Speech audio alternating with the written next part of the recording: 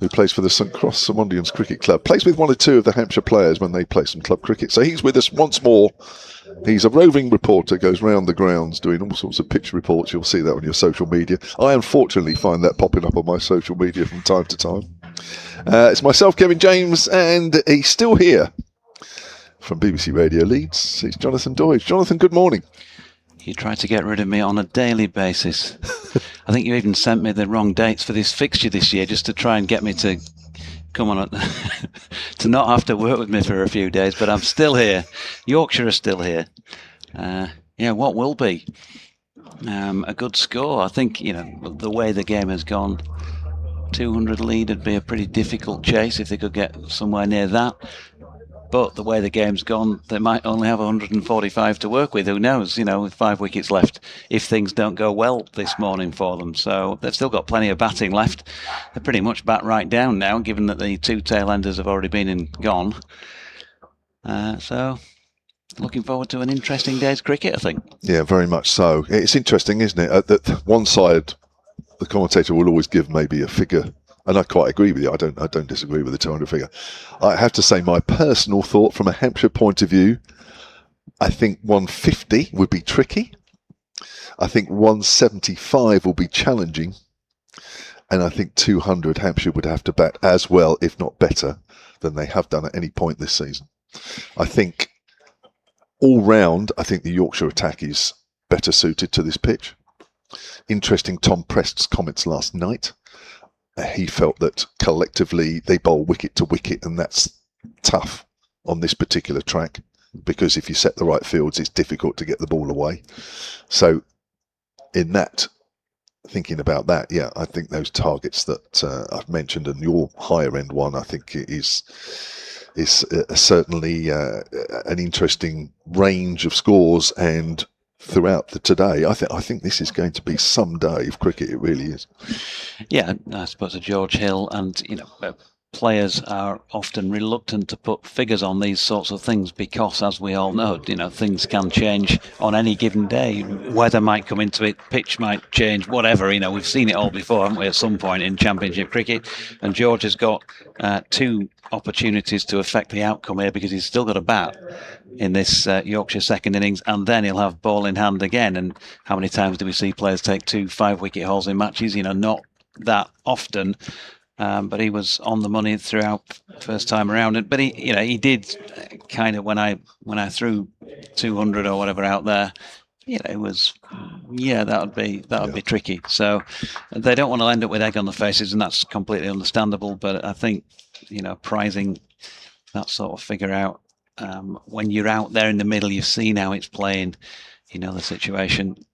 I think that's probably a fair call. Yeah. Well, we're only halfway through the game, so we are certainly going to get a result, whether that's today or sometime tomorrow. It will come, and it will be a badly needed result for both these sides because Hampshire come into this game second from bottom, Yorkshire third from bottom, so both would want to start this final chapter of the Championship season with a positive result. So we are just minutes away from getting underway. That Tom Prest interview, which also included his version of that controversial situation yesterday morning where it looked odds on he was going to get run out, and he changed his path of running back towards the stumps when he realised that Nick Gubbins wasn't going to run.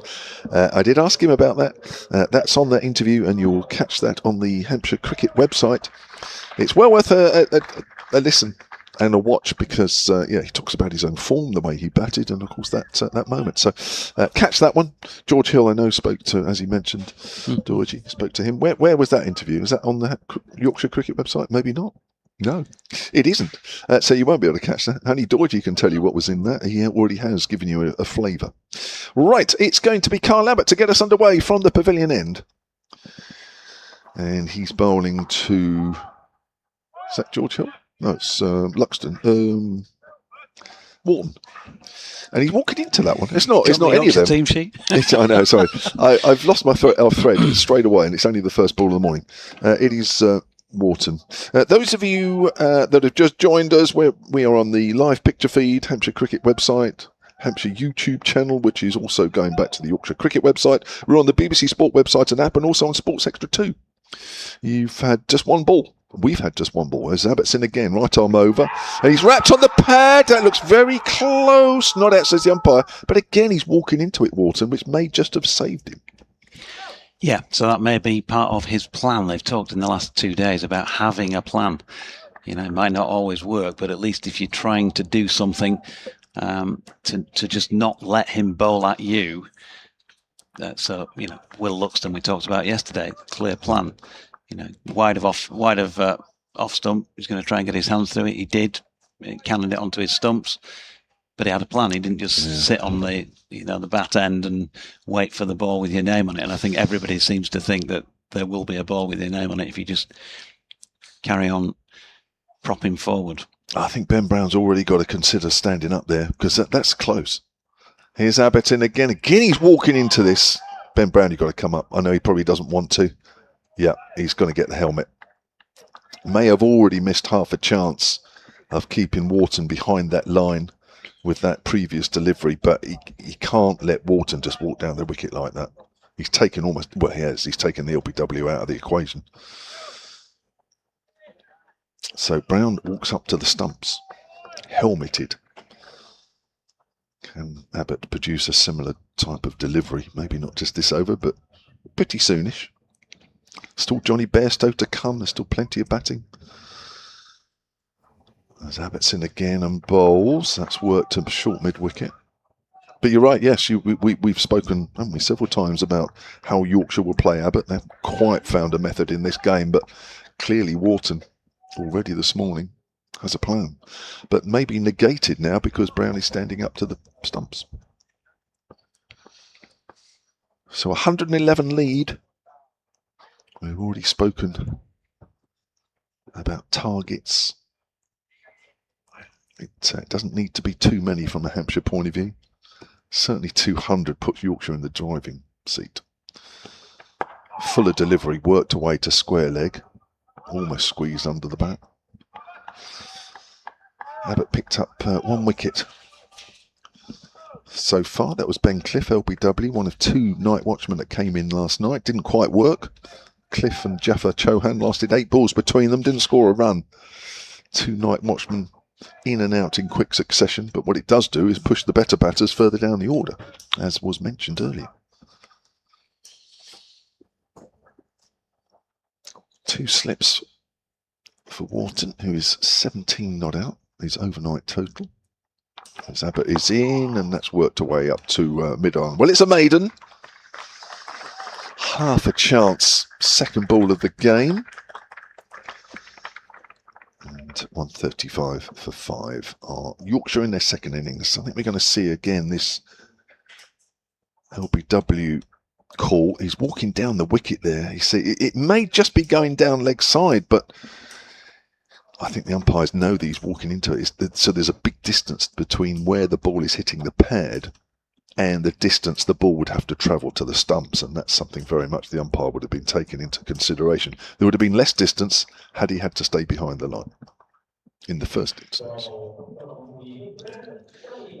Sonny Baker going to start from this hotel end of the ground on that.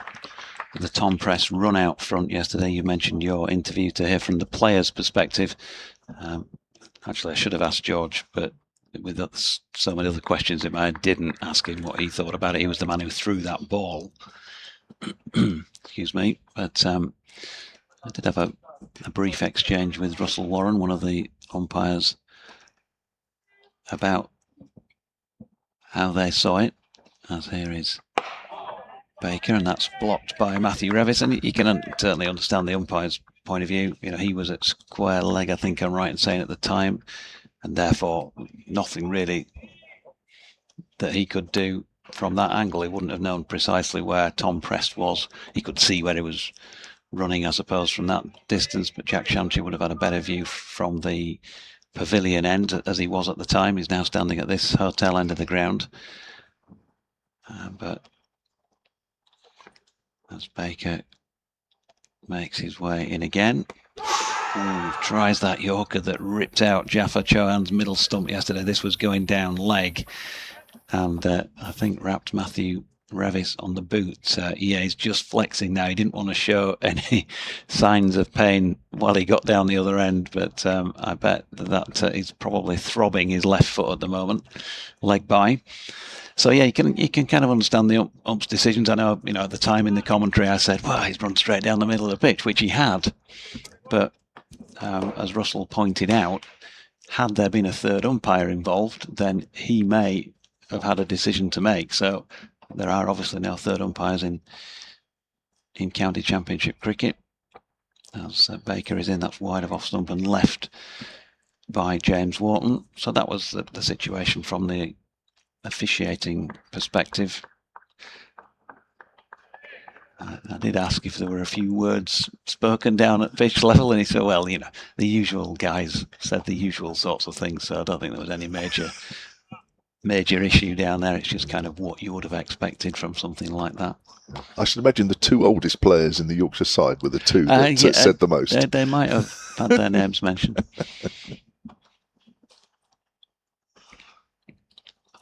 Here's Baker, and that was very nicely timed by James Wharton on leg stump, but unfortunately for him, he's hit it straight to mid-wicket, because that felt like it was a boundary if it's about a yard either side.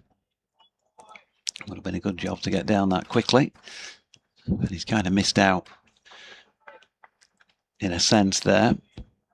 He's yet to add to his overnight 17. In fact, both players yet to add to their overnight scores with just one leg by in these early moments. Baker in again, and Wharton kneeling down, ready to play this one into the offside. Again, there's no run. So 112 in front.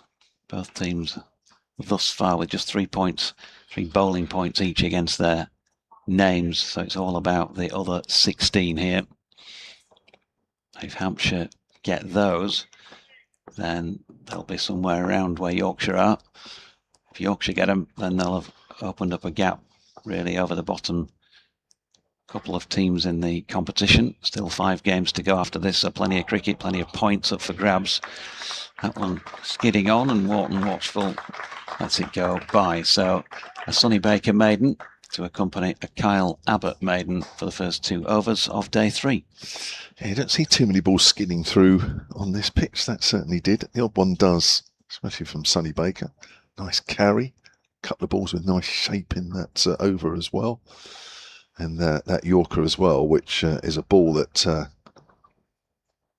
he's continually working on, and it really is becoming a major weapon in his armoury, as Chohan found last night. So 136 to 5, yes, just 1 run added so far this morning, which means that lead is now 112. Tense morning this morning, as both these sides try and work a position where they feel they can win the game. As Abbott comes in, Brown is standing up here again, and it's down the leg side, and that's the problem when you stand up. Anything that's slightly on the wrong line, and especially on this wicket where balls tend to keep a little low, then it's very difficult for the wicket keeper. So that's proved. Or did that didn't come off the bat? No, it was. I didn't see the actual umpire signal, but I think it was the buys. Valuable 4 runs. Lead up to 116. Just to say, throughout this game, Hampshire have billed this game as a celebration of red ball cricket. There's been 1 or 2 events that have taken place over the first couple of days, as Abbott is in. Forward is Revis, and today it continues. Lunchtime today over at the Hampshire Suite, which is just to the left of the pavilion as we look at the far end of the ground. There is a lunchtime talk from Nick Pothas, former Hampshire wicketkeeper batter, and also Michael Carberry, former England and Hampshire batter. They are up there, and Charlie Harden, who's on commentary with us here, will make a quick dash just before lunch, because he'll be hosting that chat as that's pushed out into the covers. So that's one event going on, and various kids activity trails and what have you have been throughout the 3 days. That also continues today as well.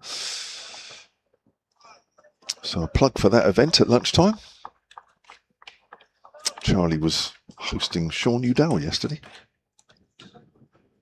Apparently was very good, as he usually is. Michael Carberry and Nick Pothas will be very good as well. They'll have plenty of stories. 140 for 5 as Abbott comes in looking for his second wicket from the pavilion end. Bowls. It's a slightly shorter. It's worked to extra cover. Revis was looking for a single, but Nick Gubbins was quickly across. I suppose when you've got the team who've won 33 championships, you have to celebrate red ball cricket when they're in town. Yeah. Get in. That's a good point, and it's difficult to argue against. To be honest, how many? 33. Oh well, including one shared. Or was it the 50s and 60s? That was Yorkshire's heyday, wasn't it? A length ball. Those are difficult to get away. Pushed out to the covers. Kev, when you've won 33, you've had a few heydays. Correct. It would be very silly of me to come back with how many Hampshire have won, because there is a vast difference. And a very long time since Hampshire won their last one. 73, I think it was. Pretty much everybody can win the white ball argument against Yorkshire, but yeah, it's just the red ball. I should have come back with that, shouldn't I? Yeah. I thought you might have done, yeah. How many T20 trophies have you guys won? Here's Abbott. Oh, it's come off the inside half of the bat as the ball works its way out to mid-wicket. No run, and it was 4 leg byes, actually. I just looked on the scoreboard. Yorkshire have been so bad at T20 cricket that even if they had a final between 2 Yorkshire sides, they might not win it. Boom. How many T20 trophies anyway? None. I don't think it is. No, I think there are only 3 teams left who've never won it. And you're one of them. Yeah. 3 or 4, something like that. Yeah. Did I say we've won 3? You didn't need to. Yeah.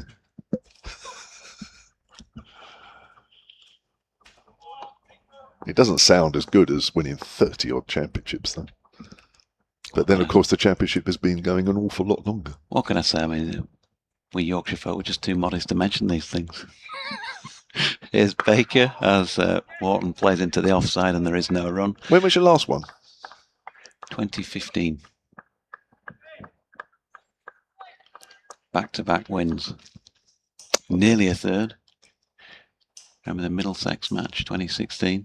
Oh, of course. It was a fight to the death at Lord's, wasn't it? Yeah. To make sure that Somerset didn't win it.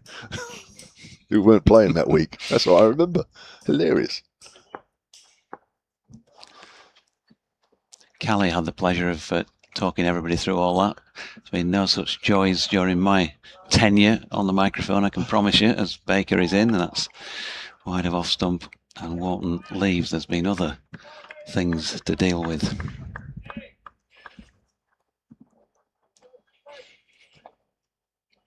(17 off 57 for James Wharton here, just the one slip in place.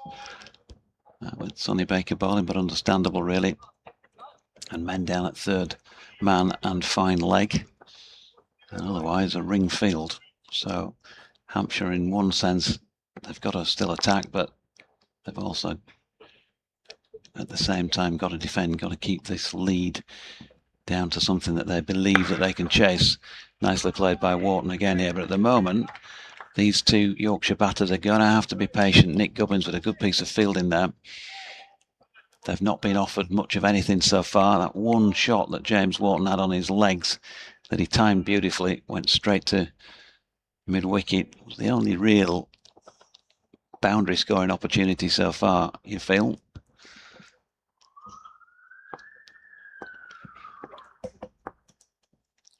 Baker making his way in again, halfway through this over.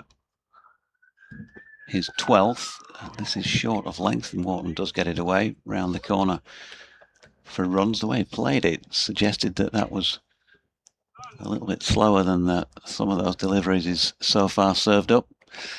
80.4 miles an hour, if the speed gun is to be believed. Never quite sure with those things. Oh, it's very accurate down here. Is it? Yeah.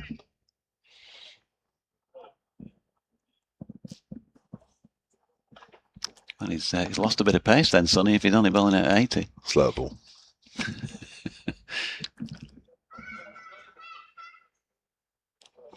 Wharton on to 18. Field remains the same for the similarly right-handed Matthew Revis. Baker bowls again, wide of off stump. And Revis leaves. Lovely, lovely morning. 85. 85, so it was a slow ball. Yeah, which is what I said really when Wharton played the shot. Yeah. You can, if you really got good eyesight, you can pick out the odd few bits of wispy cloud away to our right, sort of west side of the ground, but otherwise pretty much a cloudless sky. Yeah. Odd cloud over the New Forest, Bournemouth. Yeah. Is that right? Yes, that's down that way. Yeah, probably more New Forest those. Baker in, and Revis immediately checks that his blade is still intact, having played that out square on the offside. He seems, well, happy enough with it because he's not called for another one. 141 for 5 after 44. Okay. What should I have for lunch, folks? Yeah, he's got to reorder, has Dorigi, because what you ordered is not available, apparently. And it did involve something that's been in the news recently. That particular source of food. Let me try and find the page where you've got to reorder. Can't believe I'm doing this.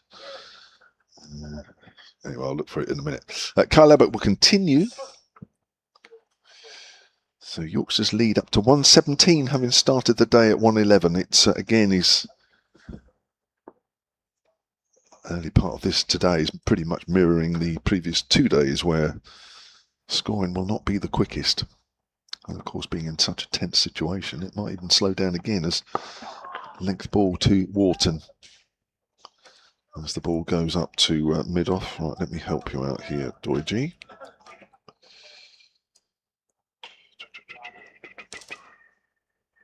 Right, let's find the. Oops, no, trying to find the menu for you.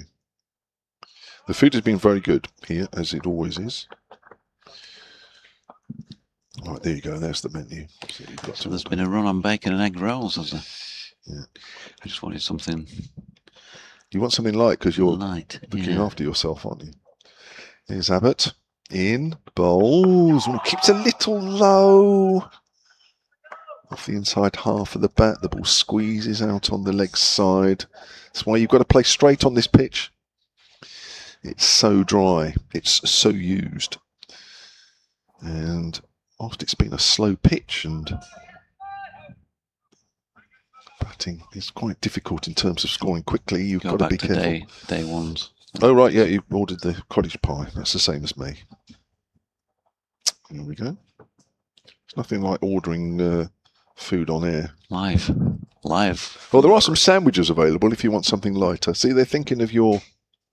Are they? Right. Yeah, they're thinking of your health. There is some sandwiches available. Oh, let's have a look. Here's Abbott. Always wrapped on the pad. I think that's going down. There may have also been an inside edge onto Wharton's pad. Let's have a look. So I've got a new menu. Oh, it's the same menu, but apparently there's some sandwiches. Where are we? Can't see it on this menu, but we can always order you a sandwich. I say we. What would you like in your sandwich? Oh, dear me. This is great radio, guys. Great picture feed commentary. Right, it sounds like there are some sandwiches, so you can order some, so we'll do that in a minute. Here's Abbott, in again over the wicket. It's dead straight, but worked on the onside once more. The score remains on 141 for 5. Go on, order it over the air, because we're all dying to know what in a sandwich. I don't know, really. Normally you just get the choice and you go, right, okay, well, yeah.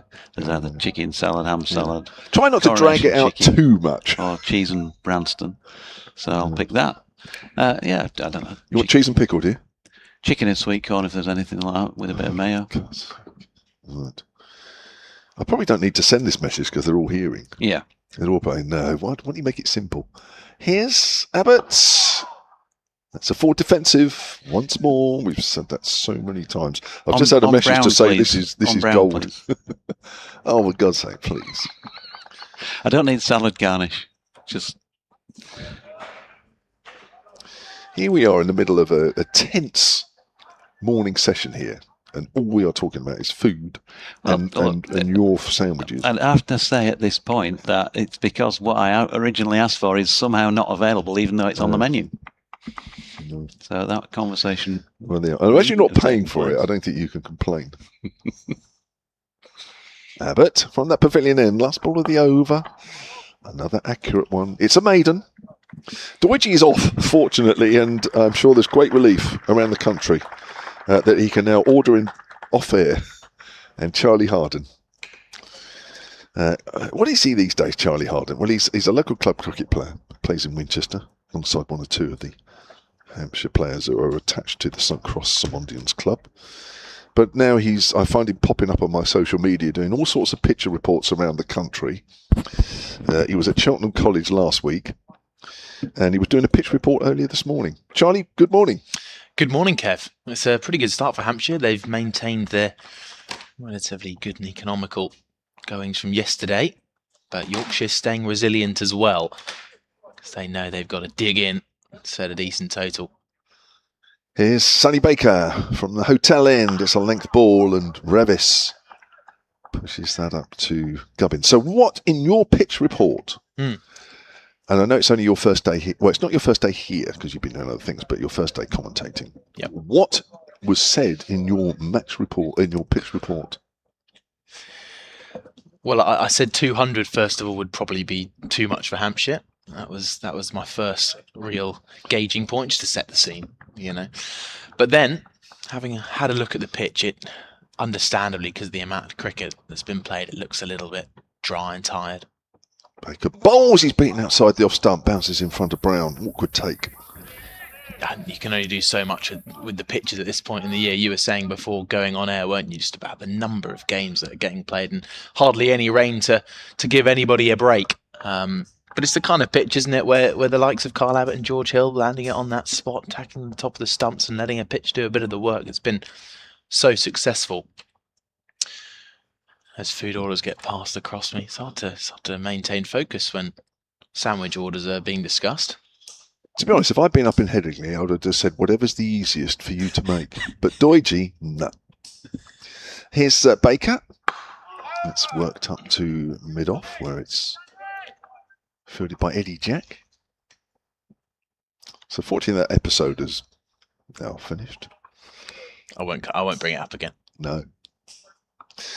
So I haven't been out and looked at the pitch. Mm-hmm. Tom Press was telling me last night that it still looks pretty, sometimes you get pitches where there's dents in the pitch, for over a period of time where the balls are hitting and compacting the soil a bit more. He says there's nothing like that on this one. Baker in, and nice drive. He's found the gap this time, has Matt Revis, and that will race away for 4 towards the tunnel. Again, valuable runs for Yorkshire, who now extend their lead to 121 on 145 for 5. Yeah, Sonny Baker has bowled well this morning. It's a couple of balls. It's almost of similar style to how he was towards the end of last year.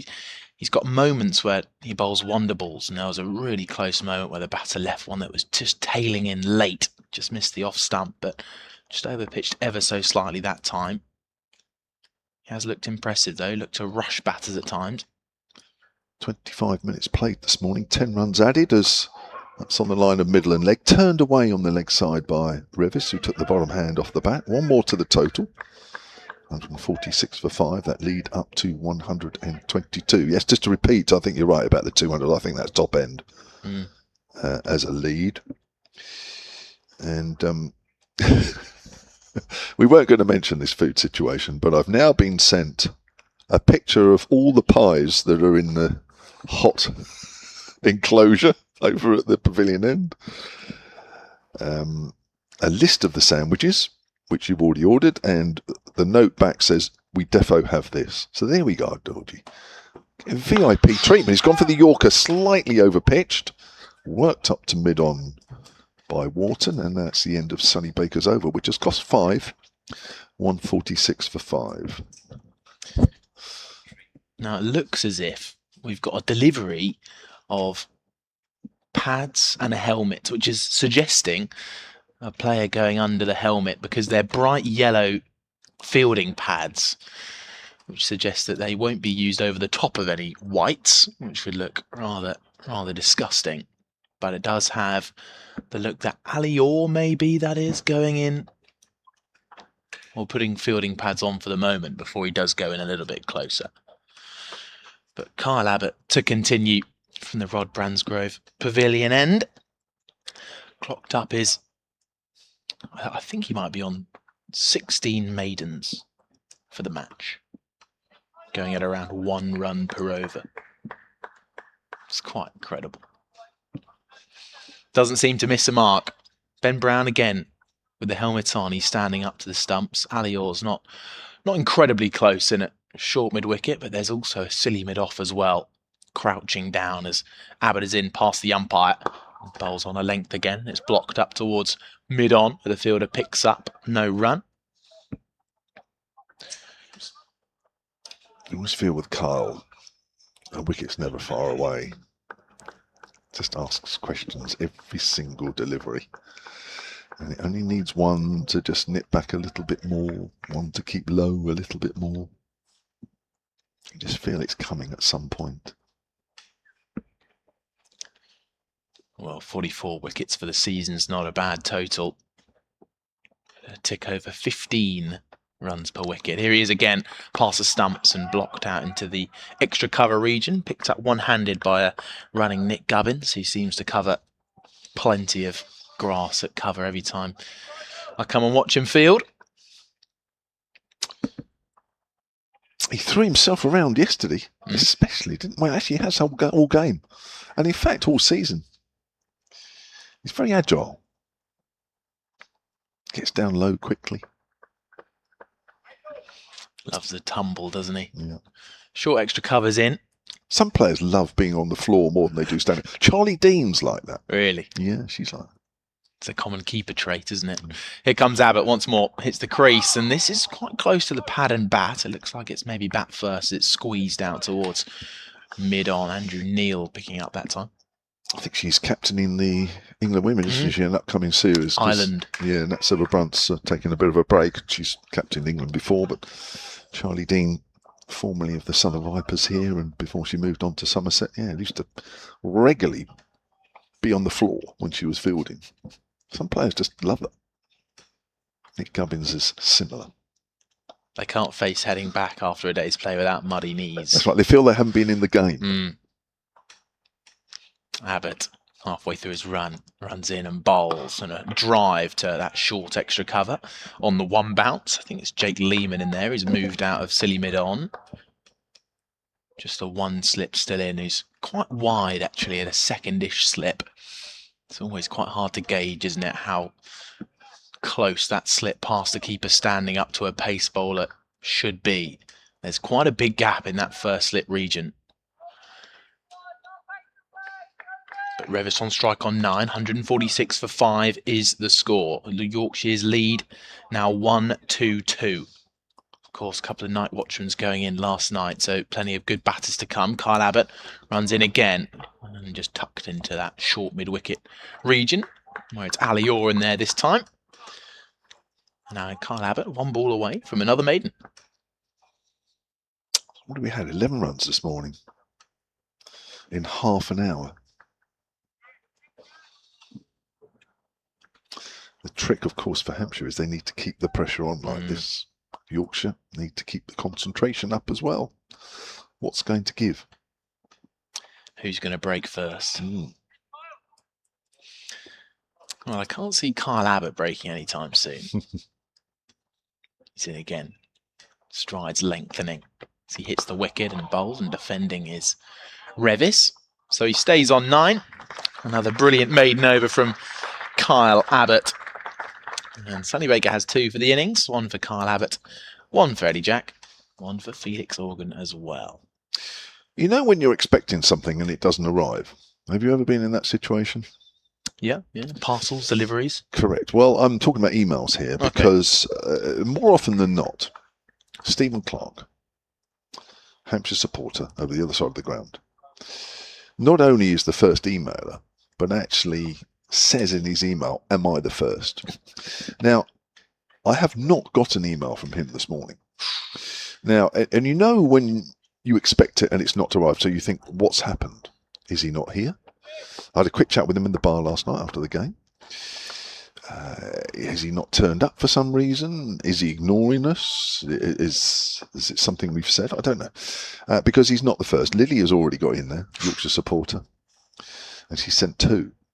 So, Steve, you're not going to be the first. That's off the back foot from James Wharton into the covers off a new over from Sonny Baker.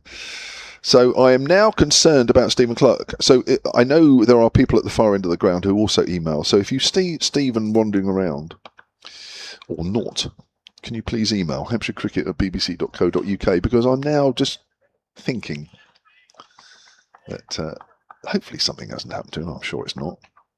Maybe he's in a long conversation with somebody, hasn't got time to email, hasn't had time. But anyway, if you know Stephen Clark's whereabouts, you know where to email.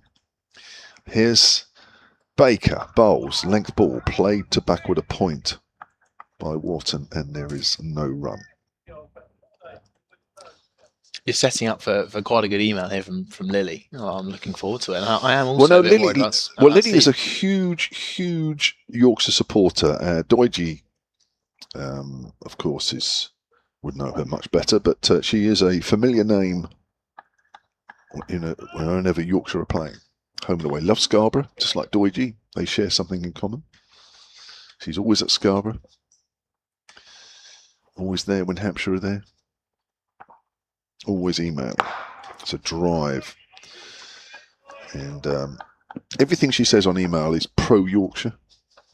Pro-commentary. Pro-commentators. Yeah. Doidgy's her favourite commentator. Yeah. Surprising, that. 46 for 5.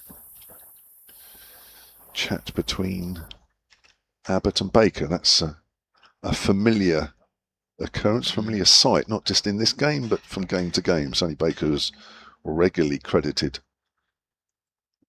Kyle Abbott's advice whenever he's done well and we've spoken to him. Wonder what advice is being passed and whether that makes a difference. Here he comes to Wharton and bowls short outside the off stump. Wharton hits it to Guppins again and just looks up in the air as if to say, I should have found a gap there but didn't. It's like he had a bit more time there. That ball was slightly shorter and I could have just angled that ball a little squarer but didn't. I think that's an example really of him making sure he's playing straight. Yeah, there's a deep point now out for Sonny Baker, and it does feel as if that could be an easy single opportunity, but maybe it's a bit of a trap because Sonny Baker is swinging it in quite a long way at times, and maybe for the batters to try and force it square of the wicket with a more closed-off bat face could bring about a bit of danger. In comes Baker, length ball, left alone outside the off stump. Ball just dies a little bit through to Ben Brown. Now, so I've already given the lunchtime a plug where you are interviewing Michael Carberry and Nick Pothis. Have you got a few questions that you've already worked out up your sleeve? Is there anything you can reveal for lunchtime up in the Hampshire suite? Well, how much should I reveal, or should I leave it as a secret for those going? We're gonna cover plenty of Hampshire. 2009 victory, 2010 victory, various white ball competitions. 2009. It's whipped away on the leg side behind square. 2 runs to the Yorkshire. Total 148 for 6. 2010, I guess you're talking about T20. T20. 2009? Friends Provident Trophy. Let me check that. Oh, you're right. Yes, of course. Yes. Yes, you're right. No, sorry. That was Sussex. Yes, against Sussex. In the final. Yes. Yep, correct. Yeah. Sorry, there's so many white ball trophies. Doidgy, if you're listening. So many white ball trophies around that time, it's difficult to keep up with. God, you got me scared for a minute there. No, that's all right. I'm going to do my prep again. It's just my bad memory. Yeah, so we'll discuss that. 148 for 5 at the end of the 48th. Then we'll go a little bit into Michael Carberry, a bit about facing Mitchell Johnson at the Gabba 2013-14. What that experience could possibly have been like. Nick Pothas, of course. A few ODIs to his name for South Africa at the start of his career before moving over to Hampshire in around 2002. About the impact of that move on him. So yeah, lots of interesting things to go into. We had Sean Udall yesterday actually, to disclose his full career playing under Shane Warne. We're going to get our first bowling change of the day. Kyle Abbott's been taken off, and we're going to see the young Eddie Jack, who's warming up with conversation as well with Sonny Baker. He trots off back to mid-on. So Revis stands ready. Couple of bat taps, looks up, sees Eddie Jack walking at the top of his mark, and now he's running in for a bit of right arm over. Bowls and solid in defence. Up towards the mid-off fielder, Kyle Abbott. No run. I mean, Eddie Jack being able to call upon Sonny Baker to your right, Kyle Abbott to your left is not a bad duo. I imagine Sonny Baker's got lots to say to him. Abbott this morning, in his 5 overs, didn't concede a run. There was just those 4 leg byes. It's a joke, isn't it? Eddie Jack coils up and bowls down the leg side, close to the back. Good diving stop from Ben Brown. No run. Just double checking this, actually. Yeah, that's right. Yeah, because that was last night. I'm looking at the last ones that were hit off him. Yeah. Is that enough to be taken off? Well, he's probably just being conserved, isn't he? Maybe for when a new batter arrives at the crease, see if a few overs Eddie Jack can find a breakthrough, and then bring back on Kyle Abbott a little bit later when the new batters are in. Eddie Jack bounds in and bowls, and Revis again blocks it out to mid-on. Sonny Baker throws it up to Nick Gubbins, who seems to be on shining duty, shining it in his shirt, giving it an almighty rub before handing it back to Kyle Abbott. 148 for 5, halfway through the 49th. The lead is just slowly ticking up for Yorkshire. 1-2-4 it is now, and as it gets past 150, it's going to become a lot more challenging for Hampshire.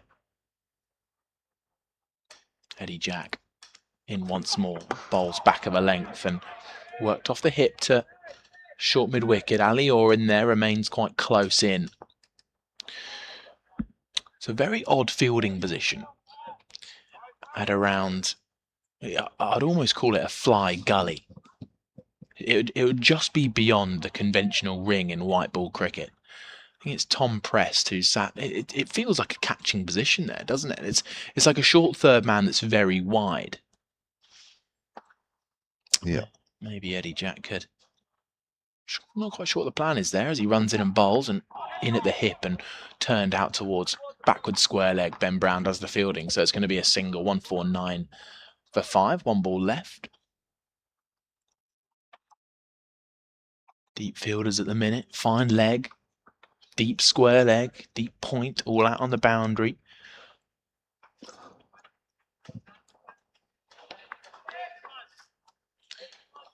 Eddie Jack turns around at the top of his mark. Beautiful day here in Southampton. Just outside Southampton, actually. Hedge End. Eddie Jack runs in past the umpire. It's a very good length, and Wharton defends outside the line of his body, and that will end the over. And it's the end of me as well. I'm going to pass back to Jonathan Deutsch, 149 for 5. Thanks very much, Charlie. We'll be back shortly. The other games going on in Division 1, Leicestershire are 109 for 4 in their second innings against Glamorgan. They've lost 2 wickets this morning. Leicestershire lead by 108. Essex are 91 for 1 in their second innings against Somerset. They've lost a wicket as well this morning. And Nottinghamshire are 163 for 4 in their second innings against Surrey. They've lost 1 wicket this morning. And Sussex 101 for 4 in their second innings against Warwickshire. They've lost 1 wicket. Sussex lead Warwickshire by 96.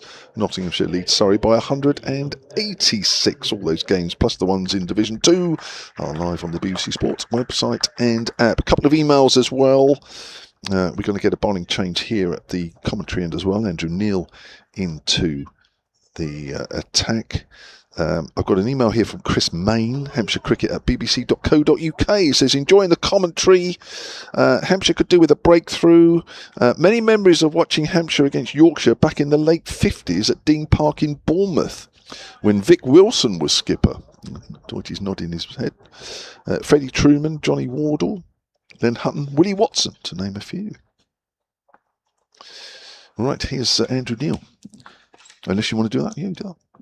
Yeah, fine. Left arm spin, hotel end. So Yorkshire's two on the day openers, as it were, Revis and Wharton, have opened the day reasonably well here because although the runs have not flowed, they are still there and have seen off the two opening bowlers for the day in Kyle Abbott and Sonny Baker. Neil in and bowling 2 dots to Matthew Revis here, slip in place, point, square cover sweeper, 2 men in catching positions in the offside as Neil bowls round the wicket to the right-hander, but drags that a bit leg stumpish, and it's been helped away square on the leg side for 1.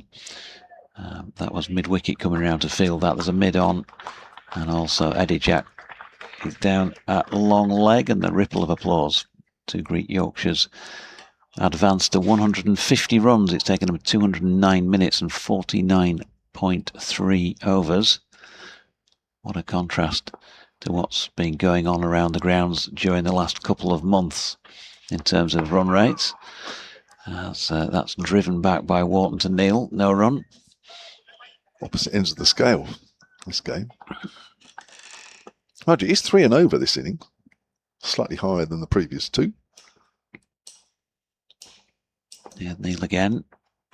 Maybe not going quite as wide on the crease to deliver that to James Wharton, who turns it to mid-wicket. Jake Lehman doing the fielding. Wharton on 20. And again turns this one into the leg side and can't get it past Lehman. Once more to complete that over at 150 for 5. James Wharton, well capable of playing long innings. He's not really played any long innings so far this season, if you look at his scorecards. But nearly got a triple century at Headingley a couple of years back. 285. And I think his other big score was about 100 short of that. He's had a fairly lean time this year, isn't he? Averaging 22 coming into this game, but he's batting well here, keeping Hampshire at bay. Email here from Richard in Buckinghamshire. Hampshire Cricket at bbc.co.uk. Earlier you were discussing the number of wins. No, we weren't. Doidgy was just telling us how many wins, championship wins, Yorkshire had over the course of the competition. Can't remember how many it was. Doidgy will remind us. About 10, I think it was. Here's Eddie Jack. That's cracked away into the covers. There is a man in the deep. 151 for 2, I think it was. Oh no, that was you, sorry. 30 odd anyway. Having recently celebrated my 50th birthday, says Richard, i.e. 3 years after our last championship. That's right. This is Hampshire. My wish is that we'll win one in my lifetime, but it's beginning to wane. It's the hope that kills you, he says. Thank you for the soundtrack to my summer for another year. Thank you very much. And Stephen Clark has emailed. He's alive and well. As Eddie Jack bowls, wrapped on the pad, but it's going down. Wharton's pad, that is. So it's 1 more to the total. 152 for 5. That lead is up to 128. Now, great to hear Charlie back on, says Stephen. Big Charlie Harden fan. He obviously is not aware that we were sending a lookout for him to make sure he's okay. Oh, he says, thank you for all your concern for my welfare. It's all right. We'll just push back to the bowler by Revis. So he's good. He's around. He says he had battery issues in his earpiece, so he couldn't hear us earlier. So he's on the ground. All's well. Play can continue. Yes, we can relax and concentrate on the game. So we've had, just over 45 minutes of play this morning. Hampshire have not made a breakthrough. Yorkshire making steady progress. And it's very steady. As Eddie Jack bowls, that's a drive up to mid-off by Revis. Speaking of conspicuous absences, I hadn't seen Alice Worsley around the ground for the first couple of days, and I just thought maybe sitting in a place where I'd not glanced. But she's messaged in following the sandwich exchange earlier on saying, "Now I'm starving and it's 2 hours until lunch. Behave." Dad would always choose tuna and sweet corn if that helps. It's very weird being at home, so she's not here. But she had an operation on Monday and trying to recover. Hopefully she'll be back for Scarborough Leicestershire game next week. It's on the pad again. There'll be another leg by. And that will take the total. Oh no, it's the inside edge. River's got an inside edge onto that one. 53 for 5. Alice, staunch Yorkshire supporter, follows them all over the place with her dad Steve. I'm hoping it was nothing too serious, Alice, but hopefully back on your feet for Scarborough. And I'm hoping actually that the op has it removed the word Lancashire from your vocabulary. Is that what you were being operated on for? Scarborough next week, eh? He's a big shout for an LBW. It does feel as though it's going down, and the umpire probably agrees as well because his finger did not go up. Leg by signalled. Yeah, decent delivery. It's just fallen over it slightly, hasn't it, James Wharton, I think? Watching this again. Yeah. Yeah, just missing leg stump, I think, but it's close. James Boswell has also emailed hampshirecricket@bbc.co.uk. He says, "Are Hampshire at risk of an over 8 penalty? Play went on until 7 o'clock last night, and we've only had 9 overs in 42 minutes this morning." I'm looking at the board. It says the over 8 is +3. So that's okay, isn't it? +3, yeah. It is obviously there'll be an adjustment once there's a stoppage, won't there? End of an innings, end of the session. So it may have slowed slightly today, but they have got Andrew Neil on at the moment. Yeah, so nothing to worry about yet. I must admit, it does feel slow. We've had 2 7 o'clock finishes the first 2 days. We lost an hour day 1, not so much yesterday. I think that was a surprise. We went on as long as we did. It was, wasn't it? I think we thought for a while that we might actually finish at the prescribed 6:26 yesterday. Here's Neil. And that is left by James Wharton. No, back to the normal playing hours today. Well, theoretically back to the normal playing hours. As that time was made up yesterday. Here's Neil. A nice little paddle sweep played here by James Wharton, just creating a little bit of room for himself. He's coming back for a second. He'll have to be quick, and he usually is. And he gets home comfortably enough. 22 now to him, 156 for 5, and just accumulating here Yorkshire, and that's fine. Lots and lots of game time left. They've added 21 so far this morning, and we've played nearly 50 minutes. Here's Neil. Wharton goes back foot, gives it the full face and punches it out to, I think it's Ali Orr out there, isn't it, at point? No run.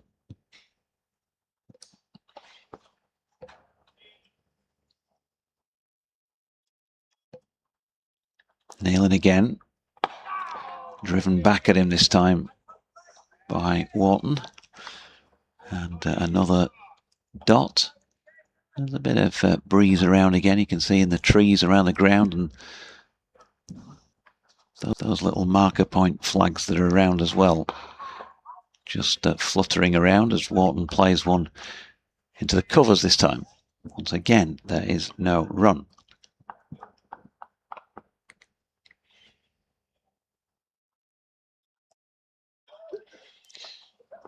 Neil once more. Feels like he gives it a bit more loop. And Wharton meets it with the bottom of the bat and then checks it's still intact. End of the over then. Andrew Neil's speed's slow really. Barely getting, he's just got one delivery above 50 miles an hour according to the speed gun.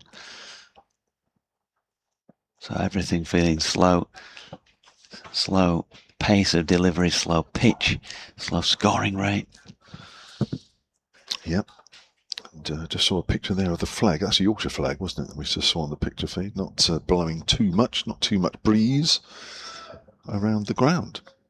I want to also give an advance notice to tomorrow. It was touched on, or more than touched on, when Naomi Tatani was with us yesterday, but the Hampshire women are playing a T20 Cup quarter-final against Somerset tomorrow as Eddie Jack comes in. That's worked up to mid-on by Revis. There's no run. At the moment, it's scheduled for the nursery ground, but it very much depends on what happens here, because there is a chance, I understand, that it may get moved to this ground if this game finishes tonight or maybe early tomorrow morning. Now, if that's the case, or maybe even if it is on the nursery ground and the difference between the end of this game and the start of that one, because it's 2:30 tomorrow, means it's still on the nursery ground, there will be certainly a live picture feed with commentary. There may even be on the BBC Sport website and app, as that's down the leg side. Good take from Ben Brown. We're just in the process of working all that out, so there is a chance that will be on the BBC Sport website and app. Regardless, it will certainly be on that medium if this game is moved to here. If it's on the nursery ground, there's one or two more technical challenges, but I think we might be able to overcome that. So looking forward to that tomorrow. But of course, we've got to get this game done first, one way or another. Cue for a song. Here's Jack again, good length and almost a perfect forward defensive there from Matthew Revis. So Yorkshire slowly building this lead. 132, we did say earlier. Jonathan Doidge would like 200 lead. I think he feels a bit more relaxed if that's the case. I'm of the thought that a 150 lead will be tricky. A 175 lead will be challenging. 200 will be asking a lot of Hampshire's batting.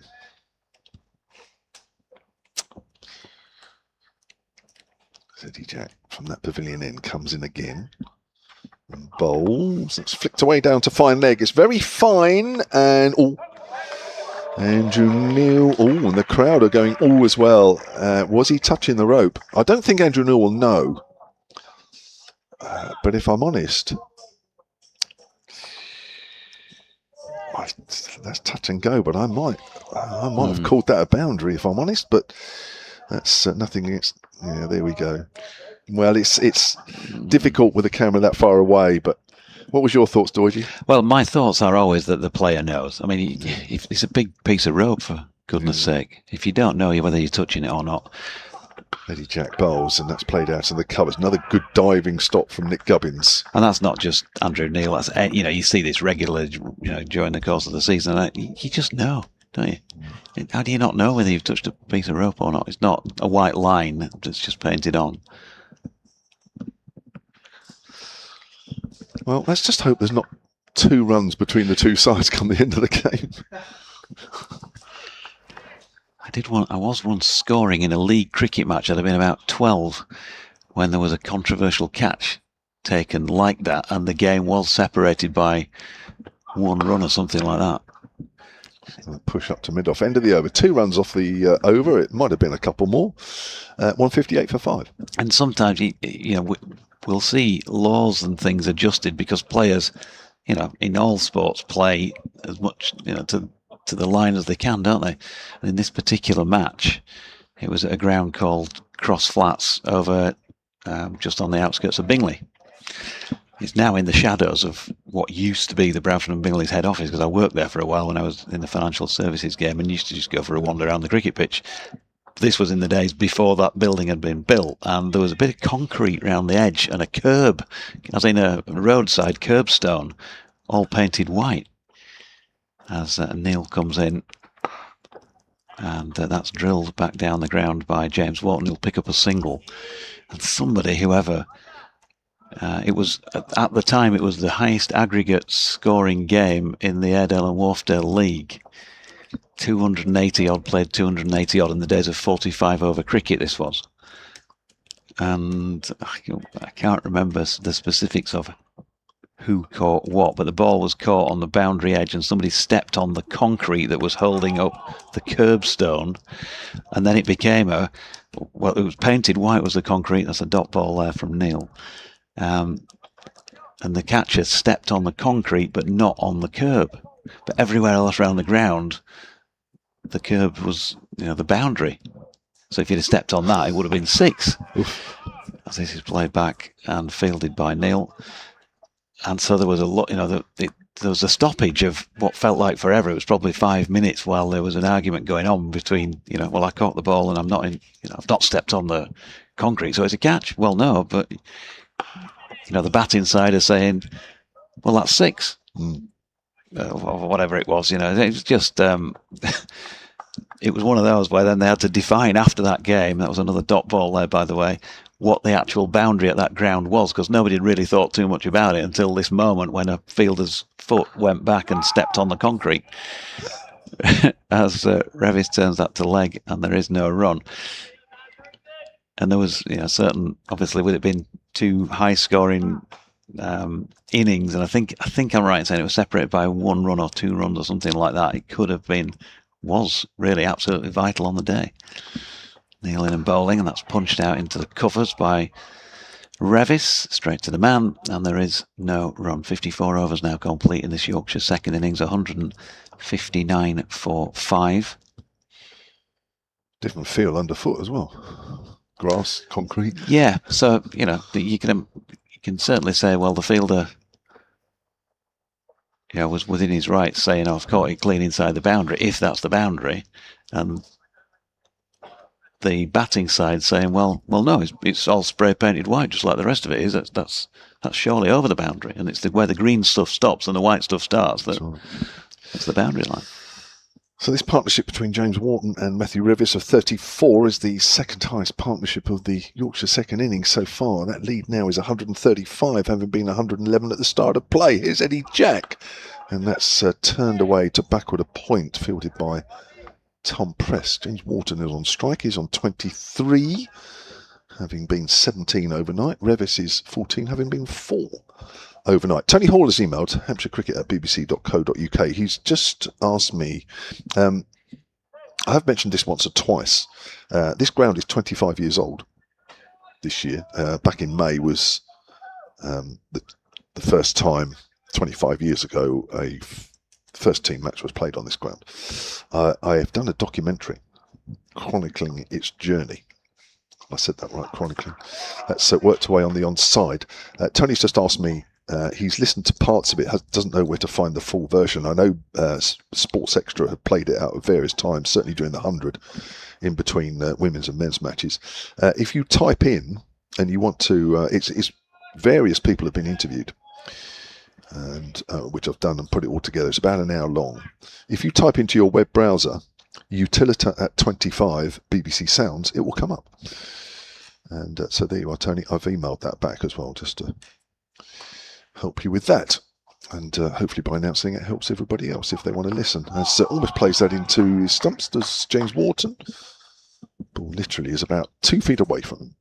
I obviously remember the change to playing here. I guessed, didn't I, yesterday? Is it about 25 years since you moved? I was just guessing, but you obviously flukily nailed it.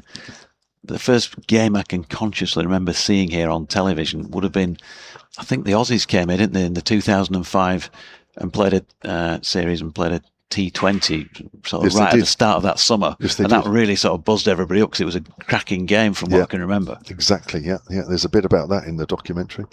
Jack bowls. It's played to backward a point. Pressed is quickly in. Was that the first international of any kind here? Or had there been other ones before? No, it wasn't. Now, I'm just trying to remember what I put down because I did this a couple of months ago. The first game that featured an international team, I think, was Australia against Hampshire in about 2002-3, something like that. The first all-international game was I think there was a tri-series, and it was Zimbabwe-South Africa here. That was the first sort of time I think England played here, was that T20, and it was a full ground with temporary seating in as well. Down the leg side, that's good carry. through to Brown. And England won that fairly comfortably, actually. And it was the first meeting of those two sides ahead of that infamous series. Yeah, that's right. No, good memory. Yes, we've got, there's bits of that in there. There's all sorts. And mainly, I mean, the real story of this ground is its struggles to be accepted by the ECB in terms of staging internationals, and the struggles there. That's part of that documentary. That's played out to backward a point. And the financial struggles, because, moving to the ground almost put the club out of business. And it's struggles after that to get to where it is now. Right, Jonathan Deutsch is staying on. Charlie Harden is coming in next alongside. Thanks, JMO. I mean, the comments that the sort of flippant comments that people will make about grounds like this, and they'll say the same about Headingley on days like this when it's not full. The word soulless often gets thrown around when there's no crowd in at a place the size of this. But it's built for those bigger days, and obviously there's still plenty of other cricket played on it, and it's the same with all test grounds, if we're honest about it. Here's Andrew Neil around the wicket, bowling to Matthew Revis, who steps back and cracks that one out to the square cover sweeper. Looks like it's Kyle Abbott, the way he moved out there. 1 run. So 160 for 5, 136 is the lead. Still Yorkshire with 5 second innings wickets to play with. Nicely played sweep shot here. There've been few poor balls today, but he's just dragged that one down on leg stump, Andrew Neil, and James Wharton just picking up what he can, was straight onto that, wasn't he? Latched onto it. And although it was slowing up considerably before it got to the rope, it made its way over for 4. So 27 to him. 164 for 5. That lead now 140. And propping forward to this next delivery. Yeah, no Hampshire breakthrough in the first hour then. And as you mentioned, they have bowled well. They haven't given Yorkshire too much to hit. But Yorkshire have remained resolute. It's a good partnership, this. Neil again. Punched this time by Wharton into the offside, but one of those 2 short extra covers. No run, and you've just got to maintain your discipline. We talked about it yesterday. The sort of fast show world stare-out championships. Who's going to blink first? As Wharton plays into the offside again. If you get through one of these 2, as we saw yesterday, then 2 or 3 could go quickly, and Yorkshire are at the back end of their 10 wickets, and it's got a different feel again. So big job for Messrs Wharton and Revis to do for Yorkshire, as the former has swept a couple here. Matthew Revis had to be quick getting back because there was a bit of a yes-no wait before they decided to set off for a second, but they've picked up 2. That's the end of the over. 166 for 5. Wharton now on to 29. Revis on 15. The pair of them came together at 6:46 last night when Jaffa Chauhan had his middle stump ripped out by Sonny Baker with one heck of a Yorker. And they played, further 13 minutes together, added 10 runs last night. And they've gone from 135 for 5 this morning, added a further 31 so far this morning. But as I say, Charlie, they're working hard, but I think the Hampshire bowlers have just got to hold their discipline and believe that if they get 1, 2 or 3 might follow. Certainly feels like that. The game's on a knife edge at the moment. And a couple of wickets or a flurry of runs will put one team in a very good position. Eddie Jack steams in and bowls an inside edge drive to short mid-wicket. Is no run. Yeah, it's a tense shootout this now going into the final 2 days. Whether we do get a conclusion today, we will see. But the 2 Yorkshire batters, they'll know how much time is left in the game. There is absolutely no rush at all for runs to be scored quickly. But it is allowing Hampshire bowlers to continue to build up that pressure. Eddie Jack starts his run once more. He's halfway through it here as he approaches and bowls, and Rowis is blocking off the back foot. Wharton came not quite halfway down, but he looked interested in adding an extra single to Yorkshire's total. Still 166 for 5. The lead 142. It is slowly creeping up now. And Hampshire still only taking 5 wickets, and a reminder, 2 of those were the night watchman last night. Still Johnny Bairstow to come. George Hill. Don Bess, of course. Very handy with the bat lower down the order. Hampshire still got a lot of work to do. Eddie Jack is past the umpire. Bowls back of a length, and Revis punching to a scampering Nick Gubbins at cover. No more. No run, sorry. It's a very interesting balance now, the game at the moment. Email from Andrew Marshall, hampshirecricket at bbc.co.uk, if you do want to get in touch. Andrew says, as a Yorkshire supporter, my first matches viewing was at Bramall Lane in the 60s. As a Wednesday supporter, wish they had kicked United off and kept the ground for cricket. Eddie Jack hits the wicket and bowls, and Revis thinks about a single. There's hesitation. Gubbins could have a chance. It's a direct hit, but the umpire remains unmoved. Lots of applause from Hampshire players, because that was some brilliant work from Nick Gubbins. Yeah, great effort from him, and a great effort from James Wharton too. He is quick, and it felt like I would have been slightly surprised to see Russell Warren raise his finger, and it was an immediate nod in the negative, shake of the head.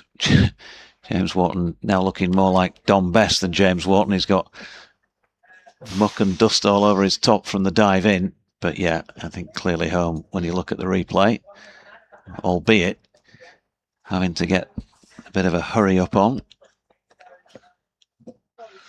Tony Sweeney's mailed in, by the way, or messaged in on X, I should say. At the risk of jinxing us, he says, oh, hold your breath, Yorkshire supporters.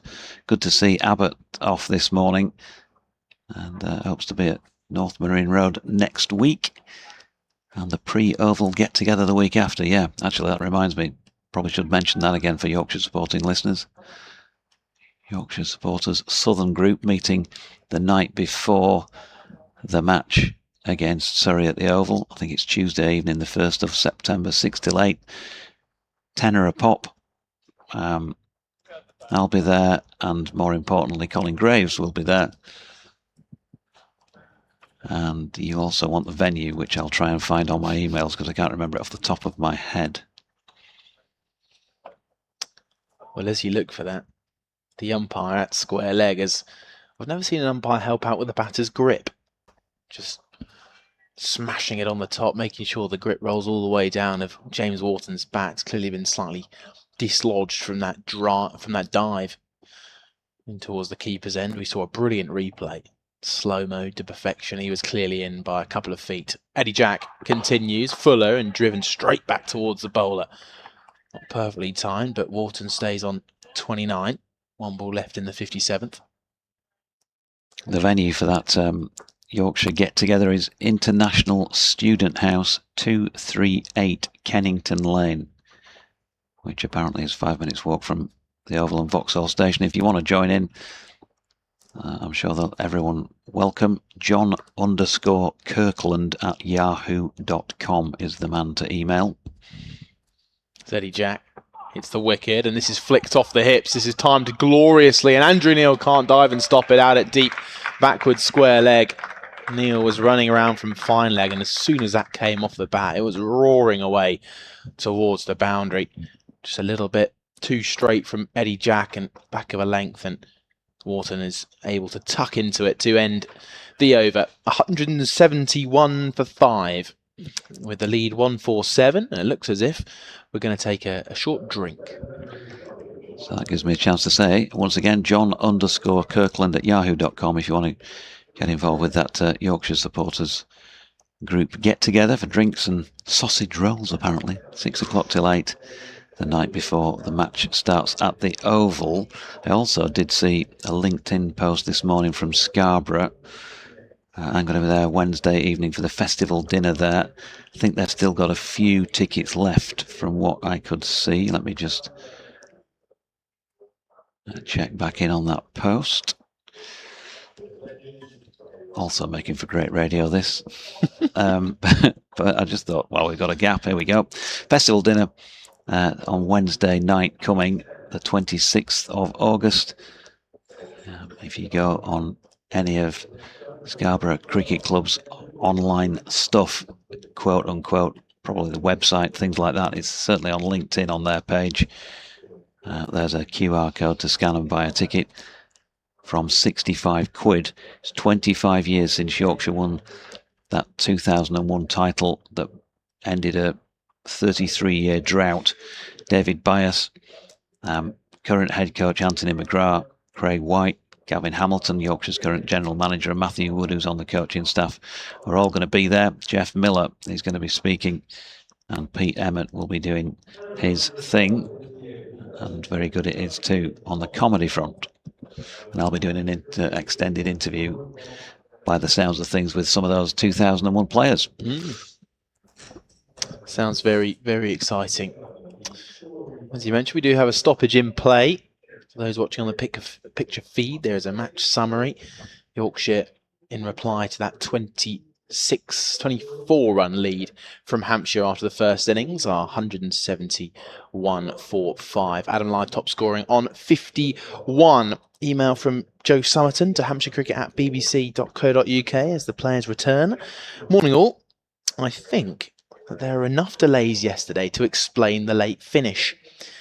There was the injury to Johnny Bairstow and, of course, the 2 helicopter interruptions. Not sure they are mentioned in the laws to take into consideration. Hoping that the bread of today's sandwiches meet the approval of Jonathan. Thanks, Joe. Well, we'll need your update after lunch, Jonathan, to make sure that the bread is indeed soft enough. And Kevin Sharp's been on as well, also on the Yorkshire coaching staff, helping out with the women's team. He says, will you bring me a sausage roll back? Typical Sharp. He never dips his hand in his pocket. Here's Neil. Ooh, now then, that one doesn't bounce. Matthew Revis rightly went back foot to play it, try and cut it away, and that would have been on length, but it did not get up, and he'll be grateful that that was not a little bit straighter. There's Neil again. This is straighter, and Revis defends. I notice Ben Stokes has been up on the BBC TMS X feed as well, joining Joe Root in questioning the venues for the Ashes next year, saying it's shambolic, not just a shame that Headingley will not be hosting a test. Neil in again. Revis defends out into the offside, and there's no run. 147 painstakingly put together run lead by Yorkshire, and on this surface that's the way it has had to be, but it's made for absorbing championship cricket, and we still don't know which way this one is going to go, but they're helping their cause no end by sticking together out there as Revis played that one into the offside, and there was no run. But just like last night, think about that situation. Adam Lyth got out, 2 night watchmen were sent in and back in the changing rooms very quickly, as Revis just going to have to be a little bit careful cutting that one. From my angle, it looked like it might have been around about off stump. But 3 wickets fell quickly, and you still get the impression that something like that could happen again. So while you're in, you've got to stay in, and he's been beaten by that delivery. All ends up. The bails leapt off the stumps following the Andrew Neil delivery, which has gone past the outside edge, and bowled him. 171 for 6. Back in the melting pot. Revis gone, bowled Neil for 16 from 62. Very good piece of bowling from Neil. Got enough turn to pass Matthew Revis's outside edge and bring in the next man, say Hampshire. Well, that was a beautiful delivery. Talk about a little bit of drift and dip, left arm round the wicket from Andrew Neil to the right-hander, probably pitching on around middle stump and gripping and turning. And from over the umpire's head, you actually can't see the stumps when Revis plays the shot. And somehow the ball spins past and just takes the outside edge of the off stump. So it's a beautiful piece of bowling from Andrew Neil. Perfect left arm off spinner's wicket to the right-hander. And well, emerging from the pavilion, from underneath the banner of that white sight screen, is Johnny Bairstow. Trots down the stairs and enters the field of play. You get the sense this could be up his alley of a kind of innings that Yorkshire will desperately need. And well, if Bairstow can get going, it might not be long until this score is slightly out of reach for Hampshire. So he's got a big role to play. 171 for 6. And now Eddie Jack's going to take over from the pavilion end. Yeah, good delivery. But they played well, haven't they? They held Hampshire up for an hour and a quarter this morning. Added 36 more to that lead. But it's remained hard work for batters if bowlers are prepared to hold their discipline, hold lines and lengths. And Andrew Neil, well, he'll be delighted with that because he's just opened up things here for the hosts. It is Johnny Bairstow, mind you, who's out there with 100 tests against his name. Just 1 century from Johnny so far this season. I think a half century at this stage would be welcomed by his teammates. And following him, George Hill, Don Bess and Ben Code still to come in. So there's still a few first-class centuries in these Yorkshire players. Eddie Jack then into Wharton, start of a new over, left alone outside the off stump, and that's completely died on Ben Brown and bounced about a foot in front of him. And he looks a bit startled, and the ball's taken a bit of a divot as well as it bounces in front of him, which he replaces just like a well-educated golfer. Do you play much?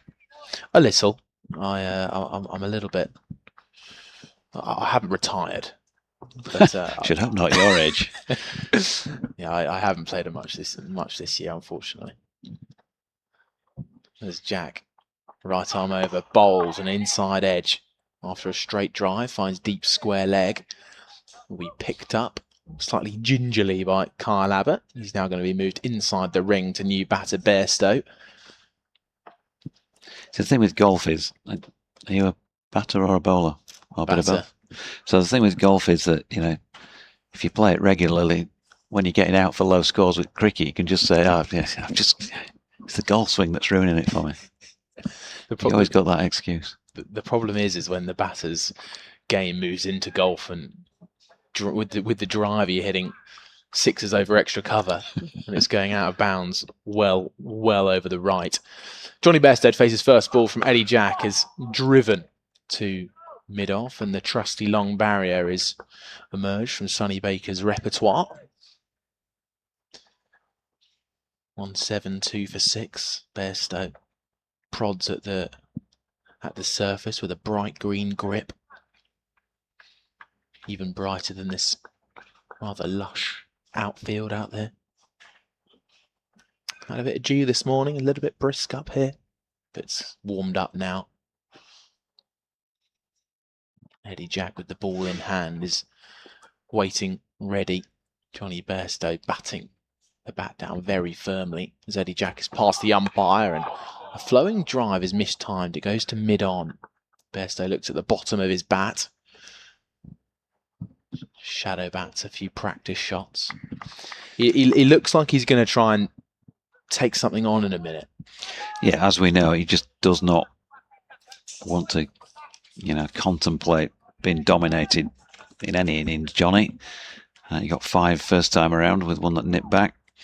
First ball after a break from Kyle Abbott, I think it was. Eddie Jack is in again. And a punch very square of the wicket finds the point fielder. There will be no run. He's just a busy player, isn't he? And I think his plan here, Although he's not kind of told me this, but he just already, you can see it, can't you? If it's not straight, he's going to try and get his hands to it. Because having got the ball he got first time around, he knows if he sits and waits, it's probably going to be one with his name on it as well. And an innings from Johnny Best will be damaging for Hampshire as Jack hits the crease, and that's quite wide outside the off stump, but it's fielded by Ben Brown, who's now got his arms splayed on the floor. So to end the over, 172 for 6. I'm going to sub out and then briefly sub back on for Johnson. Yeah, Johnny, well, he's obviously out there and an okay to bat with that hand issue that he suffered, but I'm not sure on the keeping front whether he will or not. I guess see how long he bats for and what pain he's going through as to whether Finlay Bean is brought in to keep in the Hampshire second innings. All that's to play out. Thank you, Georgie. 148 run lead, having started the day 111 ahead. I think one milestone is not too far away. I think 150. I still believe it, even from what I've seen this morning, that 150 will be tricky for Hampshire. Here's Andrew Neil around the wicket, and there's a sweep shot from fairly straight there from James Wharton. Hasn't quite got it out of the middle, but it'll pick out 2. And that lead up to 150 now. Well, it's a very tricky balance now for Yorkshire. And we've been talking that Bairstow might take the slightly more aggressive approach, but it's a very tense moment in this game where Yorkshire could pull away. But the risk that comes with it is if they do lose a couple of quick wickets, they're seriously, seriously under pressure. Yeah. They're at the bottom end of a target at the moment as Neil bowls and works that on the onside, does Wharton. Loved that delivery to Matthew Revis. That's the perfect left-arm spinner's dismissal, isn't it? Pitches straight. Perfect line, perfect length. Brings the batter forward. He can't do anything. And it just spins away and hits off stump. That's turned away square on the leg side. Those are the sort of wickets. Not that I was ever a left-arm spinner myself. I did try the odd one. So I know how difficult it is to bowl. But you can't get any better than that. I did actually bowl some spin first class. Would you believe? That's turned away on the leg side. Not in this country, but in New Zealand. Turned to spin once or twice. It's much easier. An easier life, I tell you. Were you asked to by the captain? Well, the game was heading into a boring draw. Wellington, Auckland at Eden Park. And It was third day and it was heading to a boring draw. And it seemed a bit of a waste of time sort of running in, bowling seam. It was a hot day. We were just using up overs. Length ball played back down the pitch. So I can't remember if I asked. I can't remember who was our captain. I don't know if Jeremy Coney was captain that game or he was away with New Zealand. I can't remember. Anyway. And I think it was just a general discussion. We'll use up a few overs. No point in exerting ourselves too much. Last 2 or 3 hours of play. That's turned away on the offside. Gubbins in quickly once more. And they just bowled some spin. It was quite weird, really. But I just thought, gosh, I could play another 10 years bowling this. That's not taking any away from spinners all around the country because it is an art. But in terms of exertion, much easier on the body. Well, you hear stories of some of the great players. A game is never over. A game's never lost. I didn't see you as someone who might just be chucking up a few nice juicy pies at the closing stage of a first-class match, Kev. No, well, some say the pace I bowled did it when I bowled there as well. Very quickly, for those of you that are just joining us either on the picture feed or on Sports Extra and BBC Sport Online, what have you, we've had an hour and 25 minutes of play this morning. Yorkshire resuming on 135 for 5, are now 174 for 6. That lead that was 111 this morning is now 150 exactly. Just that one wicket that fell after an hour and a quarter. Matthew Revis bowled by Andrew Neil for 16. That was a partnership worth 46 between Wharton and Revis broken, but 46 very valuable runs in what is a low-scoring match, and also on a pitch which, when the bowling is straight, it's not that easy for batters to ping the ball around. Well, Sonny Baker is taking over from Eddie Jack, and he's scuttling in now, and Bairstow punches away off the back foot. Brilliant diving stop, though, from Nick Gubbins at cover. Bairstow thinks about a second run, but sent back by James Wharton. So it will just be a single. Kevin James and Charlie Harden with you, just to name check. Charlie might pop up on your social media feeds from time to time around the country. Last week he was in Cheltenham. Were you doing the Gloucestershire game? Were you commentating on that one day? Or Yeah. Commentating on, I did a couple of Gloucestershire games. One against Sussex Women, and the other against the Steelbacks, Northamptonshire. Sonny Baker steams in, bowls short, and it's guided to Tom Prest at a slightly deep gully.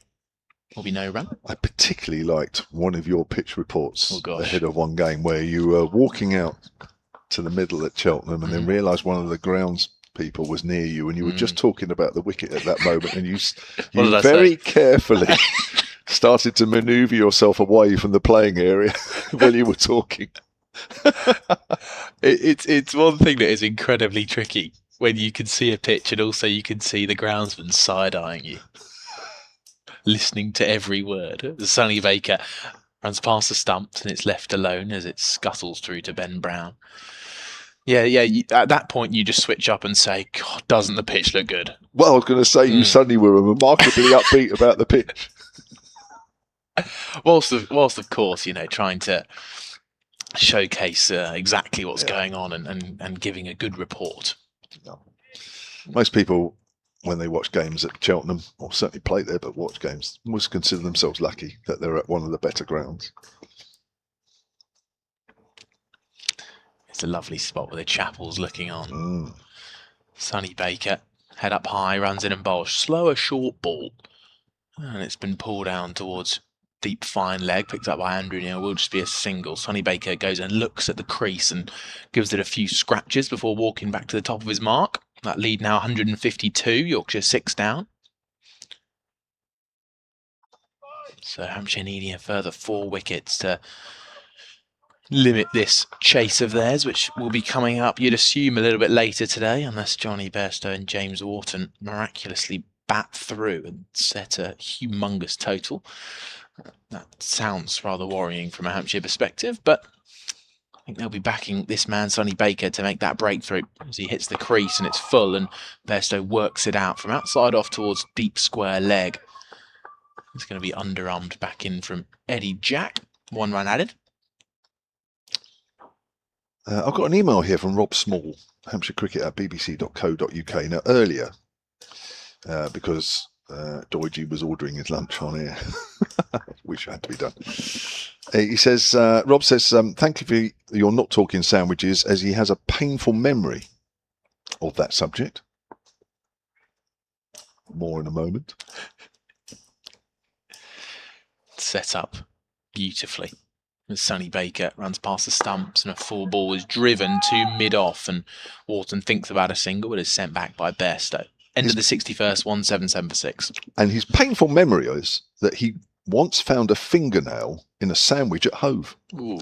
Now, that's no slight on the current coterers at Hove, obviously. I'm sure they've changed since then. Yeah, I'm sure.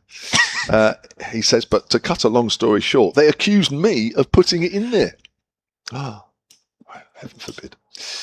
On a separate note, says Rob, who's to blame for Hampshire's championship season woes? Listen, the easiest answer on that one is that Hampshire have lost 3 big players, 4 big players in a very small space of time. Messrs Vince, Abbas, Barker, and now Dawson. And to lose 4 players of that calibre in, a couple of seasons, that's difficult to replace. That is very, very difficult to replace. That really, for me, is the easiest answer to give. Here's Andrew Neil, tosses that one up, and Bairstow's going to get a quick single out into point. They're looking for those singles, weren't they? It's the minute it went out there, Bairstow was off, and the call was accepted by James Wharton, who's playing very nicely for his 37, starting 17. It's patience, but it's what's required in this situation. Andrew Neil bowls and Wharton is forward. So, I think any side losing 4 players like that would suffer. Into the 62nd over here of the Yorkshire second innings. Just pulls away James Wharton as Andrew Neil was just about to let the ball go. Don't think he was quite ready.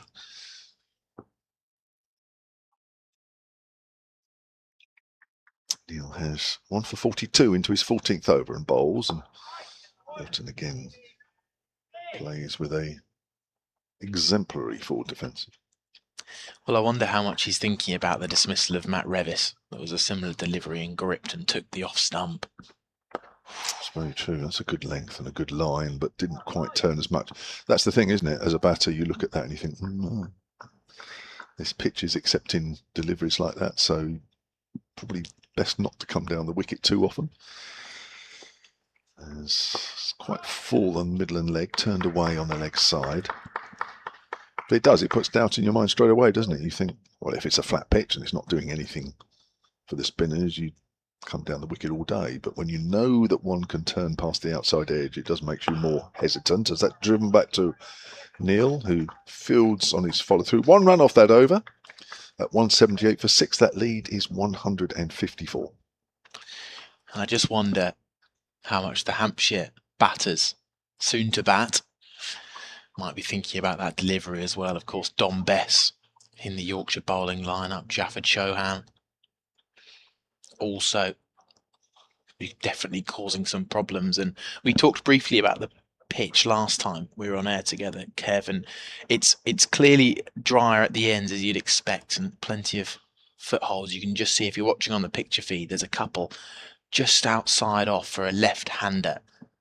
Quite deep and dry areas for spinners to exploit. Sonny Baker going to continue. 178 for 6. Bundles in, and Bairstow is incredibly solid in behind that one. Picked up by Gubbins running in from extra cover. An animated Sonny Baker, as we've become so accustomed to seeing every single delivery, even though Johnny Bairstow was incredibly confident in defence. Sonny Baker looked as if it had just gone past the outside edge. Hands on head. It's brilliant to see the passion he's got for the game. Running in with the red ball. Halfway through the run. Didn't bowls, and Bairstow just tucks it on its way down towards fine leg. Just rides the bounce and plays it carefully to Andrew Neil for a single. That lead 155. Hampshire still 4 wickets away from getting rid of this Yorkshire lineup. What's your opinion on sort of various targets of what Yorkshire might get and leave Hampshire to win the game? We heard from Doidge earlier. I've given mine once or twice. What are your thoughts? I think we're all in the same ballpark. I'll say it after this ball as Baker hustles in and whipped away beautifully through the straight mid-wicket, and it's going to run away for 4. A diving alley-off from short mid-wicket, couldn't get across. And there's a sign that the pace of Baker can sometimes go away to the boundary with a bit of pace. Lovely shot from Wharton. He moves to 41, 183 for 6. Yeah, it's tricky. We've come here this morning, and the Yorkshire batters have at times looked quite confident, quite happy to sit and defend, and it may be suggesting that this pitch might be a little bit better for batting, maybe going into later today, potentially. Baker runs in again, and batter backs away. Wharton not too happy with that. Sonny Baker is even less so, because he has to go and do his whole run up again. Yeah, I'd say anything past the 180 mark, Hampshire are gonna be relatively scared of. It feels just because of there's a few bats in that lineup who are slightly struggling for confidence. And well, if someone can get a 50, maybe a couple of 50s in that lineup, it'd make things a lot easier. 180 seems to be that marker, I think. 159 is the lead at the moment as Sonny Baker bowls in again and strikes the pad. It's going down towards fine leg. They're going to come back for a second. Could this be close? As it's thrown into the keeper's end, the throw is too high from Neil, and it goes through to the fielder backing up. And so it'll be a couple of runs added. 185 for 6. Wharton onto 43, so that was off the bat. 180. Yeah, I'm still sticking with there's the Hampshire women's squad. If you're watching on the live picture feed, they've been in the nets this morning ahead of that T20 Cup quarter-final tie tomorrow afternoon. Somerset on the nursery ground. It may switch to here depending on the outcome of this and when it finishes or not. But yeah, they're practicing hard. And if they get through that quarter-final tie, the following weekend, they are in the T20 Cup finals day up at Old Trafford. Good luck to them. Yeah, I even though there's only been one wicket that's fallen this morning in nearly an hour and 40, not quite yet. I'm still not veering far off from what I was thinking at 11 o'clock. Still something in it for the bowlers as Sonny Baker tries to extract it. It's blocked up towards mid-on. A few mixed calls, but everyone's home safely for a dot. Yeah, I think you've got to put the batting success so far today down to just that the Yorkshire batters have played very well. They have. They've played exceptionally. James Wharton's been exceptional. Yeah, agreed. Has not put a foot wrong, really. Has played with a dead straight bat, which is what you've got to do. And if you want to bat for a while on this pitch, you cannot afford to take too many risks. Baker past the umpire, short, and again getting in behind it is Wharton. Picked up by Baker. End of the 63rd. Bairstow on 4 will be on strike, and it's 185 for 6. Stephen Bryce has emailed hampshirecricket@bbc.co.uk, and in response to the earlier email about Hampshire's woes and why things haven't quite gone that well, he says, I don't disagree with your mention of the loss of Vince, Dawson, Barker and Abbas, but that does not, Stephen has put that not in block capitals, explain our inability to get batting bonus points. Well, that's right. I mean, 3 is, let's be honest, it's horrendous. Let's be honest. But you must also remember Hampshire have a group of youngsters-ish, that they need to find out whether they're going to be good enough or not. As Neil bowls, there's a reverse sweep, which goes to backward a point. And there is no run. And they have to make decisions on them, and it's not easy making decisions on players in Division 1 because they're under pressure game from game. Division 2, you can have a little bit of a longer look. So it's a pressurised situation, really, for everybody concerned. That's driven to extra cover. Good diving stop. And I guess you can't have too many batters in your top order who are averaging mid-20s. In Division 1, that's not going to get you anywhere. It's turned away on the leg side. If you're in Division 2, it doesn't matter so much, really, because you're still finding out and building up for the next cycle of what you hope is an uptick in the team's fortunes. So it's a very, very difficult situation. I think Tom Prest still shows a lot of promise. Played really well in the first innings, almost dragged on there. Johnny Bairstow, he was trying to flick that away.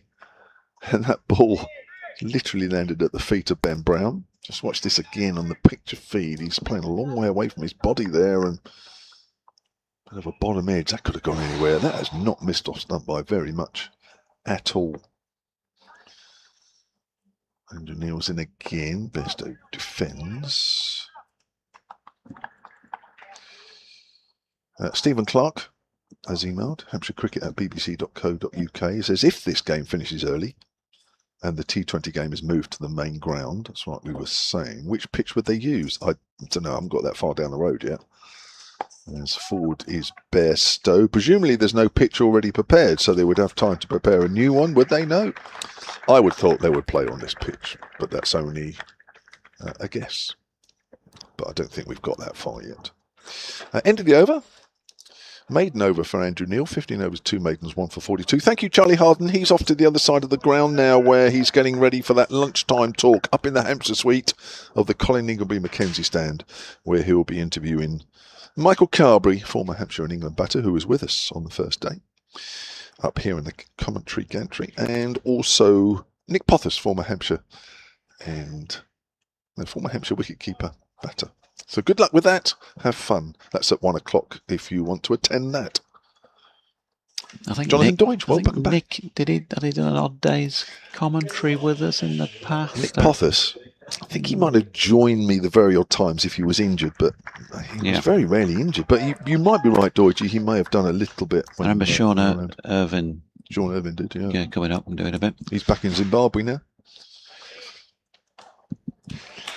Oh, it's cast 1,000s for you, though, isn't it, with the commentaries over the years? You never quite know. It's sort of a lucky dip, really, when you come down here. You've always got JMO, so that's obviously the unlucky bit of the dip. And then you have a bit of fun with somebody else. Michael Carberry the other day. That was a good day. And Naomi yesterday. So I'm not biting. No, you're doing well, actually. Yeah.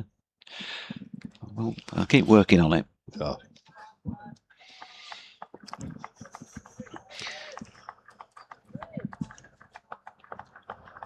Is this you or me? What would you like, being our guest? Well, good Lord. Would you like this over? He's only saying this when he's on air, folks. He's horrible off the air. Once that microphone's dropped, never speaks to me. I'll let you go with it. That's very kind. Here's Felix Organ. With his off-spin, he's bowling to Wharton, who turns it away on the leg side for a single. How well is he batting this morning? James Wharton. Death knell. Well, I'm trying a tactic. So you know me too well. Did you used to do that when you were bowling at people? I tell you what, you're looking good this morning. I always walked down the wicket on my follow-through and said, that's a fantastic shot. That's a lovely shot. 186 for 6. That lead is 162 now. It's starting to get into territory, which, for me, is a little bit unknown. It all depends on how well Hampshire bat, and of course how well Yorkshire bowl now. As that's turned away square on the leg side, that lead is up to 163, and Bairstow is up to 5. Yeah, he'll have maybe a bit later on half an eye on the GGs up at York as well. Ebor handicap day, one the richest handicap in Europe, or certainly if it isn't, it has been traditionally for years. Morgan from that pavilion, and forward is Wharton. Richest as in prize money? How much? Because I know you know your stuff because you do lots of. I'll check. I mean, it's around about £1 million. Is it really? In the prize pool. That won't be entirely to the winner. Sure. Organ bowls. Oh, that's turned wickedly into pads of Wharton, but he's outside off stump. Oh no, my apologies. I've doubled that. It's 500. It's £500,000 in guaranteed prize money. £300,000 going to the winner. Just watching that replay there, that's pitched in the rough and that's turned back wickedly. I think I'm thinking Grand National, which is... You were. What's the prize money for that? Is it £1 million for that? Now, that response from that delivery has brought Ben Brown... has given him a decision where he's decided he's going to have somebody in close. I think he has to. Now, Felix Organ's got something to bowl at. He's realised that out of the rough to the right-hander, that ball is a little bit unpredictable. And I think Hampshire in this situation have to have somebody in close. That's turned from quite wide as well. Yeah. He was telling me the other day, Johnny, that he'd had a call with Oisin Murphy, who local racing people listening, watching, would probably know has got a strong association with Andrew Balding, who trains obviously up at Highclere, not so far up the road. So he loves all that, does Johnny? You know, does he? Yeah, I mean, Oisin's a top jockey. You know, so Johnny's a top cricketer, and that sort of link with other top sports people. Can't remember exactly what he said. He just asked me what I fancied at York, and he dismissed completely out of hand everything I'd said. Because Oisin had spoken to him, and he told him that a horse would win the other day, one of the big races, which he did, to be fair. So if you're ever in conversation with Johnny Bairstow and he mentions a horse, put your money on it. That's me not obviously advocating betting. Right, we've got Ali Orr in close, all suited and booted, and there's a reverse sweep which hits Wharton on the arm, I think. Now, Johnny Bairstow's going to have a chat with Wharton. I think he's going to say, look, be careful because it is unpredictable. The bounce will be unpredictable. You may risk a top edge. You won't know quite what that ball is going to do out of the rough, so just have a think. That's my guess. Unless he's given him a tip for the 440 at York this afternoon. Either that or, yeah, great shot, great attempt. Just nail it next time. That's full and played into the ground. End of the over. 2 runs off it. 187 for 6. Yorkshire lead by 163.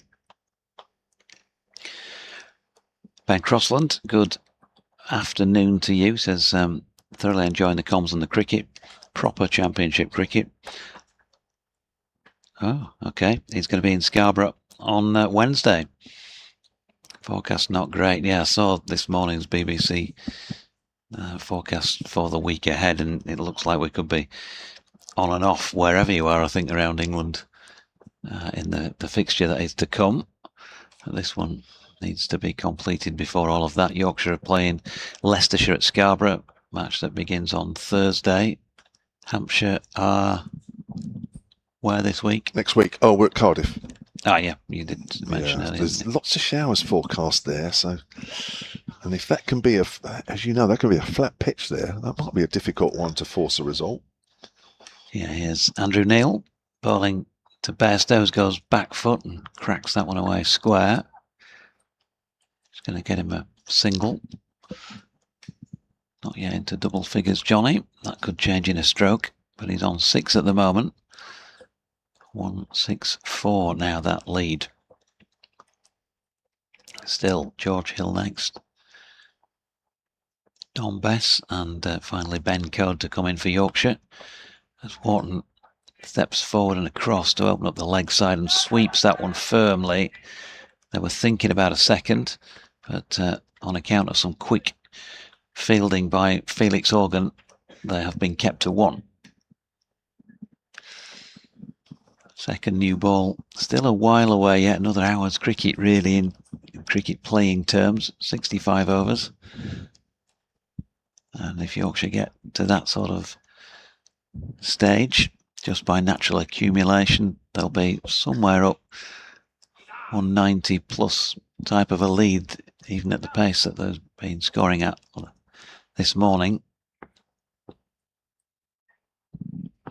Nailing again. Ooh, good delivery, which turns and beats the outside edge of Johnny Bairstow's bat. Not dissimilar to the one that bowled Matthew Revis, except this was started wider and went wider still.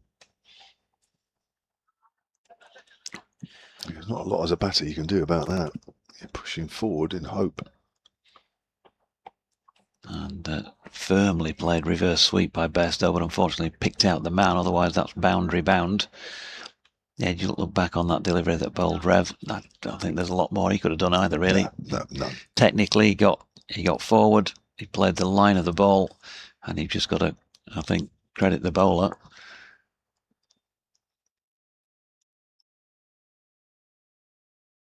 Who's in now and bowling to Bairstow. That's Fuller, but he just bowled the right length, didn't he, as well? Matthew Revis is tall, but even his long stride wasn't able to cover the turn. Kneeling again. Bairstow more circumspect in defence this time, so 2 runs from that over. The 66th of the Yorkshire second innings, 189 for 4, 165 in front. Yes, and 10 minutes to go until lunch. 125 balls for his 45. James Wharton is doing just the job that Yorkshire would have hoped he would have done at 11 o'clock this morning. It is slow progress, but it's progress that Yorkshire won't mind because that lead is now up to 165. Right, Felix Organ, who will be looking to find a bit more turn out of that rough. What could he do here as he bowls and doesn't turn quite so much as Wharton's on the back foot? The runs they've scored this morning, Doyd, your maths might be better than mine, 54? 135. Yeah, 54. Yeah. In an hour and 50 minutes. Just that one wicket that's fallen, kicks that away. Wide of off stump that was. Which is perfectly the right way to play. Get the bat out the way. Make sure your pad is outside off stump. You can't be... Well, you can actually be given out outside off stump. You haven't played a shot, but if you're a long way outside off stump and the ball's done a bit, there's nobody's going to give you out. As he's pushing forward. Holds the pose at the same time. Morgan's into his 10th over here with 1 for 13. He picked up the wicket last night of Adam Lythe. Caught at first slip. Lythe is still the top run scorer in the game with that 51. Late yesterday afternoon. The only half century in the match so far. Wharton's not far behind as he pushes forward. Look at that big stride he's got in there. That's the way to play spin. Get well forward and get a long way back so you give yourself more of a spread in terms of where the ball pitches. That's a loud sneeze. There's Wharton's on the back foot and it hits Ali Orr diving to his left.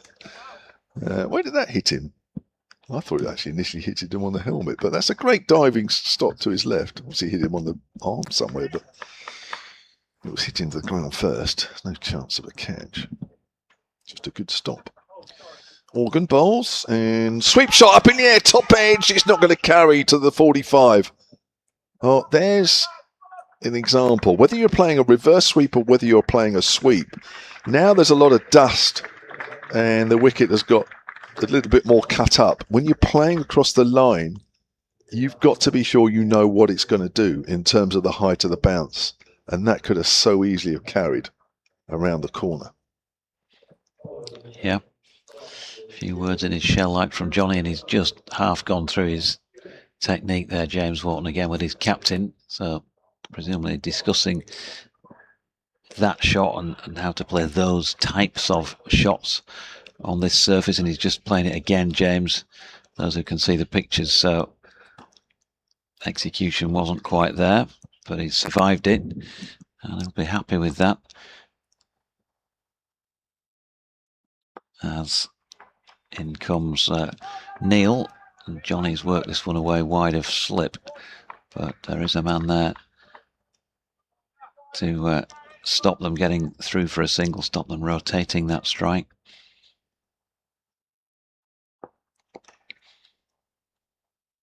There's Neil again. And Bairstow drops it into the offside. Wharton's keen and gets through comfortably. Great run. 3 Hampshire fielders there converging on that ball and they still found an easy single. That's a great run. Yeah, if you can get that sort of going, especially again in games like this where run scoring is not easy. Good thing to have on your side here is Neil bowling again, and that is turned to leg by Wharton. Fielded by Kyle Abbott at mid-on. No run. James Wharton, a couple of first-class tons to his name. He's scored 100 in every format. At least one. As he's cut that one away square on the offside this time, and will pick up the single. His highest of this season is 92. He'll not thank me for reminding him that he's not managed to get 3 figures in any of the matches so far. He's gone past the 300 mark in this competition. He actually scored more in 8 knocks in the One Day Cup than he's managed so far in the Championship this year. Oof, that was a little more risky, not dissimilar to the one earlier in the over. Just didn't travel quite as far this time, didn't quite have the pace on it from the bat of Johnny Bairstow. Pushed out into the offside. James Wharton was keen again, and they're just going to have a quick meet in the middle to say, well, we got there in the end somehow. It was Johnny who had to dive in at the non-striking end.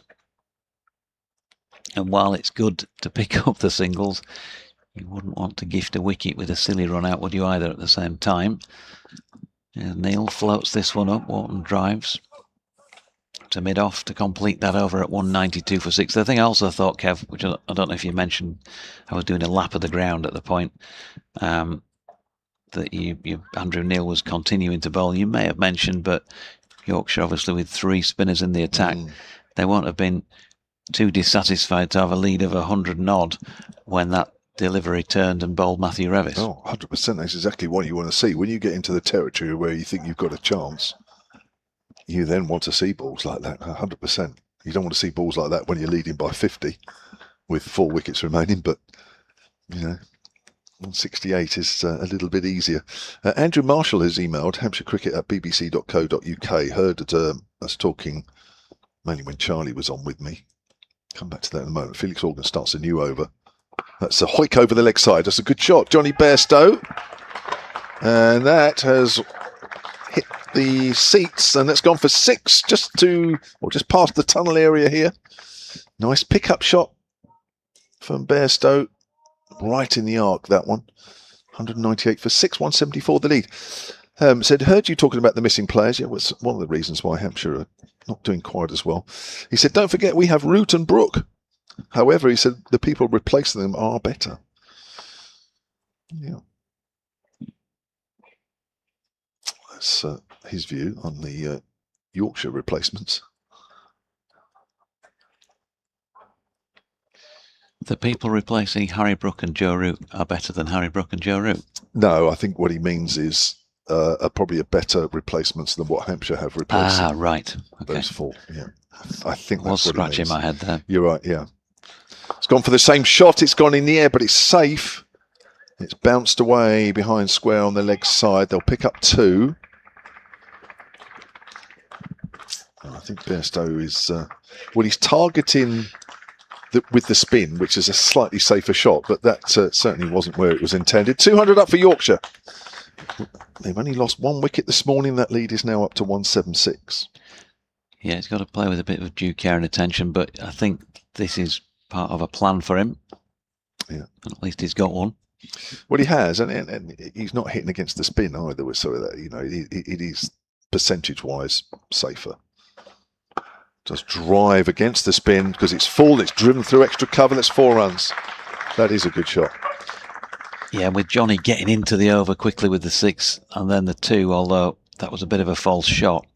Maybe Felix Organ, I don't know. I don't know what Felix Organ's like as a person, but maybe just that ball was playing the man and just getting a little bit nervy after what's happened with the first 2 deliveries. It's certainly too full, wasn't it? To drive out on the offside in this situation, that ball has to be right up there, and it was.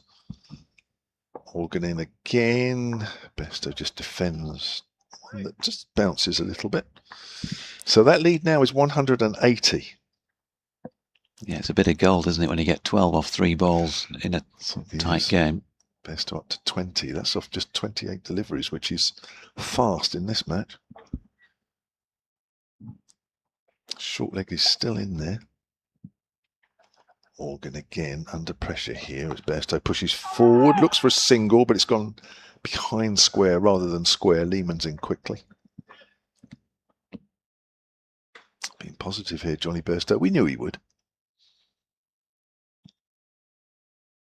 That's what makes him so dangerous, especially in this situation. Hampshire don't want him to be batting for too long. Defends, goes finer. There'll be runs this time. Bairstow keeps the strike. And at the end of that Organ over, where he's completed 11 overs, has 1 for 26. Yorkshire 205 for 6. And we're going to get one more in by the looks of things, 12:59. As Jack Shantry strolls his way to take his position behind the stumps at this hotel end of the ground. And Andrew Neil will bowl us 6 more before the break then. I think Yorkshire, if they can see these 6 deliveries out, will say that they're really happy with the way the morning's gone, but they've got to see him out first as Bairstow goes back foot and clouts that one away out to Eddie Jack, who's patrolling the cover boundary. 1 run. A Test Match Special have also put an X post up. They've asked BBC Sport users which 5 venues should host Ashes Test matches, and over 65,000 people have responded, Kev. Neil bowls and Wharton smothers that nicely in defence.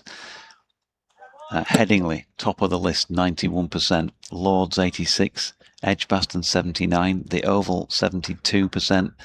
Old Trafford, 69%. Trent Bridge, 64%.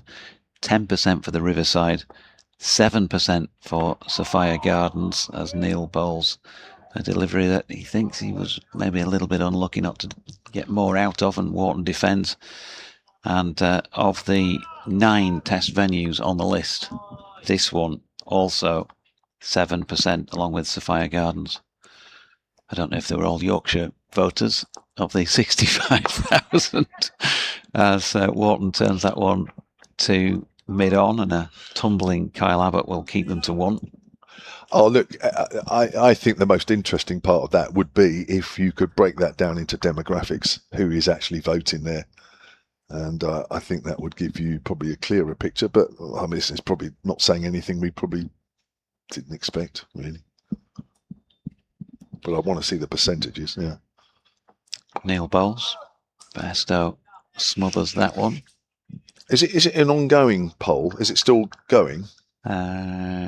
Don't know. It's only a recent posting by them. Because I'm sure Hampshire fans listening to that will get onto the BBC TMS and get that percentage up. Here's Neil. Final ball of the session is negotiated safely by Bairstow, who's going to get Yorkshire are going to get a leg by here. As signalled now by Jack Shantry. So at 13:01 hours, 13:02 hours, as he clicks over on this third day. Yorkshire 208 for 6, Bairstow 22 from 33, Wharton 47 from 137. The lead now, sort of ever so slightly menacing looking 184. 10 overs before a second new ball can be taken.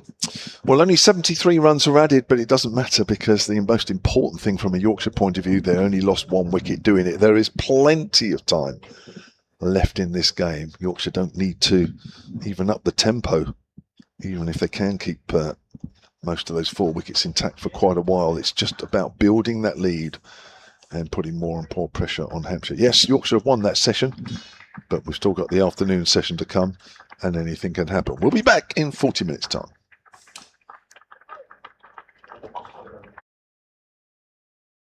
In the last 2 or 3 balls, and he's been rewarded immediately, as most bowlers have today. So now people in Essex will do the same. Yeah, lovely drive, Felix Organ. Push drive through extra cover. It won't go all the way. Get close. Oh, my foot.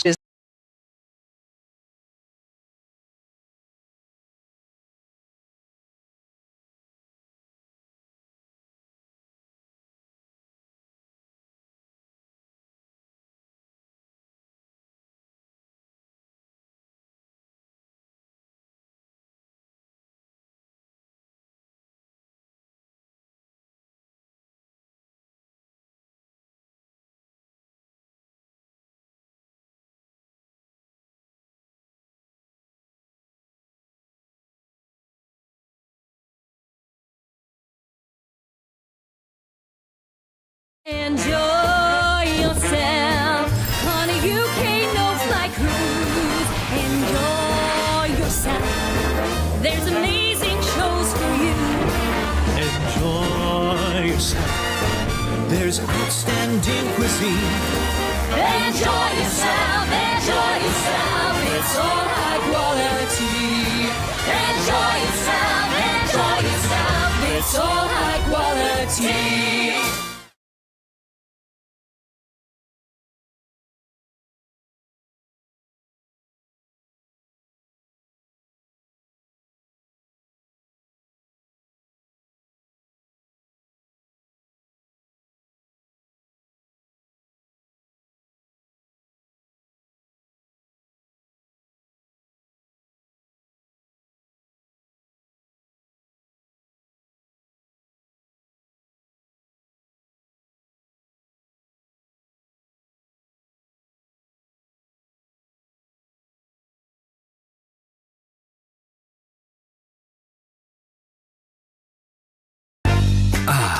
The Thatcher's Family Farm.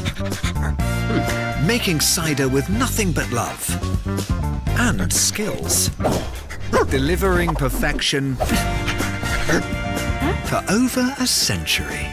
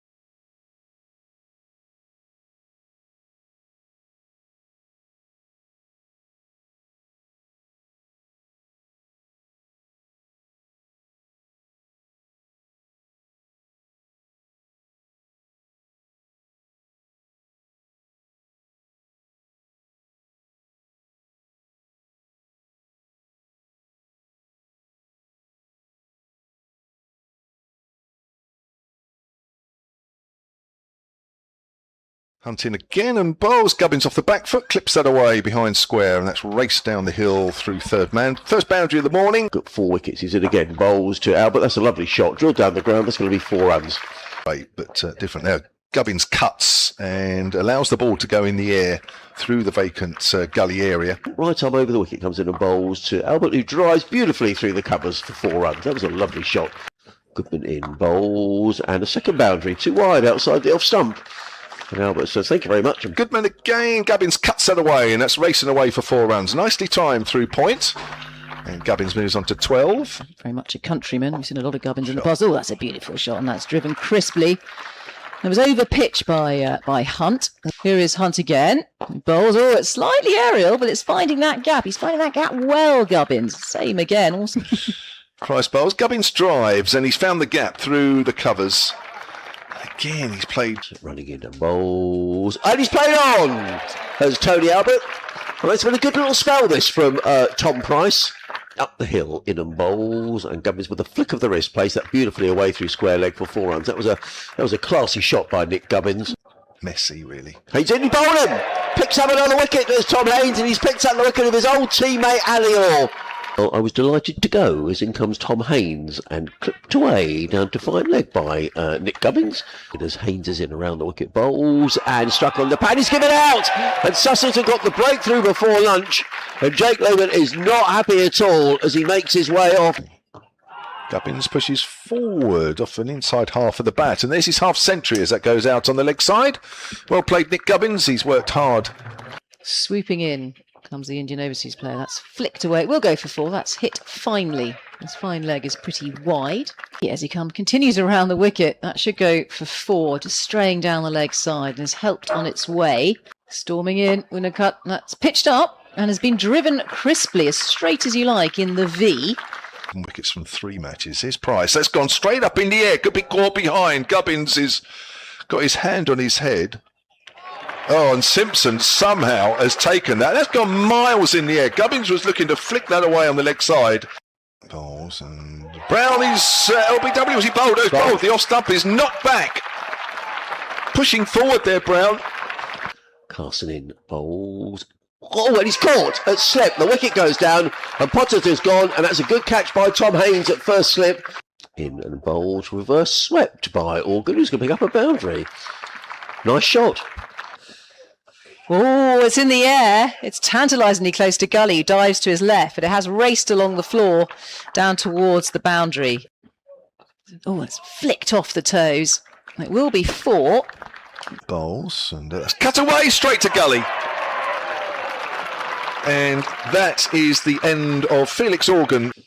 That's short, and that's cut away by Andrew Neil. Nice shot to get off the mark. Confident shot off the back foot, clipped away through point. And Coles just creeps in and bowls. Oh, it's gone aerial, it's in the air, it's safe, and it's going to be 4 runs. Bowling to Prest. Prest cuts that away nicely. Nobody down at third man. And that will run down the hill for 4 runs. Prest moves on to 47. Comes in and bowls, and that's uppercut over Gully. And that will bounce away for 4 just to the right of us. It was short. In he comes and bowls. It's quicker again. Oh, he's bowled him with the quicker ball. Wow, look at that. Great variations. And bowls and but drive pleasantly through mid-off. That should run up the hill for 4. And that's a really good shot. Coles again, bowls, and swept by Neil. He's going to pick up a boundary here, you know. That's a good shot. That beats the man running around at deep backwards square leg. Good cut in. It's a leading edge. Caught Gully. Good. What's a catch there? Jack Carson diving to his right. It was a bit loopy. Carson is in again, bowls, and Jack heaves that one onto the leg. So is he going to get caught or is it going for 6? He's gone for 6. Carson is in and bowls, and Jack's had it again. Now I'm not sure that this has gone as far. Coles is underneath it and safely takes the catch. As in comes Abbott bowls, and Hughes drives down the ground. They're the first runs from Daniel Hughes. Nicely played, drills the ball down the ground. He's been a good nick, Daniel Hughes. Abbott bowls to Hughes square. He's going to get 4 runs, but I'm not entirely sure how. He was completely squared up, Daniel Hughes. Comes in, right arm over and bowls, and that's slashed away by Haynes behind square on the offside. Not sure that was quite where he was aiming. Bowls, and Hughes drives. Now this time he has beaten the fielder extra cover. That's a good shot by Daniel Hughes. He took half a step down the wicket. Jack again, bowls, and it's smashed away through the covers. That's a beautiful shot on the up. A little bit of width again here from Eddie Jack, but Haynes has absolutely cracked that away. Openly open, that's for sure. It's worked away. It's a good stop at mid-wicket, or is it? No, it's not. It's going for 4. That's a nicely timed shot off his hip. As in comes Abbott bowls, and Tom Haynes works this one away through the slip cord, and it's run away for 4 runs. Is in again, bowls to Hughes, who's trapped in front. Yeah, he is trapped in front. I don't think there was too much doubt about that. And Daniel Hughes has gone. To Haynes, bowls. Haynes hits that away behind square. 4 runs. Just a little bit of width there from Kyle Abbott. Oh, there's an edge. That's off the shoulder of the bat, and it's flown high over the slips. Haynes picks up a fortuitous boundary. Length ball, and that's driven up to mid-on. That's nicely timed. That'll go for 4. That's not quite a half volley, but Haynes was in a good position to punch that back past the bowler. Jack bowls, Haynes drives stylishly through the covers for 4 runs. Too much width from Eddie Jack, and Tom Haynes onto that very quickly and drilled the ball through the covers. The pitch as in comes Organ Bowl, wide outside the off stump. Well, Tom Haynes is going to go through to his half century, but it's a big edge down to third man. I think he'll be desperately pleased with the shot, will Tom Haynes, but on the other hand, he goes through to 50. To Alsop, who pushes forward, and that's an edge through the slips. It's not catchable, but it's gone along the ground. He's found a gap somehow. Abbott. It's caught, third slip. Second wicket down. 90 for 2. Haynes goes for 52. Polgater in again. Bowls to Leaning. That's close. Yeah, it's out. He didn't need to look at the umpire, did Jack Leaning? He's just stayed still. I'm afraid Jack Leaning has picked up a pair, and that's a big wicket. Around the wicket bowls, and Alsop clips this one away. That's a nice shot by Tom Alsop. It's going to run up towards the boundary edge. I don't think he's going to get there, you know. Fielder was in hot pursuit. In fact, he's given up the chase. Second from bottom. Oh, there's a leading edge there. Didn't quite carry to second slip. It's gone very quickly. It's run up the hill for 4. They're probably drinking some sparkling. Going for the sweep. There might be runs here.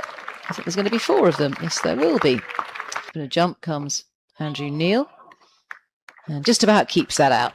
Goes onto the back foot this time, Coles. And it will be stumps. Abbott down the hill to Coles. Again, he's sort of walking into the shot. Flicks that away. That'll be 4 runs.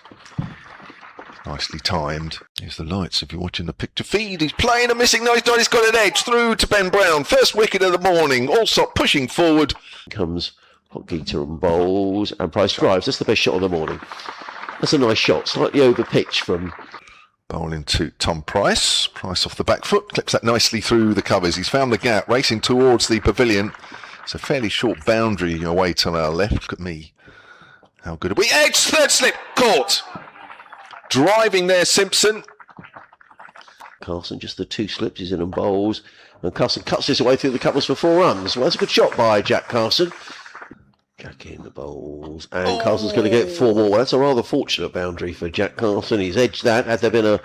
Here's Abbott. He's bowled him. Well, it was just as well he did have another over. Whatever the discussions were, it's worked. And Carson goes 4 for 31 this morning of Sussex. Goodman drive back past Kyle Abbott. That's a lovely shot. Probably the second best shot of the morning. There haven't been too many of them. Goodman hits it in the air. Caught at backward a point.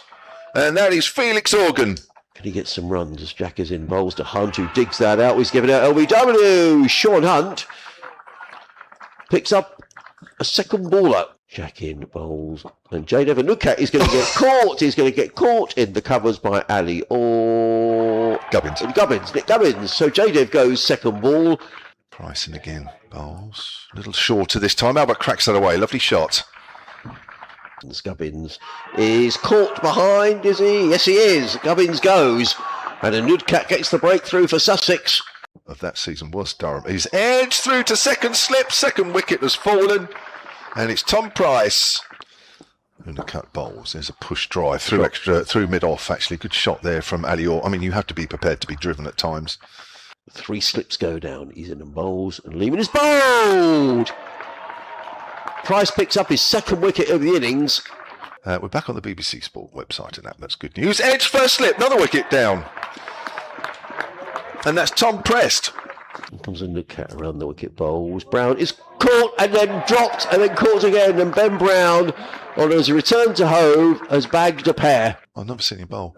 Goodman bowls. That's pulled away by Orr. He's got underneath it, but he's got enough on it. I think he's hoisted that into the roof of the pavilion. He has, onto the roof. Bowler, here's Goodman in. Oh, it's a great ball. He's got him. Yes, caught behind. Goodman's just dropped onto the right length in the last 2 or 3 balls, and he's been rewarded immediately, as most bowlers have today. So now people in Essex will do the same. Yeah, Lovely shot. drive, Felix Organ. Push drive through extra cover. It won't go all the way. Get close. Oh, my third. That's gone, actually. Yes. That's a sub fielder, isn't it? Around the wicket, bowls to Podgator, who's going to get a boundary here, down to third man. Yeah, eludes Jack Carlson. It's worked away down to Hunting. Bowls driven away 4 more. Well, all of a sudden, batting just looks a little more comfortable. Bowls driven by Podgator. He's going to get runs here down to third man. Tom Price was very quickly around the boundary edge. Price in again. Bowls and clipped away down towards fine leg. That's going to run away for 4 runs. A good dive down there. Bowls and Organ works this. More runs here. This could be 4 more, you know. It's going down towards the third man boundary, and these are very precious runs. Game as well. It shows you how long ago that was. Podgator drive down the ground, and that might just have enough on it. And with the help of going down the hill, it's gone for 4. Cat in. Bowls. Organ drives down the ice. Nice shot. That's going to get at least a couple of runs. Could be more. It's rolling away up the slope. Sean Hunt, is it not pursuit? I don't think he's going to get there, though. Yes, he bowls. It's full. It's driven wide of mid-off. That is a great shot. 36th over, 92 for 6. Coles in bowls down the leg side. That's going to run away. That's going to be 4 byes. Carson around the wicket to Podgator. Turns it away. They're going for a single. That is a half century for the South African all-rounder. And that is a very, very good knock. You've only got to look up towards the... Comes in and bowls now. Podgator works it away on the onside. He's caught at mid-wicket. Well, he allowed himself an expansive shot. It was in the air, low, but it carried to short mid-wicket, and Podgator goes. Cat in again. Bowls. Neil drives. Oh, he's going to get 4 runs. It's just eluded Jack Leaning, who's fielding at second slip. Would have been a great... Big gap on the offside, actually. Neil is out. Called at first slip. Is he out LBW, or is he out with an inside edge onto the pad? Caught. Get in Bowls. Oh, and what a catch that is by Jack Leaning, low down to his left-hand side, and J. Devon Nudcat picks up the wicket. And Nudcat round the wicket. Bowls driven firm. That's a good shot by Abbott through extra cover. That's going to be 4 runs. Hunt in Bowls. Short, pulled away by Jack. 4 runs. Shot. Yeah, it was a good shot. It was 2. In fact, it was 6. Oh, my word. 2 slips go down in on Bowls, and that's run away for 4 more runs. Down to third man. This is an expensive over. He's in a Bowls. He slightly slips, does Tom Price, and Eddie Jack picks up a single as he turns that down to fine leg. That is the final ball of the day. And again, Bowls driven. That's 4 runs. Nothing wrong with that by Eddie Jack. That was in the slot. And Eddie Jack's absolutely belted that one away. Here comes Carson. Bowls drilled down the ground. This is going to get caught at long on. And the catch is taken by Sean Hunt. Eddie Jack holds out to long on. Caught by Sean Hunt. Comes doing Bowls, and Hughes drive. He's going to get 4 runs, but it's a streaky 4 runs down to third man. In a game, Bowls. Hughes is going to get more runs, and that's just bounced just short of second slip, and it's run away for another boundary. So here he comes. Haynes is back to the pad. It's close. He's gone. First wicket taken. 9 for 1.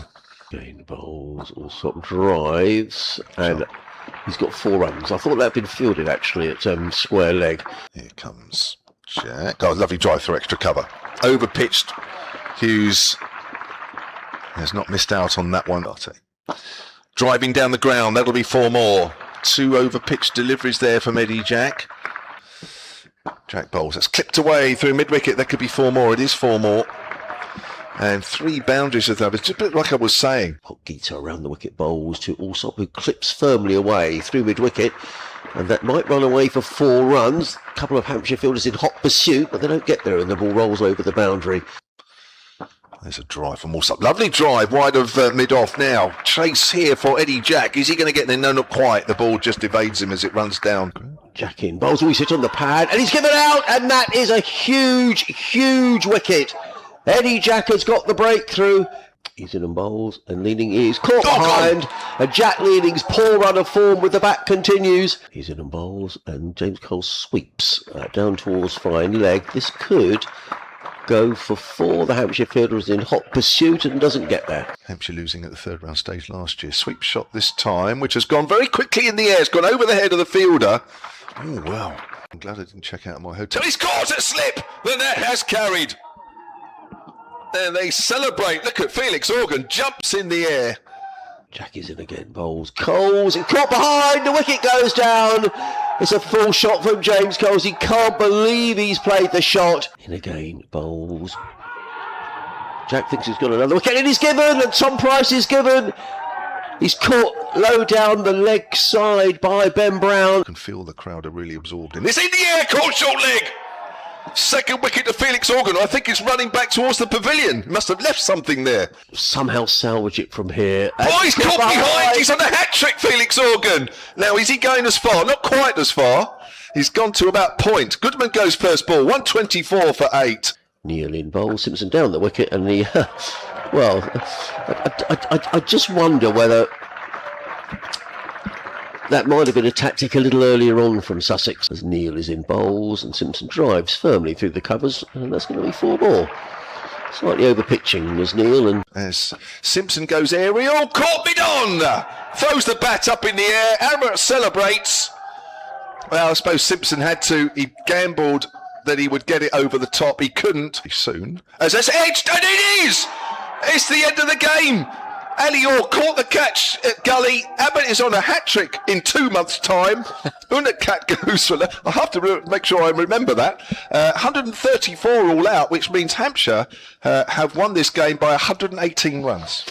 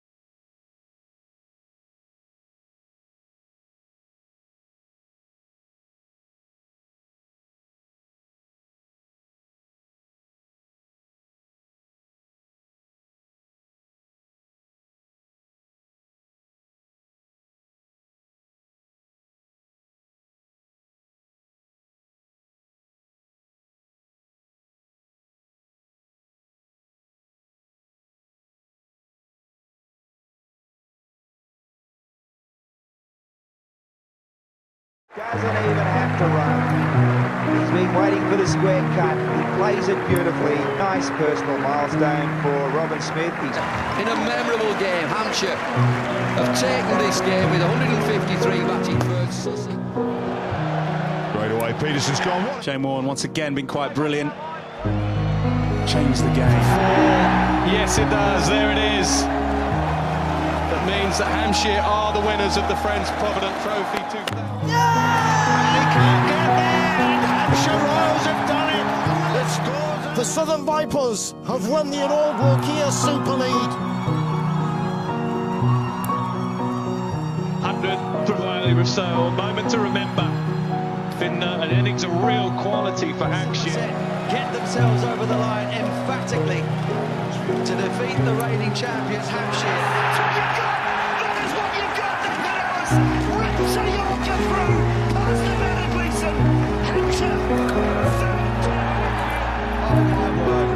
Oh my word! It's the biggest of the lot.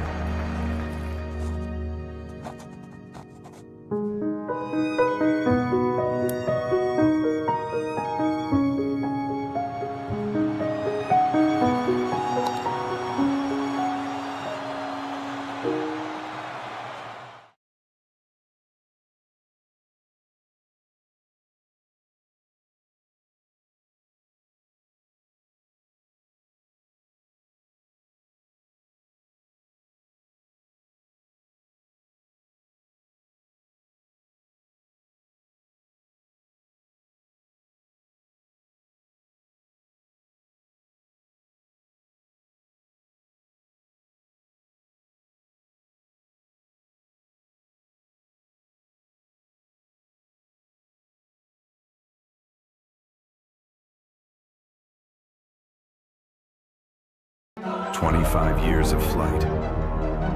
The Hawks are back. Come fly with us.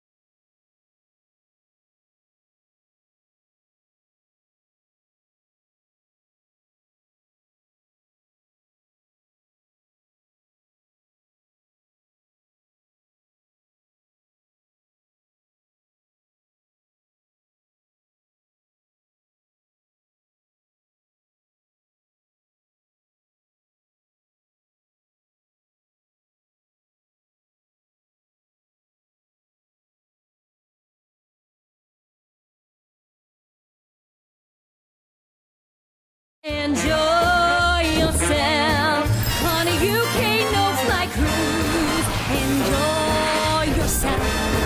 There's amazing shows for you. Enjoy yourself. There's outstanding cuisine.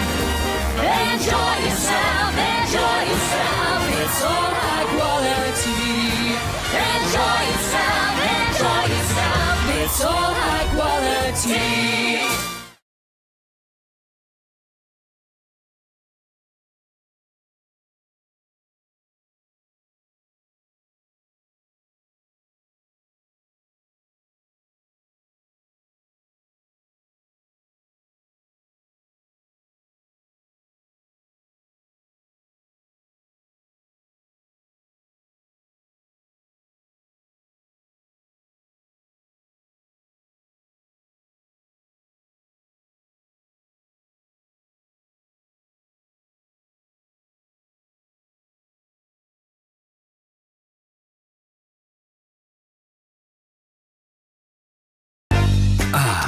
The Thatcher's family farm. Making cider with nothing but love and skills.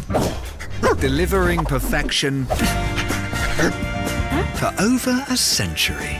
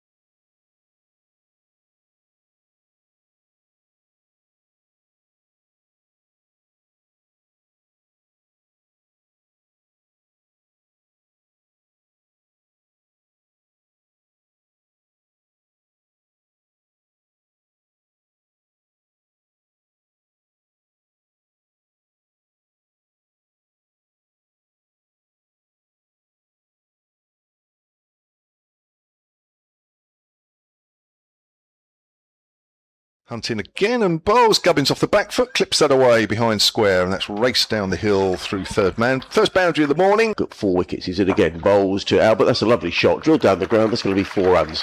Right, but different now. Gubbins cuts and allows the ball to go in the air through the vacant gully area. Right arm over the wicket comes in and bowls to Albert, who drives beautifully through the covers for 4 runs. That was a lovely shot. Goodman in, bowls, and a second boundary. 2 wide outside the off stump. And Albert says, thank you very much. Goodman again. Gubbins cuts that away, and that's racing away for 4 runs. Nicely timed through point. And Gubbins moves on to 12. Very much a countryman. We've seen a lot of Gubbins in the past. Oh, that's a beautiful shot, and that's driven crisply. It was over pitch by Hunt. Here is Hunt again. Bowls. Oh, it's slightly aerial, but it's finding that gap. He's finding that gap well, Gubbins. Same again. Awesome. Christ bowls. Gubbins drives, and he's found the gap through the covers. Again, he's played. Running into bowls. And he's played on! As Tony Albert. Well, it's been a good little spell, this, from Tom Price. Up the hill, in and bowls, and Gubbins with a flick of the wrist plays that beautifully away through square leg for 4 runs. That was a classy shot by Nick Gubbins. Messy, really. He's in, bowling!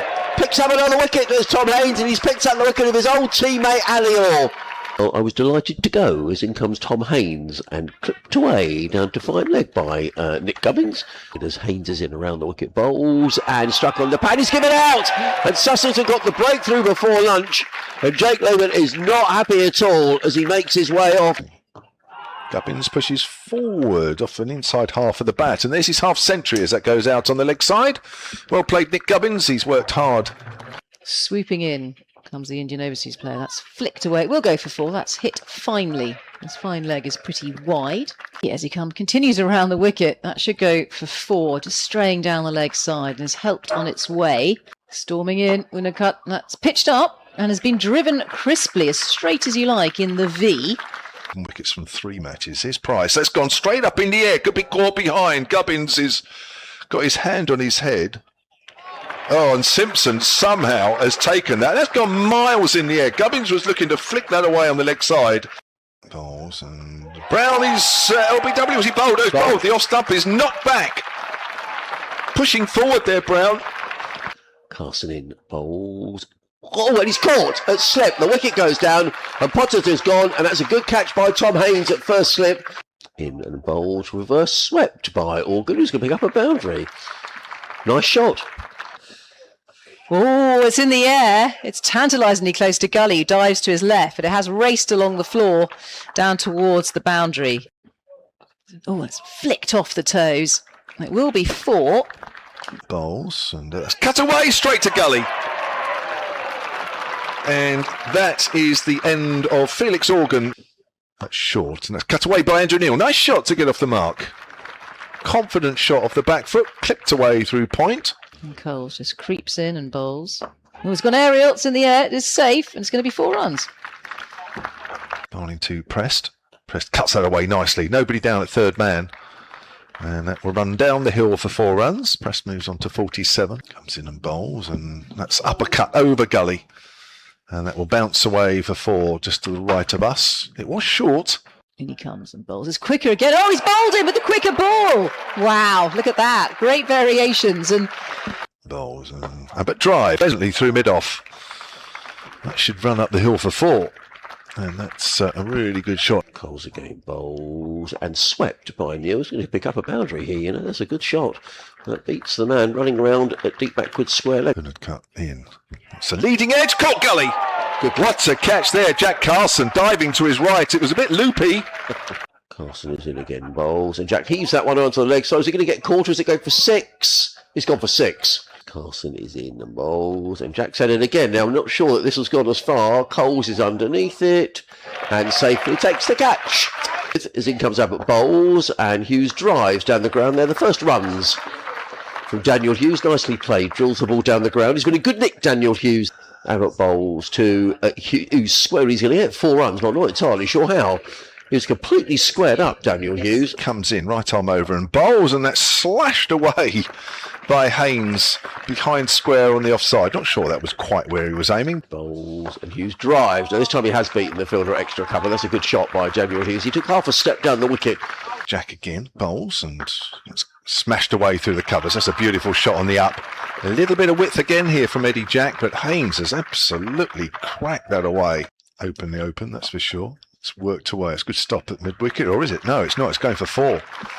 That's a nicely timed shot off his hip. As in comes Abbott bowls, and Tom Haynes works this one away through the slip cord, and it's run away for 4 runs. Is in again, bowls to Hughes, who's trapped in front. Yeah, he is trapped in front. I don't think there was too much doubt about that.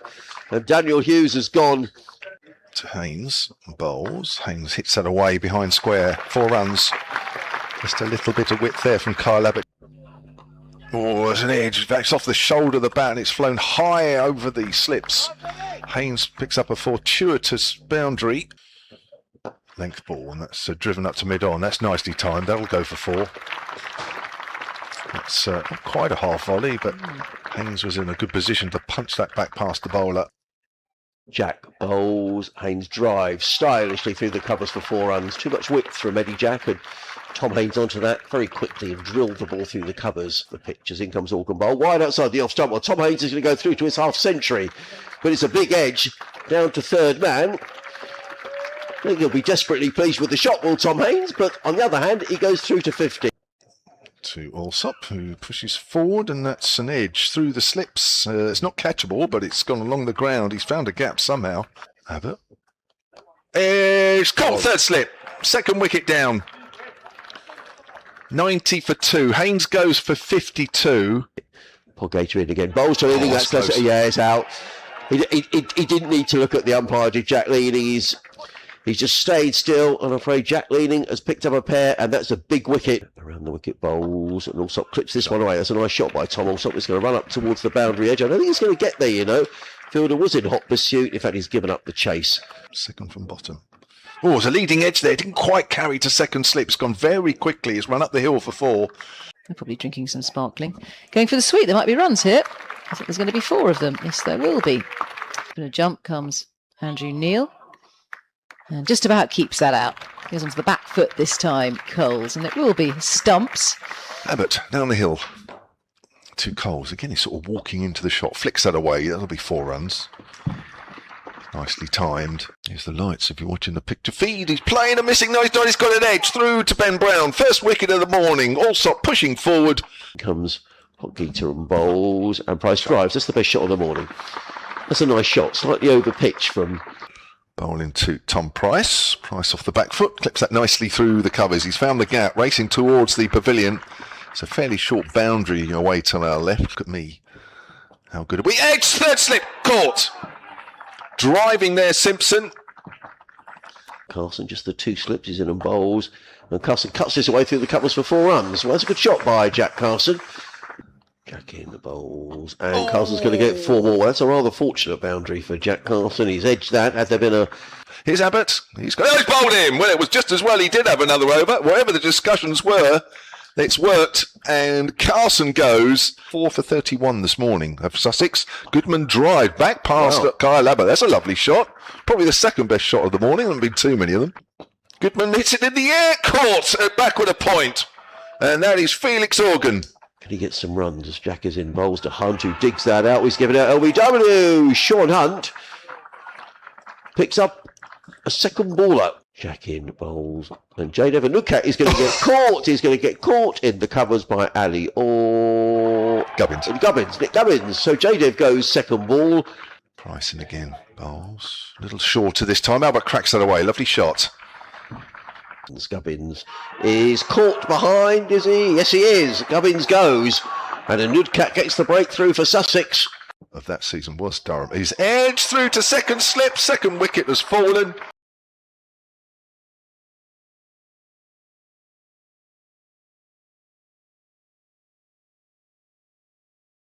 Second innings are 208 for 6. That represents a lead overall in the game of 184. You can see the 2 umpires, Russell Warren and Jack Shantry, already out in the middle, and they will be closely followed mainly by the 2 batters, and not surprising because it's been a good morning for Yorkshire. where James Wharton is still batting. He was overnight 17 not out. He's 47 not out. Yes, he's batted slowly, but that's exactly what's required. Yorkshire not losing wickets. They only lost one after an hour and a quarter. Matthew Revis got a beauty from the left-arm spinner Andrew Neil, which pitched straight, turned and hit off stump. He went for 16. But that was a partnership of 46 between himself and Wharton, and that's exactly what Yorkshire need, because there is currently an unbroken 37-run partnership between Wharton and Johnny Bairstow, who's 22 not out. Hampshire desperately need wickets. Yorkshire will just like to keep going, even though it's slow, because only 73 runs were scored this morning. It's pretty much in keeping with the whole game. I'm Kevin James. A little later, Charlie Harden will be back. He's just doing that Q&A up in the Hampshire suite with Nick Pothas and Michael Carberry, but Jonathan Doidge is next to me. Hello. Yeah, looking forward to another interesting afternoon's play. The sort of optimism from Hampshire supporters, and speaking to one or two of the boys in the press box there. Yeah, optimism is kind of ebbing away as Felix Organ bowls the first delivery of the afternoon session to Johnny Bairstow, who was just trying to get after him a little bit before lunch. And it's more about, I think that slight pessimism has been more about Hampshire's batting so far this season rather than anything else. Are they capable of chasing down a score like this on a pitch like this? Bairstow works one off his legs for the first run of the afternoon, has to get a bit of a hurry on to get down the other end, but does so comfortably enough.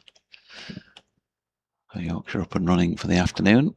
Bairstow on to 23, 209 for 6, a lead of 185.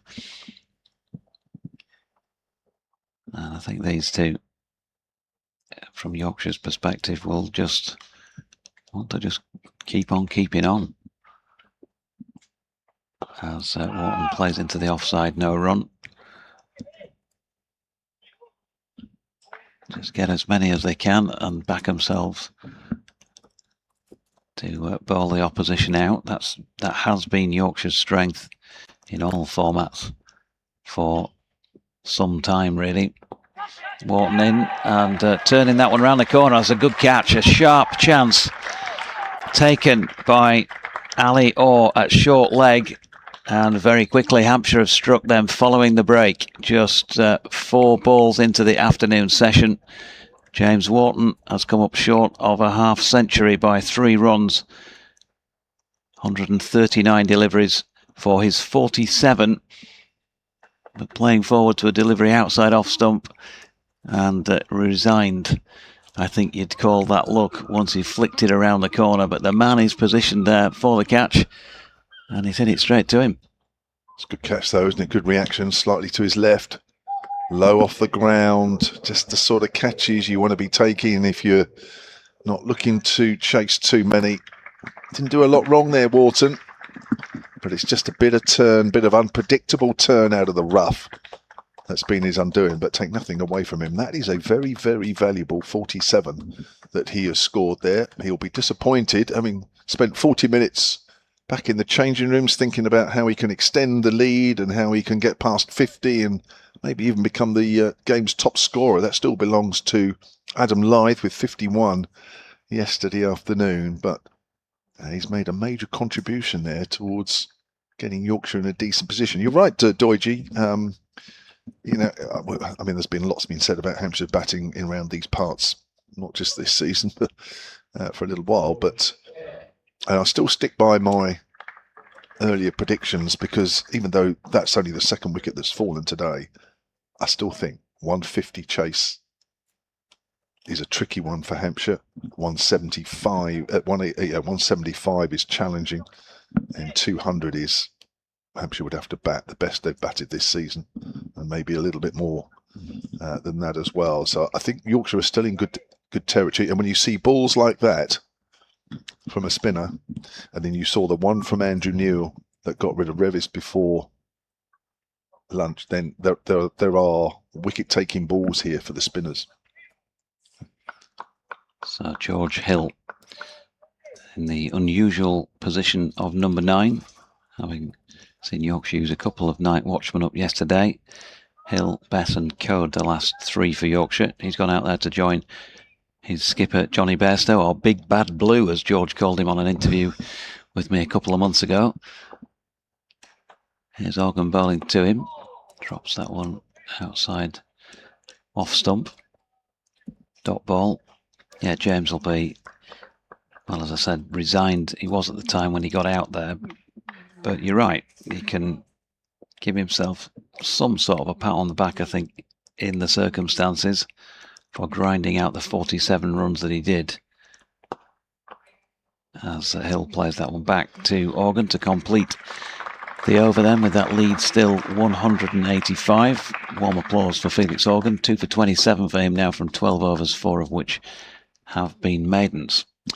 Yeah, and terrific economy rate as well, which is as important as taking wickets in this Yorkshire second innings. Organ going for less than 2.5 and over. Eddie Jack, a big plus as well. He's going for less than 3 and over. 2 bowlers who do tend to go for a few more than that at times, but they've also played their part from a Hampshire point of view. Andrew Neil is emerging as a great all-round talent in a short space of time, having been picked up for the 50-over competition last year from National Counties Cricket. But that lead is still 185, which is challenging. And Johnny Bairstow, George Hill, of course, we know is a good player with the bat, but Johnny Bairstow is very much a game changer as he just quietly plods forward. Start of a new over from Neil. But that's a boost, getting a wicket so quickly for the home side. Bairstow just taking his time to face the next delivery. Neil bowls. Bairstow's on the back foot, cuts that away to backward a point. Doesn't find the gap. Nice weather today. There was a couple of more white clouds around, but generally it's been probably just about the best day we've had of the 3. Bairstow's forward to a good length ball. Didn't quite turn as much as Neil would have liked. Saying still not every ball is turning, and even so, if you drop it just short of a length and it does turn, it's quite slow turn, so the batters are able to react. You've got to get it right to a point where the batters push forward, but not quite to the pitch of the ball, and then get it to turn as Bairstow nudges that away to point. So there's still small margins for the spinners, but encouragement from time to time nevertheless.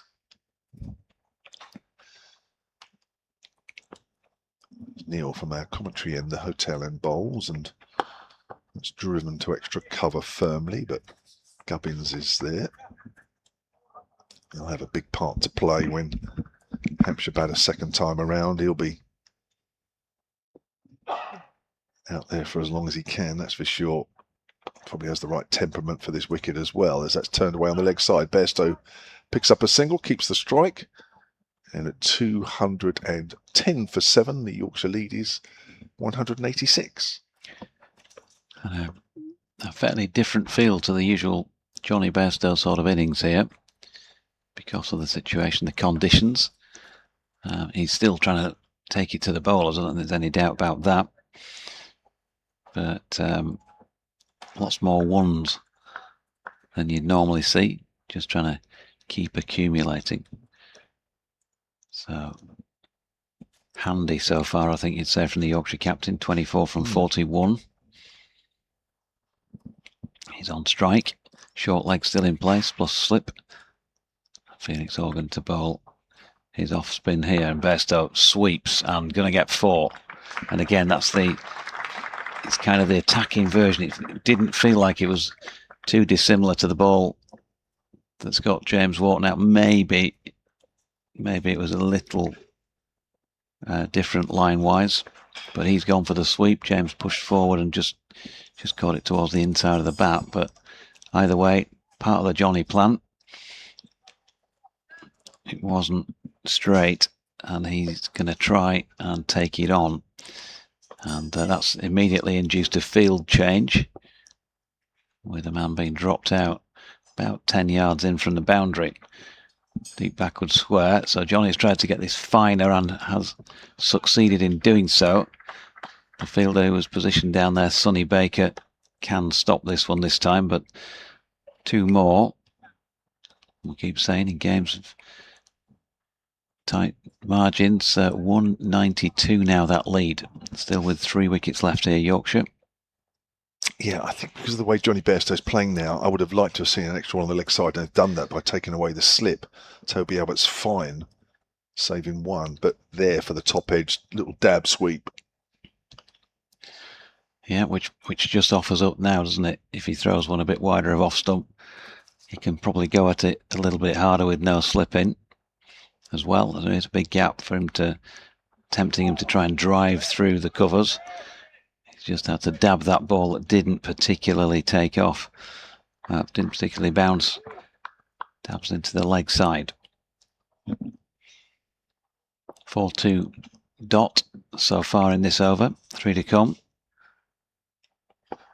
And again, with the spin, Johnny just drops that short leg.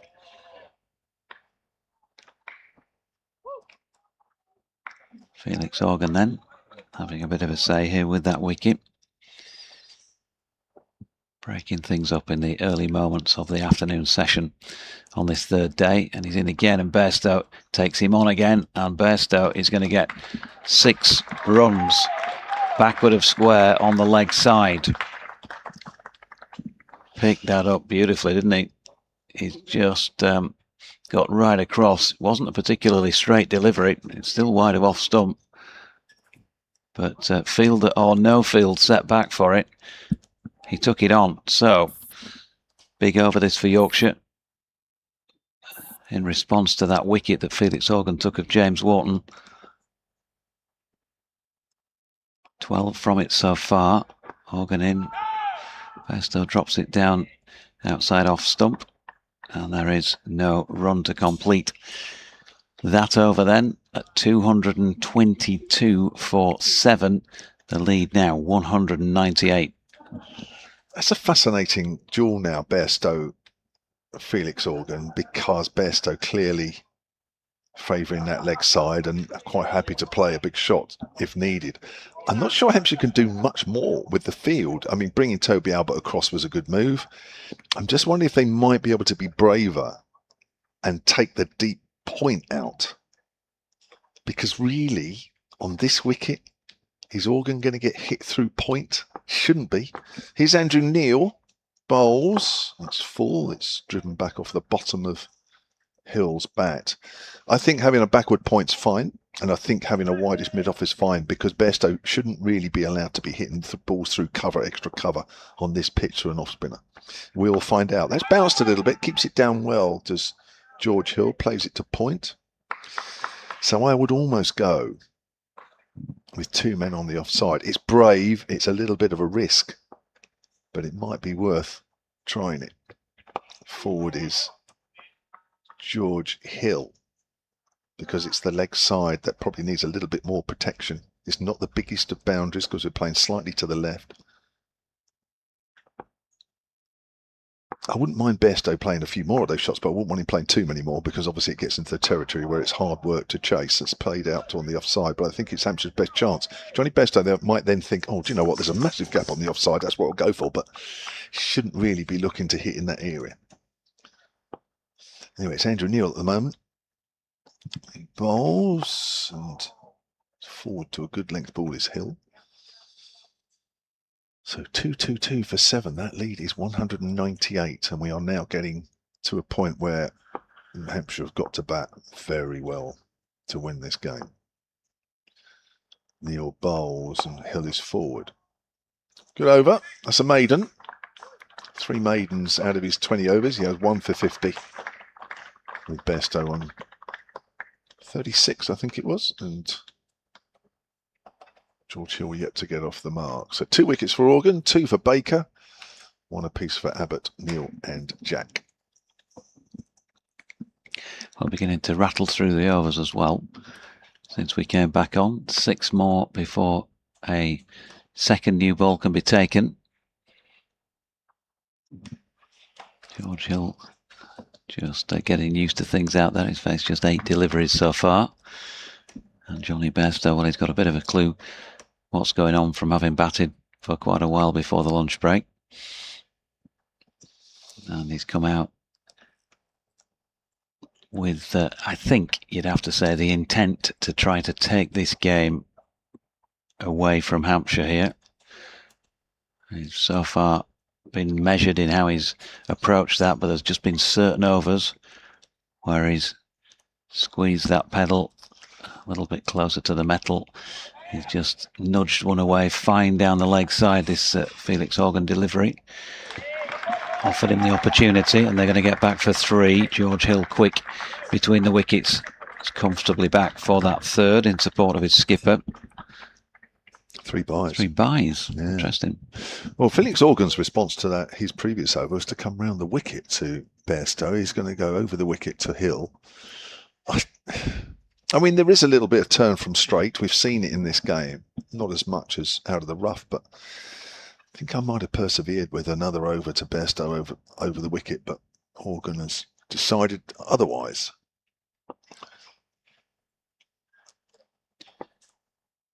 Yep, over the wicket for him then. And Hill getting a good stride in to smother any potential for turn. Alior still lurking under the lid.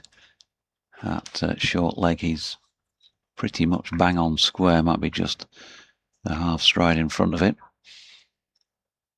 Slip in place as well. Long on would be probably 10 metres or so inside the boundary. George Hill has a sweep at this one, a reverse sweep. Hampshire celebrate as if he's a goner as the ball just looped up to slip. But he stays put. And most importantly, Russell Warren remained unmoved under the Panama at the pavilion end.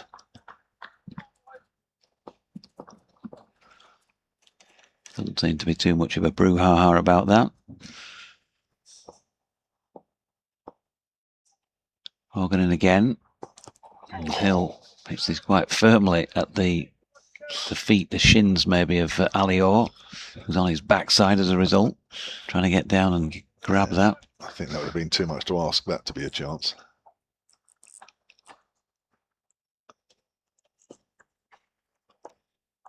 Horgan coming in again. And there is evidence of turn once more. Hill stepping outside leg just to play it back into the offside, into the bowler's follow through. We're going to, those of us who are looking at the stream here, get a little attempt at a replay and tell you what, he's hit that straight at Alior, hasn't it? It's one of those that you've seen those bizarre things where it might have stuck between his arm and his body or something like that. But certainly not enough reaction time to try and really take a clean catch. As George Hill defends once again, but it was in the air, straight at the man.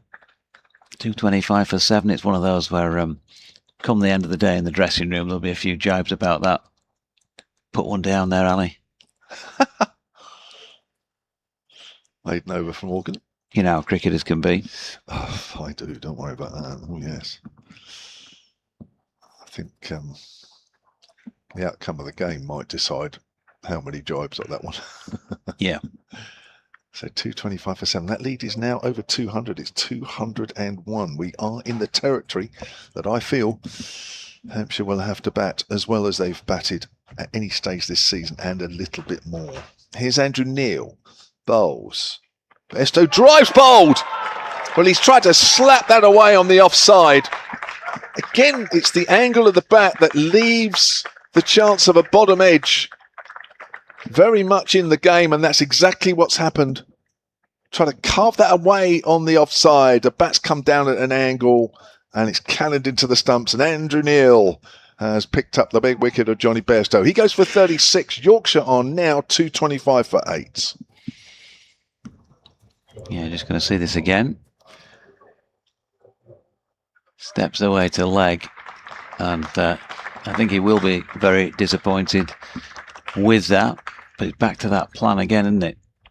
Better to have a plan than none at all. Steps away, tries to open up the offside. He's just beaten by one.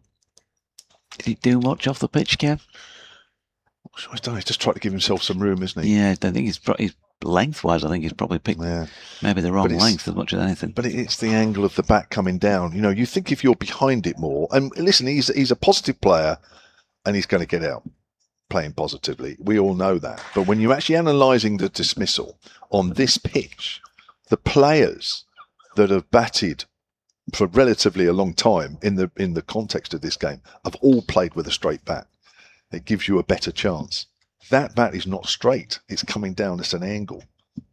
And that, I'm afraid, does leave you open at times. It might look good at times and you'll get the ball away when others won't. But on this pitch, it does leave you all open. You'll remember in the first innings, was it in the Yorkshire innings that, was it Revis? When he tried to carve a ball through the offside and he came down with a cross bat. Just having a look. Eddie Jack, I think it was the bowler in that Yorkshire first. Just having a quick look. Revis was LBW. Abbott wasn't that one. Bairstow LBW. James Wharton. No, it wasn't that because he was Andrew Neil. Anyway, there was a Yorkshire player in the first innings that tried to carve the ball on the offside, again with the bat coming down at the 45-degree angle, got an inside edge. It is that sort of pitch. Nevertheless, it's still a valuable contribution of 36, which has got Yorkshire over the 200 mark. And, Don Bess coming in at 10 as a handy number 10, that's for sure. Obviously not normally batting at 10, but the two night watchmen have pushed both him and Code down. So there's still some potential runs in this Yorkshire innings. It's just how much they can push beyond 200. Andrew Neil then into Bess, who's forward. But you're right, yeah, the ball didn't do a lot. I think that was Johnny Bairstow contributing to his own downfall there. Bonus wicket, really. Andrew Neil flights that one. Best pushes forward, goes out square on the offside. We are also into the 76th over. Hampshire will have the option of a second new ball in 4 overs' time. Will they take it? With the ball giving a bit of help to the spinners. As Neil bowls, Bess is forward. Not a lot of help there. One of the ironies of that dismissal was that he's kind of, playing with the spin, isn't he? To get it away through the offside. It didn't really turn, did it? It was too straight to play that and not short enough, was it? Because you're not really sure what the ball's going to do. It's cut away by Bess. That was short. It's gone too deep backward a point. Bess is off the mark. So still some batting here. This is a partnership that could be of note. Both these players are good batters in their own right. 202 the lead. 2 wickets since lunch. 2 big wickets, Wharton and Bairstow. Forward is Hill. Hampshire have started the afternoon session just as they would have talked about in the dressing room, with 2 wickets inside the first 20-21 minutes. Yeah, so good morning session for the Yorkies, but Hampshire biting back, giving themselves still some hope of winning this one. It would be a vital win for whichever side prevails here. It's going to be vital. Hampshire do it, they'll claw that distance between Yorkshire and themselves largely back. Not quite sure what the final Still points. 17, I think, on the live table. It started at 17, but both these sides got 3 points each, didn't they? Bowling bonus point. So just a point behind them with the other 16. If Hampshire can win it, so it really is vital for them. But also, because of that, for Yorkshire, if they can take it to 30 odd points. Daylight. Felix Organ 2 for 39 from 14. He's going to bowl his off spin to Yorkshire's premier off spinner, Don Bess, who turns that to leg. No run, although there were a few jokes flying around at breakfast this morning about whether or not he is Yorkshire's premier off spinner. He was at the toaster with Adam Lyth at the point I was there.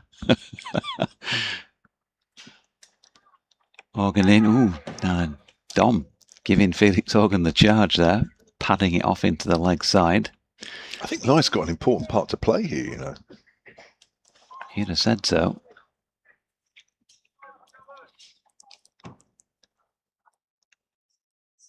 Organ back with ball in hand then. And Bess running this one into the ground to slip. I said to Don, what's the plan with the bat when you get your opportunity today? And he just said, it's got to be the same as first time around, hasn't it? You know, he played well, didn't he, first innings? Not out 40. Yeah, he did. Gosh, if he gets 40 in this situation. Whew.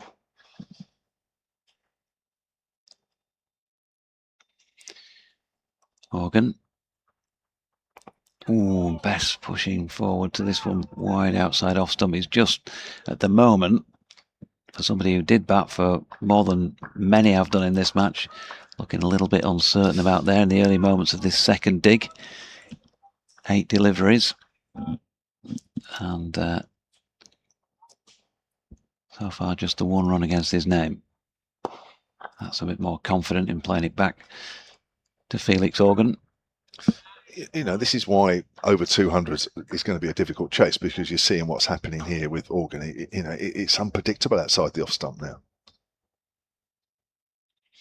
Here's Felix again, and Bess plays back to him to complete that 77th over at 226 for 8. It does feel a difficult, if not an impossible chase by any stretch just yet, but you'd have to bat really, really well. But Yorkshire have shown that you can score 200 plus. Yeah.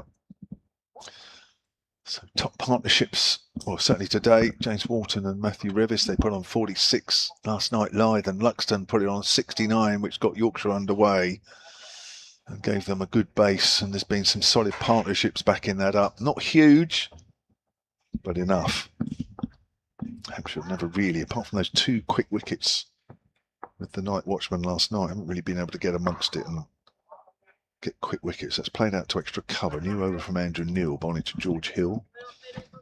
Like a nice little cluster of 3 wickets at some point they would have liked. It's been 2 wickets in 15 minutes or so since lunch. That's played quietly out on the square, but there hasn't been that sort of boom, boom, boom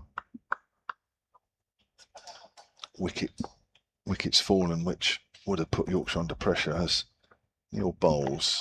It's just straightened a fraction as it goes out to point. So we are into the 78th over here. Decision to be made by Ben Brown about the second new ball. I think he probably will take it as Neil bowls. Hill's off the back foot comfortably enough, but steers it to Orr in the covers. I think the very fact that they've still got Kyle Abbott up their sleeve with a new ball, I think the second new ball will be taken, and then the spinners can actually, if they have to, bowl with a slightly harder ball, which I'm sure they won't mind. It's off the inside half of the bat as it squeezes out behind square on the leg side. There'll be a single. 227 for 8. That lead up to 203. Charlie Harden's pacing up and down in the background, waiting to come up the end of this over for Doidge. A successful Q&A, I'm sure, up in the Hampshire suite with Nick Pothos and Michael Carberry. We walked past with Nick Pothos. End of the over? You going to do it at the end of the over? Oh, you want to come off early, do you? Oh, okay. Sad enough. It's sad enough. I was going to let you sum up at the end of this over, but you haven't got the opportunity now. Oh, that's turned, but from fairly wide. Cut away by Don Bess. 228 for 8.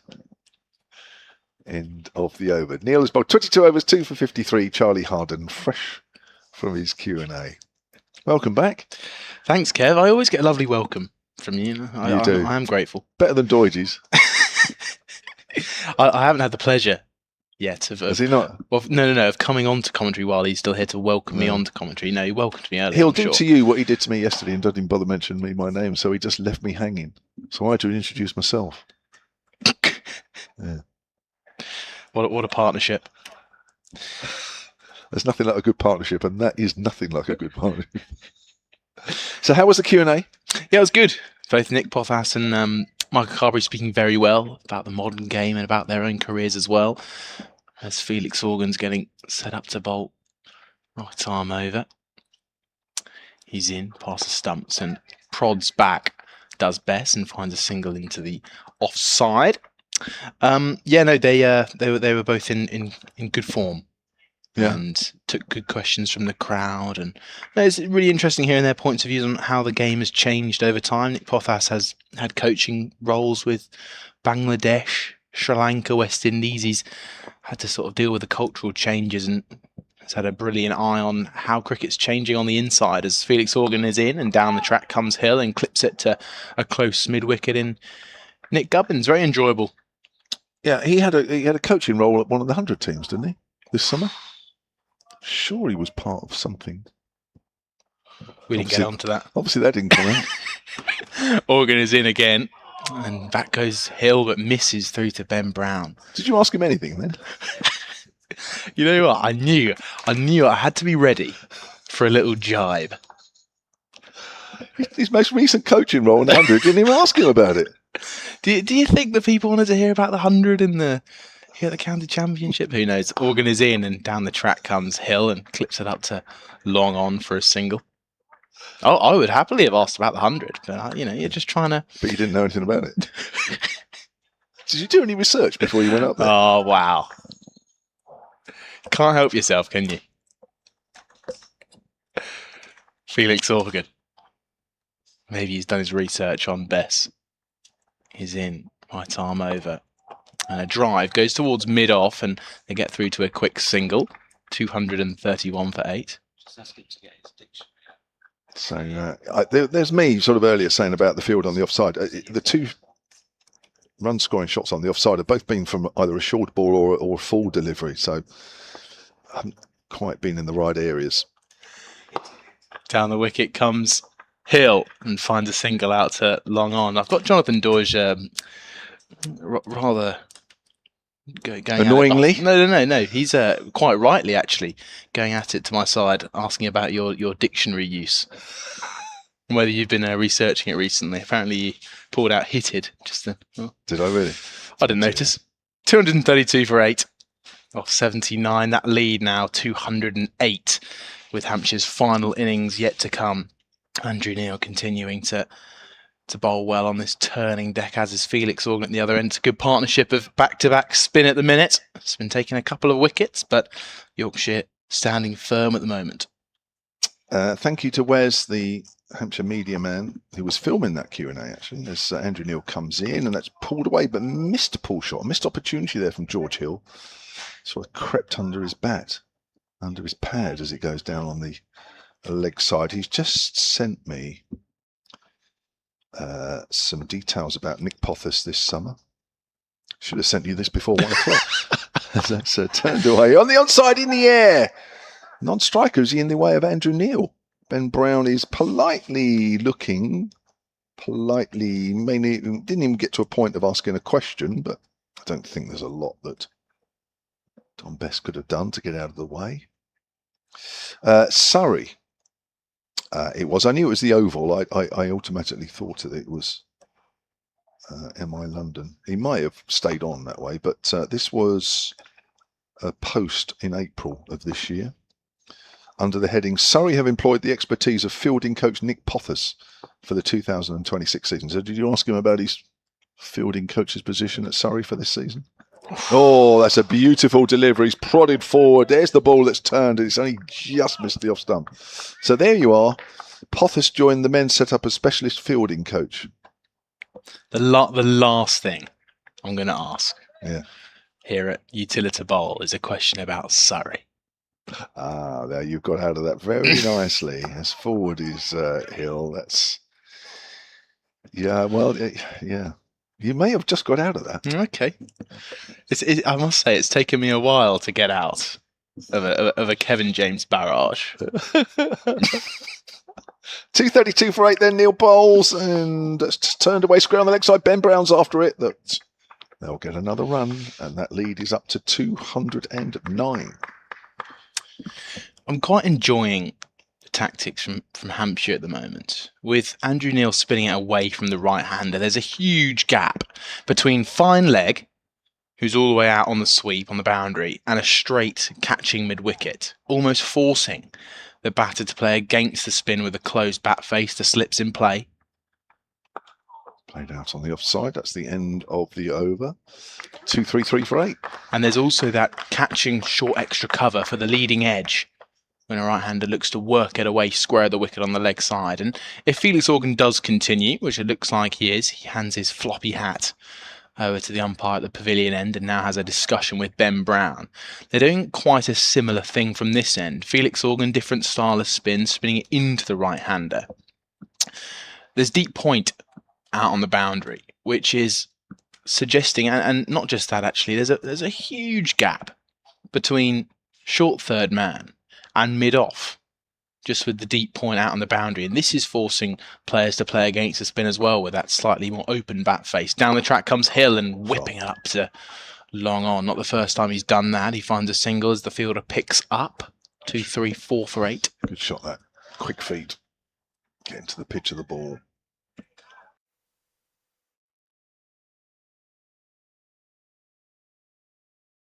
Still going at it. Felix hits the crease and Dom Bess, exact same shot, works it up to that long on fielder. Flick of the wrists. What do you think? Well, I think Ben Brown will be looking at it and saying, right, how well are these two going to play the spinners over the next 3-4 overs maybe? And then depending on how well they're playing them, get the new ball. Felix Organ, can he impress with the old ball? Past the stumps, down the track again comes Hill, and this time just blocking it towards a straight mid-wicket. This is a interesting ploy now where the mid-wicket has got ever so slightly straighter, trying to cut off that easy single up towards long on. Remember, the short leg is in under the helmet as Organ bowls, and a slog sweep goes over mid-wicket. This is set for the boundary, and it's gone away for 4. A little bit square of mid-wicket, but it's a really nice shot, and, well, Yorkshire are punishing Hampshire not taking the new ball. Well, I mean, it's only one shot, but I think that combined earlier in the over, just comfortable shots using their feet. I think already Ben Brown's thinking, okay. Well, there was a discussion before this over started as Organ drops it outside off and fields well off his own bowling as it was clubbed back towards him. Not the first time the non-striker has been bundled into by a fielding bowler in the last couple of overs. Andrew Neil colliding with one in the previous over, and poor Dom Bess took a bit of a rugby tackle from Felix Organ there, all in good intent though. No malicious tackling going on out there as Organ hops past the umpire, and that's a good ball as it's deflected into a vacant offside, but no fielder there. Doesn't mean there's no run. So just a dot ball to end the over. 81 overs gone, 239 for 8. Lead now 215. There's a discussion. Is that Kyle Abbott talking to Ben Brown, discussing when is the right moment? But it's going to be Andrew Neil again.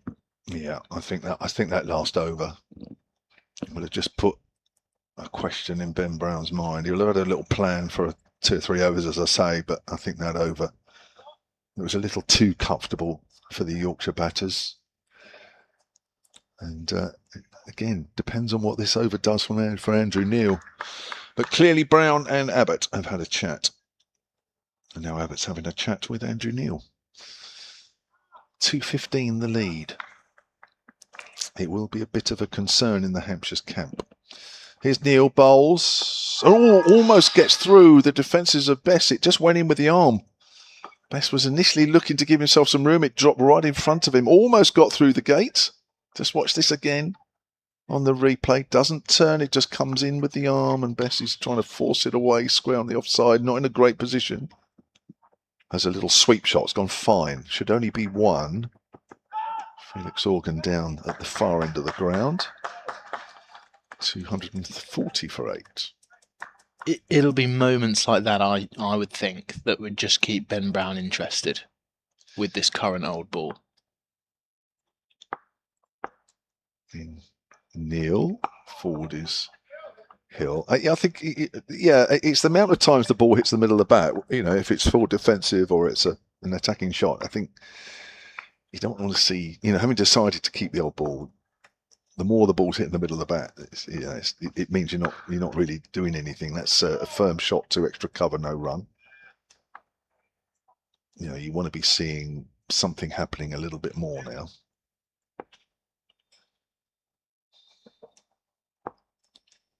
Just takes his time with this next delivery. Comes in again around the wicket. Too short. That's cut away easily by George Hill. Picks up a single, and the total moves on to 241 for 8. That lead up to 217. We are coming towards the end of the 82nd over. So 2 overs with this old ball. And again, that's a defensive shot that's out of the middle of the bat. Now, what's going to happen here? Let's have a look at Kyle Abbott. Is he walking with intent to the far end? He's already got the old ball in his hand. That suggests... What does it suggest? Nick Gubbins has had a quick chat with Ben Brown. They're the senior players. They're the ones that'll be making the ultimate decision. Yeah, it looks like, yeah, they're going to take the new ball. Yeah, I think they have to. They can't leave it too much longer. Brown's having a chat with Sonny Baker now, saying, "You're next up, Sonny." After Kyle. Yeah, I could tell Felix Organ, who often paces in when he's ready to come and bowl another over, even if he's mid-lengthy spell. But this time he held off a little bit at mid-off because he's waiting for the main man. Leading wicket taker in the Division 1 of the Rothesay County Championship. 2 slips are going to be in.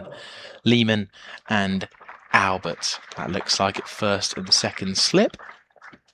And a gentle, warm applause to welcome back their bowling attack leader, Kyle Abbott. So that lead, 217. The wickets that have fallen today. Matt Revis falling for 16 from 62 off the bowling of Neil. Organ and Neil taking a couple other wickets as Kyle Abbott runs in. Right arm over, outside off, and left alone by Batter Hill. Yep, James Walton was the next to go for 47. Looked really good and played a real battling knock for Yorkshire through those middle overs. That was 209 for 7 when he went to Organ, caught by Ali Orr. And then Bairstow was looking dangerous. A little under a runnable 36 before being dismissed by Andrew Neil. This partnership now 16 between Bess and Hill. Kyle Abbott and Sonny Baker will be wanting to make swift work. Ben Brown up to the stumps as Abbott is in, and it's missed and well taken by Ben Brown. It was a back foot cut attempt from Hill. He looks up to the sky. A little bit of frustration. Well, you know, it's a mistake. You know, it's in, you know, it's something resembling a chance of a wicket, and that's what. That's why Kyle Abbott's back. Yeah, Ben Brown had to come up to the stumps again because it looked like Hill was threatening to come down the wicket, a bit like Wharton did this morning. Top of his mark, Abbott. Shorter steps, now longer as he's past the umpire, right arm over and driven straight back past him. Glorious.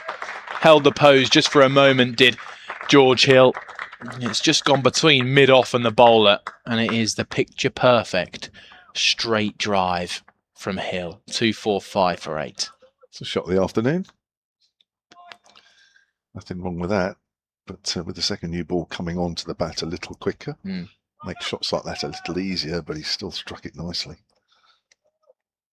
In perfect position as well.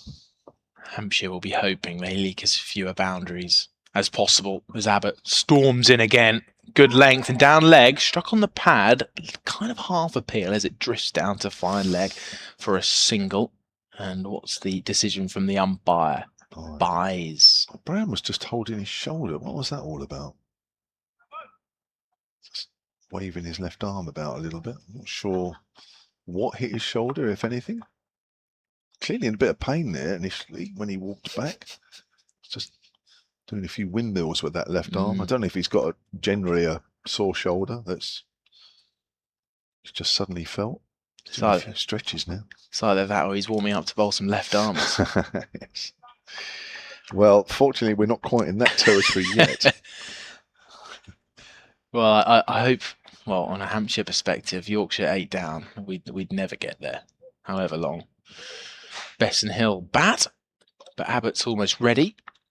And just building a point from earlier, that Wharton LBW half appeal, almost full appeal, the impact of having a keeper standing up is so big as Abbott bowls. Very good length. Defended straight to Felix Organ at mid-off. Chance for a run out at the non-striker's end, but no direct hit means Best gets home safely. 247 for 8, lead by 2-2-3. But yeah, it's those LBW appeals, and maybe George Hill could have just been already quite far out of his crease, which might have meant that those LBW appeals are less likely to be given out because of the further distance the ball has to travel between impacting the pad then going on to hit the stumps. A little bit harder to get LBWs. Abbott approaches the wicket again, bowls short down the leg side, but hit to short mid-wicket. Alior fields off the bowling of Kyle Abbott, which ends the first over of the second new ball, and Yorkshire now sit in quite a good position. 247 for 8. That lead still 2-3 after 83 overs. That was a valuable 6 runs off that over, wasn't it? Settled for that off an Abbott over, even though there was helped with an extra or so, but even so, it's... Now, what have we got here? We haven't got Sonny Baker. Or have we? Andrew Neil is going to bowl with a new ball. Interesting. Spinners generally, I mean, I suppose it was an old sort of thought process really, but spinners generally didn't like bowling with a completely new ball because they felt when they pulled their fingers across the seam was too pronounced, too hard, and it would affect your fingers, cut your fingers. But I'm not sure that's the modern way of thinking so much now. So here's Andrew Neil then with a ball that should bounce a little bit more and come on a bit quicker. That's played out square on the offside by Don Bess. Interesting move to keep Andrew Neil on into his 25th over. 2 for 56. And again, that's short. That's cut away. That's an easy shot for Bess, but there is a man protecting that deep point boundary. Could have been worse than just a single. I think of the options of Neil and Organ to take the new ball because of Neil's angle with the new ball, which could potentially just slide on. Actually, left arm round to the right-hander feels the better play. Yeah, that's a good ball. It's just an open face from Hill, which has worked that ball down to third man. I'll pick up 2 more, and that total goes to 250. 250 for 8. 250's come in the 84th. I think at the start of Yorkshire's second innings yesterday afternoon, they would have settled for 250, that's for sure. Here's Neil again. Bowls and... Oh, that's turned, but from fairly wide. Left alone by Hill.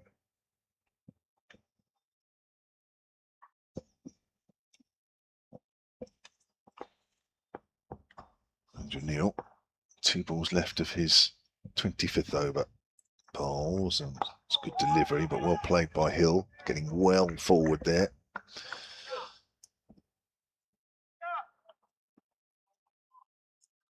He's got a slip in. He's got a man on the drive as Andrew Neil on the offside. In again, bowls, and that's turned, but a little wide. Worked to Alior in the covers, and there's no run. Charlie Harden is going to stay on, and he's going to be joined by Jonathan Deutsch. Thanks, Kev, for that delightful reintroduction. And introducing Charlie Harden. Thanks, Jonathan. Well introduced, I must say. And saying goodbye to Kevin James. It's really doing it by the book now. I like this. It's very good. Just reading the commentator's book, handover blueprint book, which is clearly not in front of me often enough. For Kyle Abbott at the pavilion end then. It's been as tight as usual, or certainly as tight as usual against Yorkshire. 1 for 20 off his 14. Is this you or me? You can have this. You're very welcome. Thank you very much. That's very kind. As you did welcome me so well back to the commentary. And welcome back to the to this next over to Kyle Abbott and to Don Bess, who's facing him, who nearly wasn't facing him for much longer. That one just wide of off stump and looked as though he played it as though it kept low. Yeah, and he's just going for a little prod of the pitch. Not entirely sure, Don, what that prod of the pitch might do at this stage on day 3, but maybe just letting us all know where he thinks it pitched. And if it did pitch there, it certainly did keep low. 250 up, 226 in front.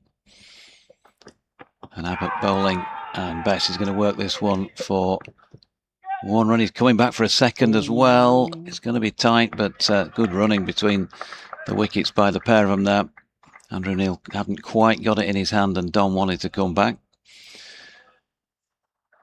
So everything feels like double runs at the moment, and every single one when you've got that 200 on. Cricket being cricket, you can never say it's impossible, but it just feels like a tough, tough chase.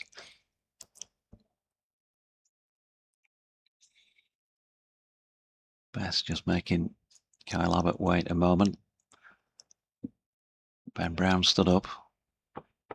And this time the scoop by Bess. You'll often see him play that. It's going to bring him 4 runs here.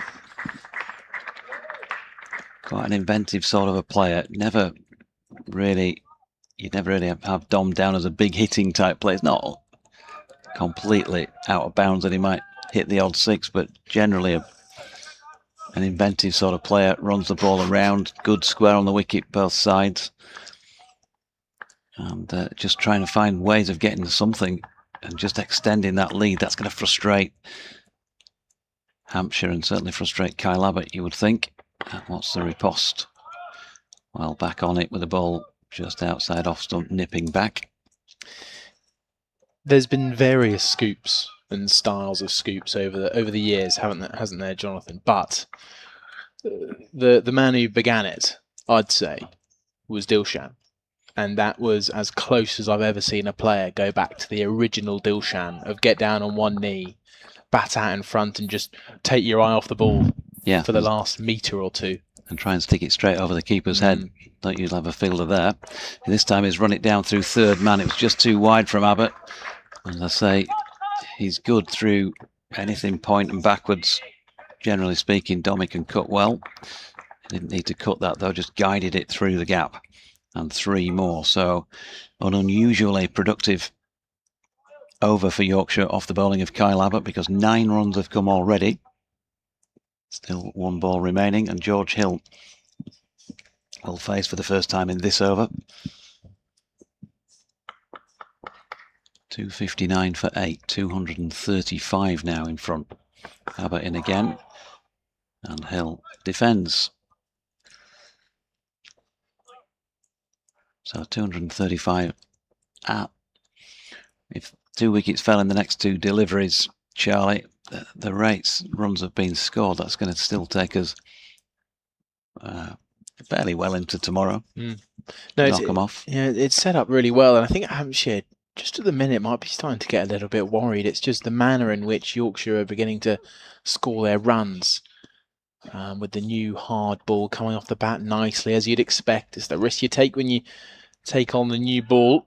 And with Andrew Neil, who seems pretty happy to continue bowling with that new ball, I don't think it's a bad decision just yet. Who wouldn't want Kyle Abbott to come and bowl at the... Well, I say the tail. It's normally the tail when a team is 8 down, but Dom Bess and George Hill are very capable batters.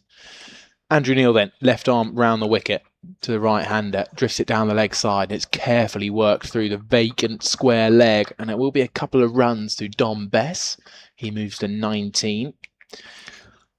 Not sure whether or not, when I've been off for a lap around the ground, that they've been picked out on camera, but you can see away to the left towards the scoreboard at the nursery ground side here, on the very back row, Yorkshire batting coach, former Northamptonshire head coach John Sadler with Johnny Bairstow having a chat. Exchanged a brief hello with him as I walked round. That's incredible eyesight. I can't define anything out there. Maybe I should get some glasses. Andrew Neil around the wicket again, and this is a good delivery as it's prodded to backward point outside half of the bat of Dom Bess. They looked in deep conversation. The question I wanted to ask him was, did they feel, particularly Johnny, having been out there, did he feel the pitch was becoming any more placid, even slower? Is it going to be harder to take wickets on? Neil tries to take a wicket with that wonder ball landing on middle stump, but it's just driven back to him for no run. So 261 for 8. This lead just worrying Hampshire now. It's now 237. Andrew Neil again runs in and defending his Bess very carefully. Bess is still on 17. Apologies for that. I must have thought the scoreboard was slower than it was. Neil, ball back in hand, walks past the umpire, past the stumps and in and bowls, and again works out towards the square leg umpire. It's going to be another couple of runs. Jake Lehman runs around and fields from mid-wicket. And it does feel, just for the moment, since Neil has taken on the new ball, it hasn't quite worked the same in the spin department. Bess is now on 19. But maybe we could be seeing Sonny Baker very shortly. Yet to get the heads up to do any warming up, so maybe we'll have to wait a little bit longer. Neil again trying to take a wicket and defending off the inside edge. Back to the bowler is Bess. So 86 overs gone then, everybody. And, well, it's a very, very interesting and precarious position this game now lies in. 239 is the lead, and, well, if it gets beyond 250, I think Hampshire are not going to feel quite as confident, although that is pretty easy to say. 263 for 8 for Yorkshire, and 86 overs gone. Yeah, but if Yorkshire can score, 90 more than they put up in the first innings, or in fact that's just been reduced down to 89 on the board away to my right, then why can't the hosts? Well, that may be on account of Yorkshire's bowling, if they can bowl as well second time around. Here's Kyle Abbott bowling to George Hill, who defends. George will have a big job to do with the ball. He's got one to do with the bat just at this moment in time. That's the game when you're an all-round cricketer like he is. But, you know, somebody who watches them all the time, say time and again, Charlie, that you back Yorkshire's bowlers to be that side of their game is generally more dangerous, more consistent than their batting. I think this season again bears that out. Abbott in again and George Hill defending, but just like any other side, really not perfect with the ball either. They have had a couple of opportunities in Championship cricket in the last couple of seasons where you'd have pretty much set your clock by them being able to ram home an advantage with the ball and win. They were unable to do that on admittedly a very placid surface at Chelmsford last year, needing 8 wickets on the final day to win, miles in front on the scoreboard, and managed to get 7 of them. And then not so long ago up at Scarborough against Warwickshire, as Kyle Abbott bowls and Hill punches out to point where Tom Prest fields no run. The match against Warwickshire up at Scarborough, again you would have backed them pretty heavily to win that. They set Warwickshire 453 to win and gave themselves 111 overs to bowl them out. And the match finished after 110 overs and 5 balls with handshakes. Warwickshire 333 for 8. So they finished 2 wickets short then. That was this season up at Scarborough. So I'm not always able to take those opportunities either. Abbott bowls and Hill runs that one out to point. Prest fields. Of course, they don't have any Jack White here, but they've still got enough, you feel, in that bowling attack to take 10 wickets. That's not to say they will. Having been here for all 3 days so far, would you say today has looked the best day for batting? Or do you think Yorkshire have just batted really, really sensibly today? I think definitely the latter, and maybe a bit of the former. Abbott bowls and Hill has cut this one away. It was aerial for a little while. Tom Prest was interested, but ultimately was not close enough for him to launch himself at a catch there. So 4 more. Be interesting to get JMO's take on that, really. I guess somebody watches it all the time here, but he has persisted in saying that it doesn't get any worse. I don't think anybody's suggesting it's really got any better as a surface, but I don't know if it's just a little bit slower still, which is just rather than helping batters, making it more difficult for bowlers to take wickets. Kyle Abbott, 1 for 33 in his 16th. Don't forget also he's got overs in his legs, so he might just be just ever so slightly fatigued and not able to do what he was doing first time around as Hill turns that to leg and they pick up 1. So I don't know what the answer really is, but either way, I think you'd have to certainly credit the Yorkshire lads with how they've gone about things today. If had they lost one particularly early on, could have been wrapped up comfortably before lunch. Different game altogether. But they scrapped away, didn't they? James Wharton, Matthew Revis for that first hour and a quarter before Rev was bowled. Yes, they've lost James Wharton and Johnny Bairstow since, but they've put up some sort of score, 47 and 36, which in this match, have got to be worth a few more runs than what it says in the scorebook. Yeah, just on what you mentioned, that it felt like that first partnership of the day, that Matt Revis and James Wharton one. Looking back, I mean, I feel like I certainly overlooked it at the time, but when you see two batters in a very precarious position for Yorkshire get through the first hour and a bit, that felt like a really big play. But this is an interesting one from Hampshire. Andrew Neil's been taken off, which felt like the right moment to do so, and well, I must say, I thought they'd go to Sonny Baker. Well, Felix Organ has handed his floppy hat over to the umpire from this end. And, well, from the hotel side of the ground, we're going to see a bit of Felix Organ. And also something I'm quite enjoying the look of is some pads being strapped on by Ali Orr, who's going to probably, I'd assume, come in at short leg under the helmet. And again, just because of what we said with Andrew Neil about the potential variance of spin and grip with the new ball for a spinner. Actually, for the off-spinner, ones that grip and can take the inside edge and pop up off a pad, short leg fielder would be very, very useful. What can Felix Organ do? This is a bowler who has a knack. He has a knack of taking wickets when Hampshire need them. Could this be the over?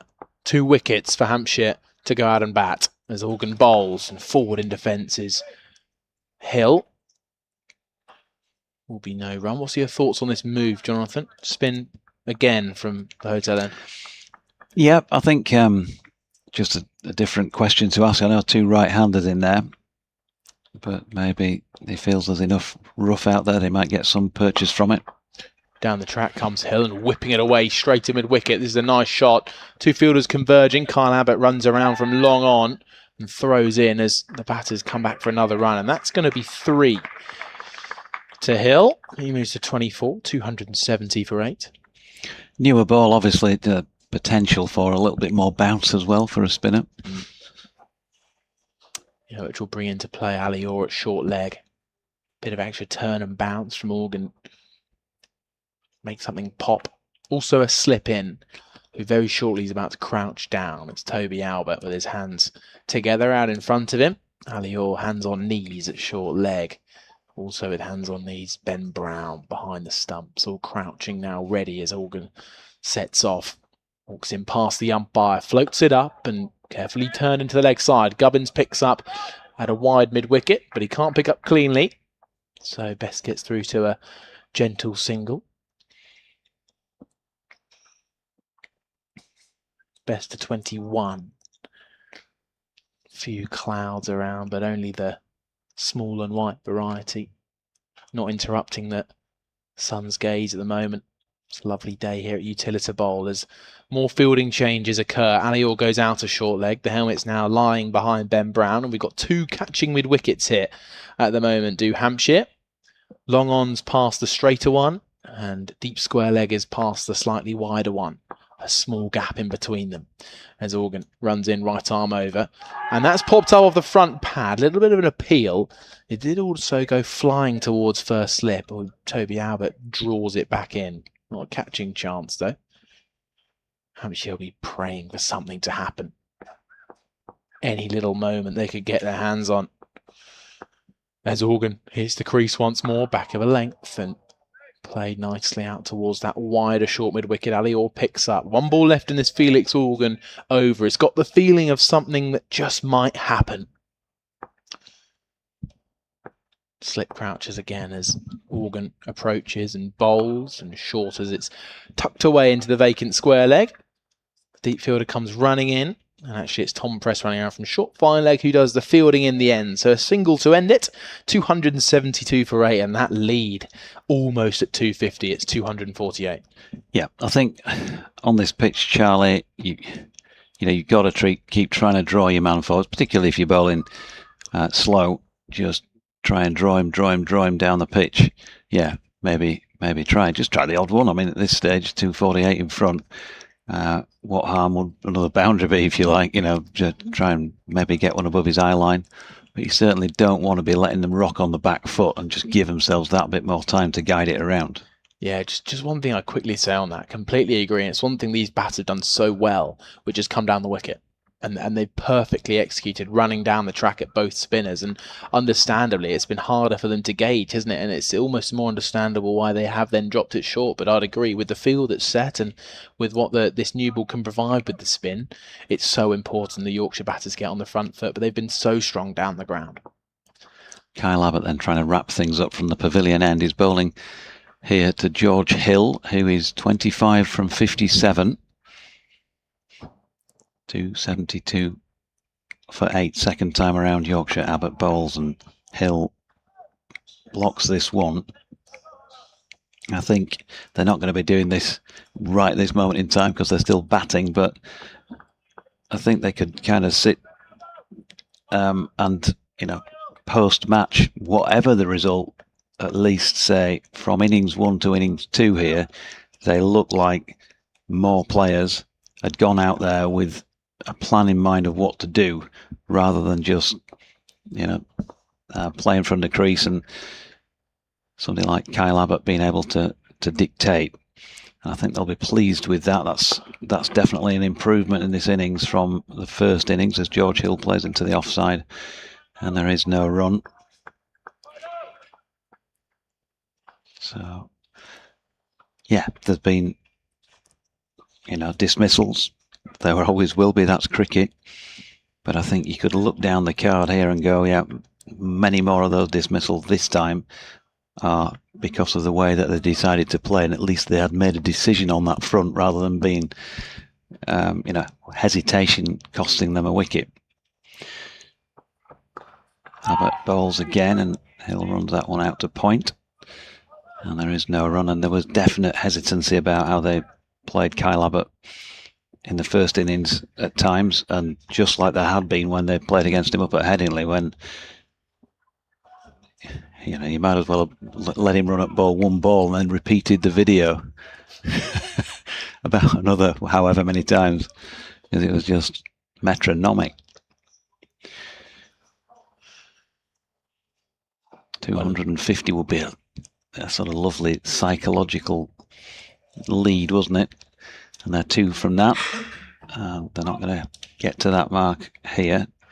George Hill, I think that might have cannoned into his body and out into the offside. No run.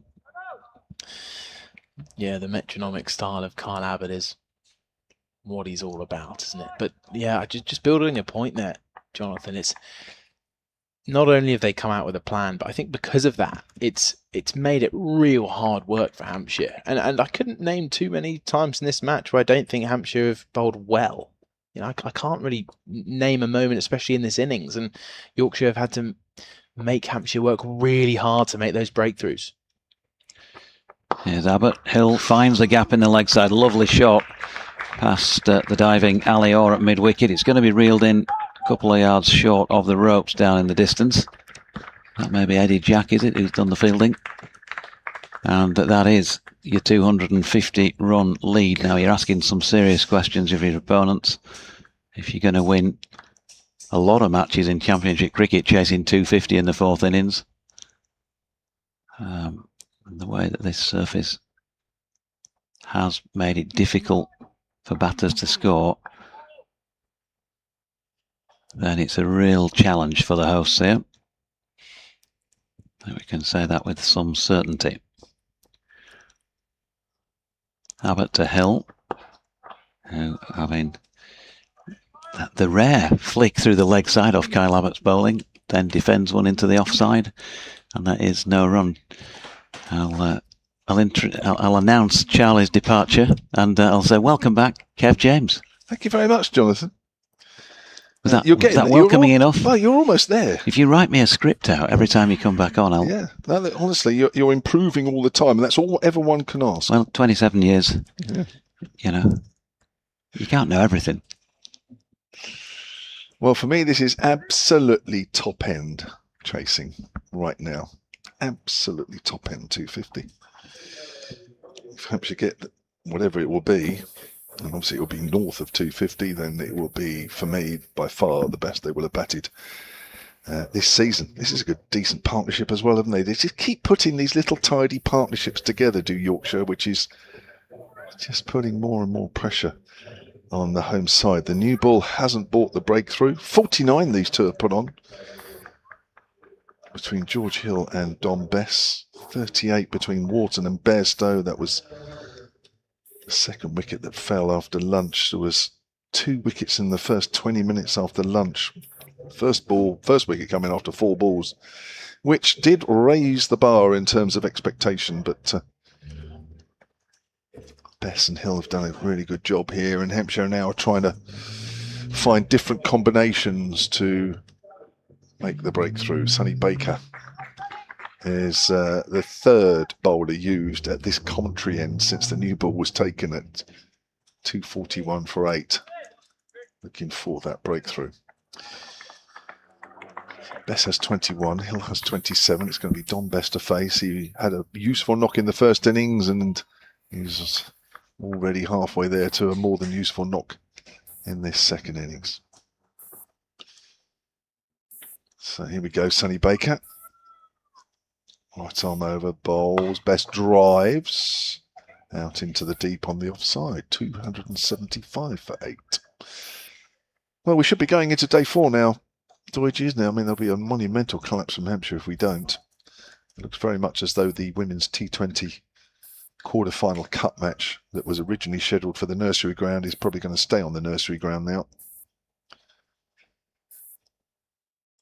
with the prospect of well, it's 2:30 that starts. There is a prospect of 2 games going on at the same time, but still a lot of time in this game between now and then. There's Baker, runs away from us and bowls, and that's driven by Hill. It's gone behind point. May look for 2 here. They will. And it's a comfortable 2 as well. And that lead is up to 253. Good stuff here from Yorkshire. They played well today.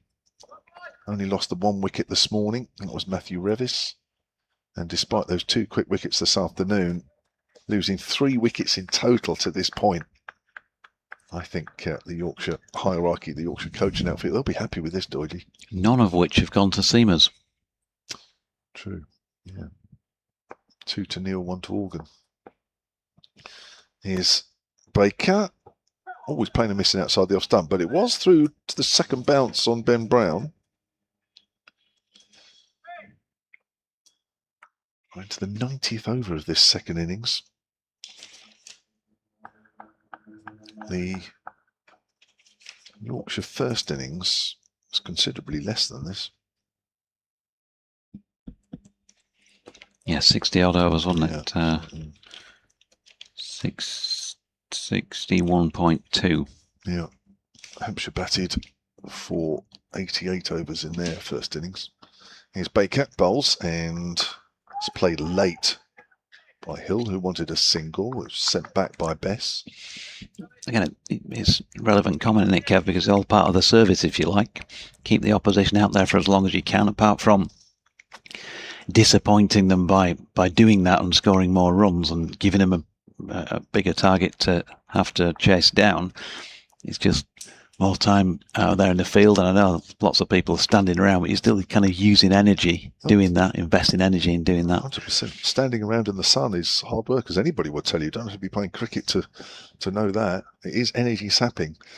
As Baker's in again, Bowl was playing a missing, and that did carry through to Brown this time. But as much as anything, it's the mental thing, isn't it? So, I'm not suggesting when I say this that Hampshire are like this, but this is what happens in sport. If you are towards the foot of the table, you know, the point in your mind where you start to think, here we go again, might come sooner than it does when you're at the top of the table. Yeah. Baker.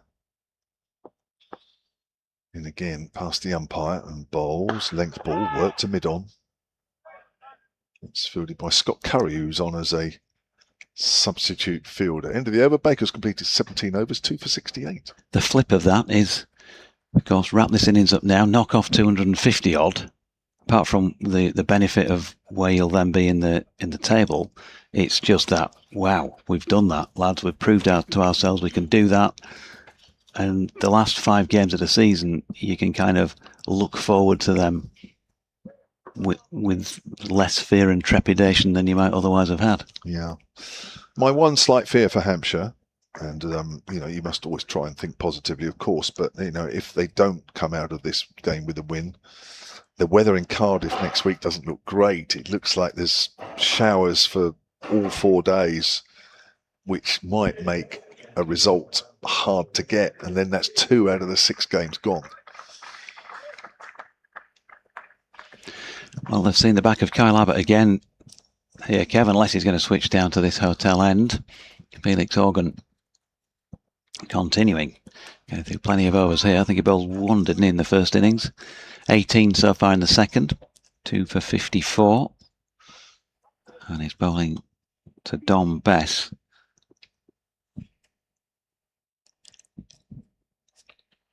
Let's it go now. Bess just losing his balance slightly on that one. Hand on the ground, but safely negotiates it of a fashion.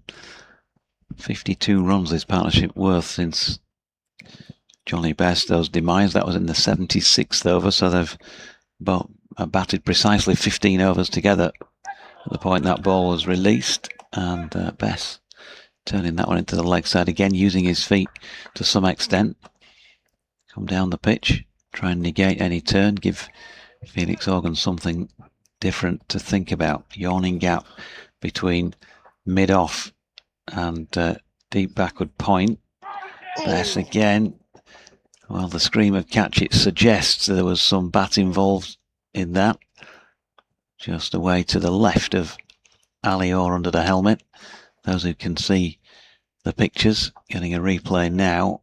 Yeah, and it certainly did look like there was bat involved in it. It's difficult because Ali Orr's anticipated going low, isn't he? Yeah, as Bess plays into the offside again.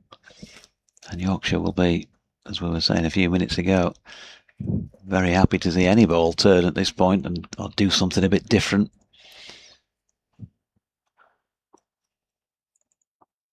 "12 wickets potentially remaining in the match, 2 in this innings, and then Yorkshire will be looking for 10 of them. Bess dropping that one by his feet. Again, playing just ever so slightly uncertainly to it. Just watchful. 5 dots so far.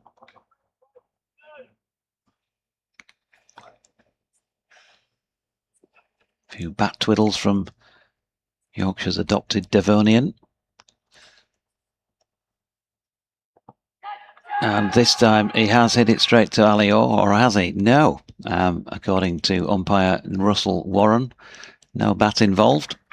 It was a pretty stifled appeal, you've got to say. So he's got his back to us playing that, but yeah, just off the pad and just below the knee roll, really, on its way up and into Ali Orr's hands. 277 for 8 at the end of that over. It looks like we're taking a drinks break at this stage. Yorkshire's lead now 253. Apologies for missing 1 or 2 emails. My computer is sort of, I don't know, the internet has been up and down, certainly for my computer anyway. It's just come back and I've just missed a couple. Stephen Clark, Hampshire Cricket at bbc.co.uk, says he was having a brief chat with one of the ground staff at lunch break. Apparently they will use the existing pitch if the women's game is transferred. Yeah, I think it's looking more increasingly that's not going to happen. He says, interestingly, there are 19 to 20 pitches with very few usable pitches left for the rest of the season. That's right, it certainly looks that way, doesn't it? No other ground in the country has as many. He was informed. So thank you for that. So let's have a quick look at round the grounds with Division 1, because obviously there are 1 or 2 games going on today which does affect the lower half of the table, and there's not a lot to choose between the lower half and the top half, if truth be honest. At the bottom side, Leicestershire, 223 for 9 in their second innings against Glamorgan. They lead by 222 with 1 wicket remaining. That's nicely poised. Somerset Essex are 212 for 3 in their second innings. Going well there is Charlie Allison. He's 50 not out. What a good young player he is. Essex trail by 99 though.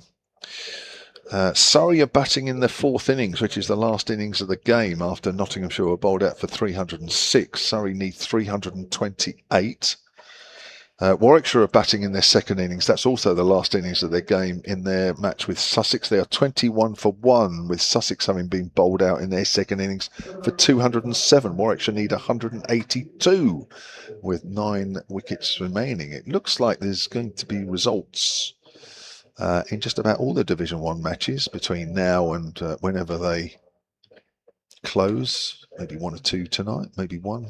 Certainly tomorrow as well, because tomorrow is the last day for all teams. All those matches are on the BBC Sport website and that with live commentary.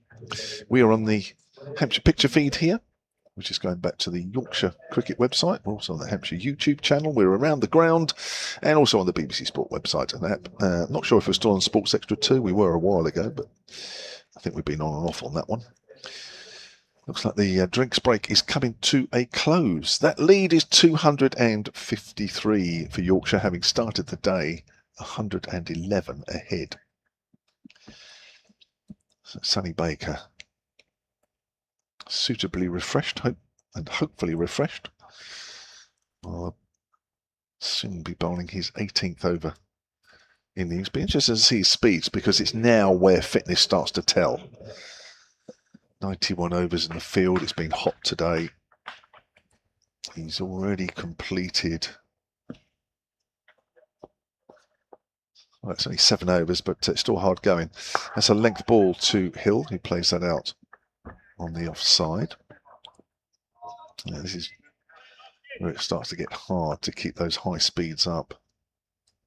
81.7, that one. Normally mid-80s. I'm normally the same. Huh? I'm normally the same. Well, yeah. Do you know what? I looked at you when I said that, thinking, now, hang on, what can I compare him with? I mean, by day 3, just down to mid-80s normally. Yeah. Your fitness is normally pretty good, isn't it, over 4 days? It's just the commentary that sort of dips. Hey, it's Baker. That's pushed away to point. They're going to take a quick single. 278 for 8. Ladies and gentlemen, City Varieties in Leeds welcomes Kevin James for a summer season. Saturday afternoons at roughly 3 o'clock. Will that go down well up north, do you think? In City Varieties, lad, where they used to have the good old days. Yeah. As long as you can lead a sing-song as well.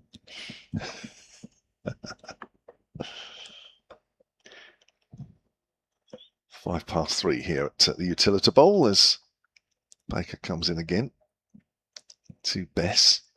Short. Bess helps it away on the leg side down to fine leg. 279 for 8. That lead 255. Down at the old Bull and Bush. Bull and Bush.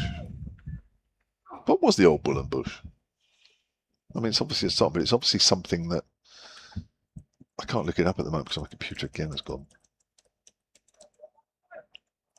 It must have been. Was it a pub? Not the sort of thing you could Google when you were a child and it used to come on television. Was it a pub in the East End or something? It's a British version of a hit American vaudeville song. It's pulled away through mid-wicket powerfully. That's 4 runs all along the ground. Nicely played by George Hill. He moves on to 34, 283 for 8. That lead is now 259. Nicely played. Yeah. The old Bull and Bush is a Grade 2 listed public house at the North End near Hampstead Heath in London. Oh, that's one version of it. Yeah, nice spot that. And it gave its name to the music hall song Down at the Old Bull and Bush, sung by Florrie Ford. Oh, Florrie Ford. First time I've heard that name. Baker. Next ball. It almost edged through to the brown. Oh, that was so close. Shape on that one from Baker. Just shaping away from the right-hander. So it was near Hampstead. I wouldn't have guessed that. But sung many times in Leeds. At the City Varieties Theatre, that's where they used to film. Oh, did they? Okay. Good old days.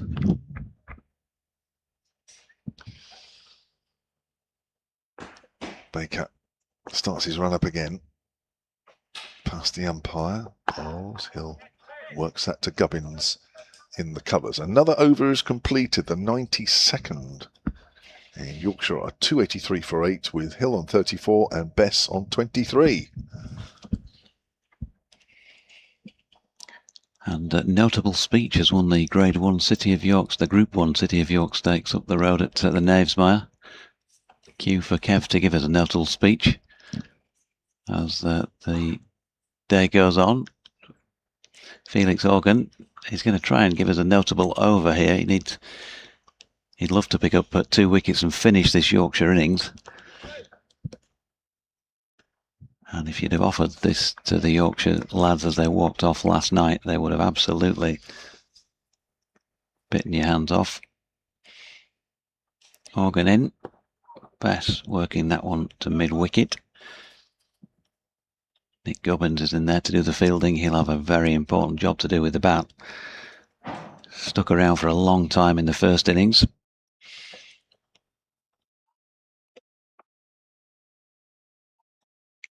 Back with Organ. Bess again playing with the spin, and this time it's gone. He's got a little nick on that one, and Ben Brown at the back of the stumps has been able to cling on, and Bess gone for 23. So I said Felix Organ would love to get 2 wickets in this over. That's one of them. Bess just playing away from his body down the leg side, as you would do with a ball like that, really. And Ben Brown just tracking it, and the merest of tickles meant that probably didn't divert too much and into maybe the heels, palms of his hands. Bess gone, caught Brown, bowled Organ for 23 from 43. But another invaluable knock in this match from him. 63 runs and out just the once across the 2 innings is an excellent return. He'll want a few wickets to go with that.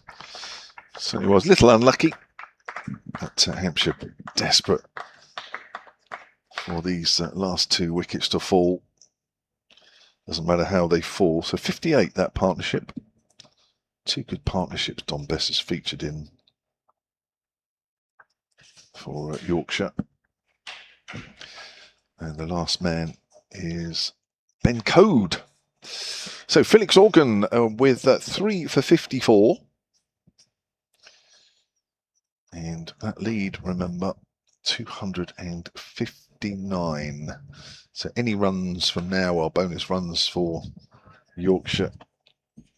It is going to be a tough ask for the home side.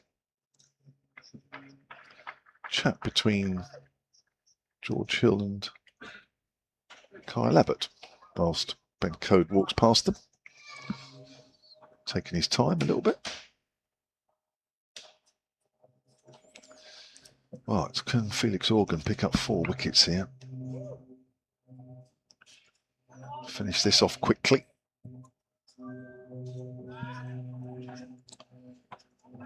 Code still not ready at the crease yet.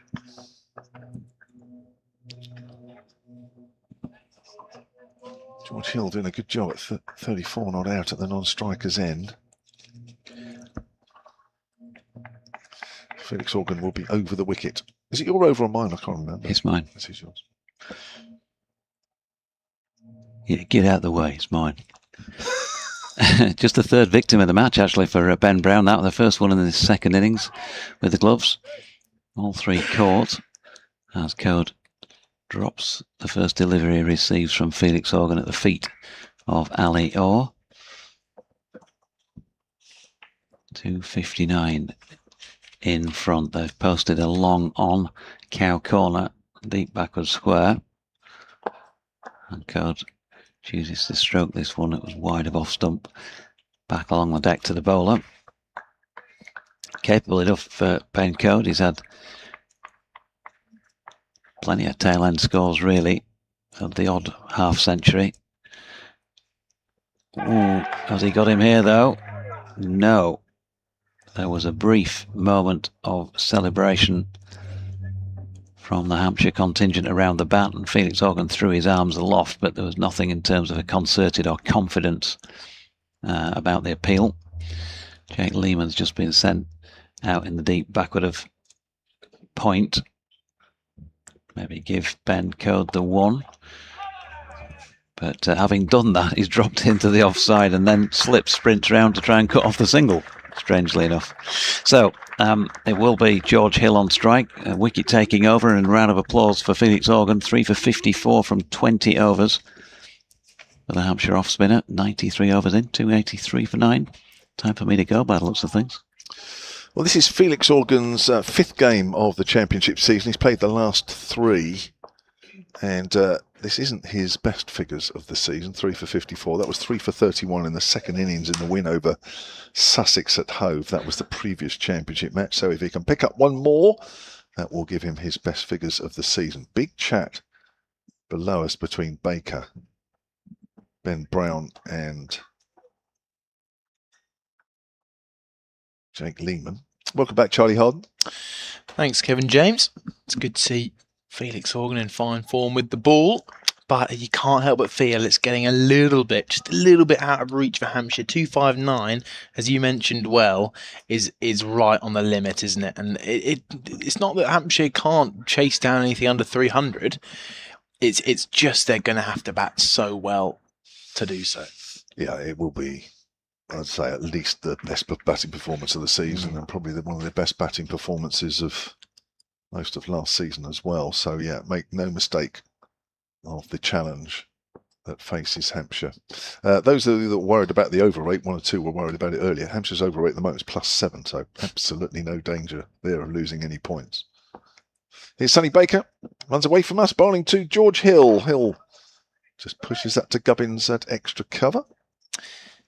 I was discussing when I was last on with Jonathan about whether are these just the best batting conditions of the match so far, or have Yorkshire just batted really nicely? And it's quite an interesting balance, because I guess one positive Hampshire can take going into their batting innings is, well, Yorkshire only lost 4 wickets today. Well, that gives the impression of that, doesn't it? But it's about being relentless on this wicket. I think Yorkshire do that probably better than Hampshire on the whole. Quick signal to mid on. Lehman underarms.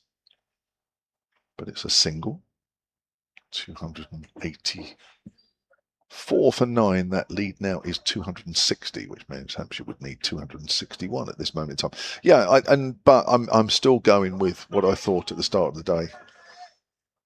That I thought 150 was bottom end in terms of Hampshire getting there, but still not easy. I still think this 260 is beyond. I'm not saying beyond Hampshire. Nothing's beyond anybody, but it would be an amazing effort. And I think if at any point Hampshire walk off having got this, I think they'll get a standing ovation around the ground, because it would be one hell of an effort. Might not be the biggest total they've ever chased, but it will be one of the harder ones. Here's Baker bowling and short ball. Ben Code doesn't really need to duck under that one. 2 bounces through to Ben Brown. Is called a wide. Yeah, I think that bounced a little bit close to Sonny Baker than it did the batter, unfortunately. Ended up dipping on its way over the batter's head through to Brown. At lunchtime, I sort of quickly went into the atrium, and 1 or 2 over there were commenting that this morning we hadn't heard from Stephen Clark, big Hampshire supporter who emails, who likes to get his first email in but didn't, and then we all of a sudden were thinking, hang on a minute, here's Baker again, length ball, driven back to him. And 1 or 2 people came up to me and said, oh yeah, we enjoyed that, and we did look for him. Ralph Brooker emailed a little earlier saying he'd searched his garden and outbuildings, and he can report that Stephen's not here, if that's any help. Ralph's in France. Well, I think there would have been something unusual if Ralph had emailed to say, "Do you know what? I've just spotted him here." But, yeah. I haven't actually seen Stephen myself, but one or two people come up and said, "Yeah, it's good that he emailed." Nice drive from Code through backward of point. Will they come back for 2? Yeah. Oh, there's a misfield at the far end. I think they would have got 2 anyway. 287 for 9. Lead 263. Always nice to have a bit of fun. One or two of the members and supporters. I think you made a lot of people worried there for a moment, actually. I was definitely worried. Were you? Yeah. Were you? Yeah, but only because, you know, when you're used to certain things happening in a certain order and they don't, you think, why is that? Here's Baker. Runs away from us. Shortish. They're going to take a quick single out into the covers. That's comfortable. Code onto 3. 288 for 9. Maybe Stephen's just done with it. Done with the early morning email. No, he loves it. He'll be back first thing. Yeah, I bump into him from time to time. No, he loves it. He loves the fame. He loves people walking past him saying, "Is that you? Is that the Stephen Chalk that always emails and everybody's talking about?" Yeah, no, he likes it. Loves it.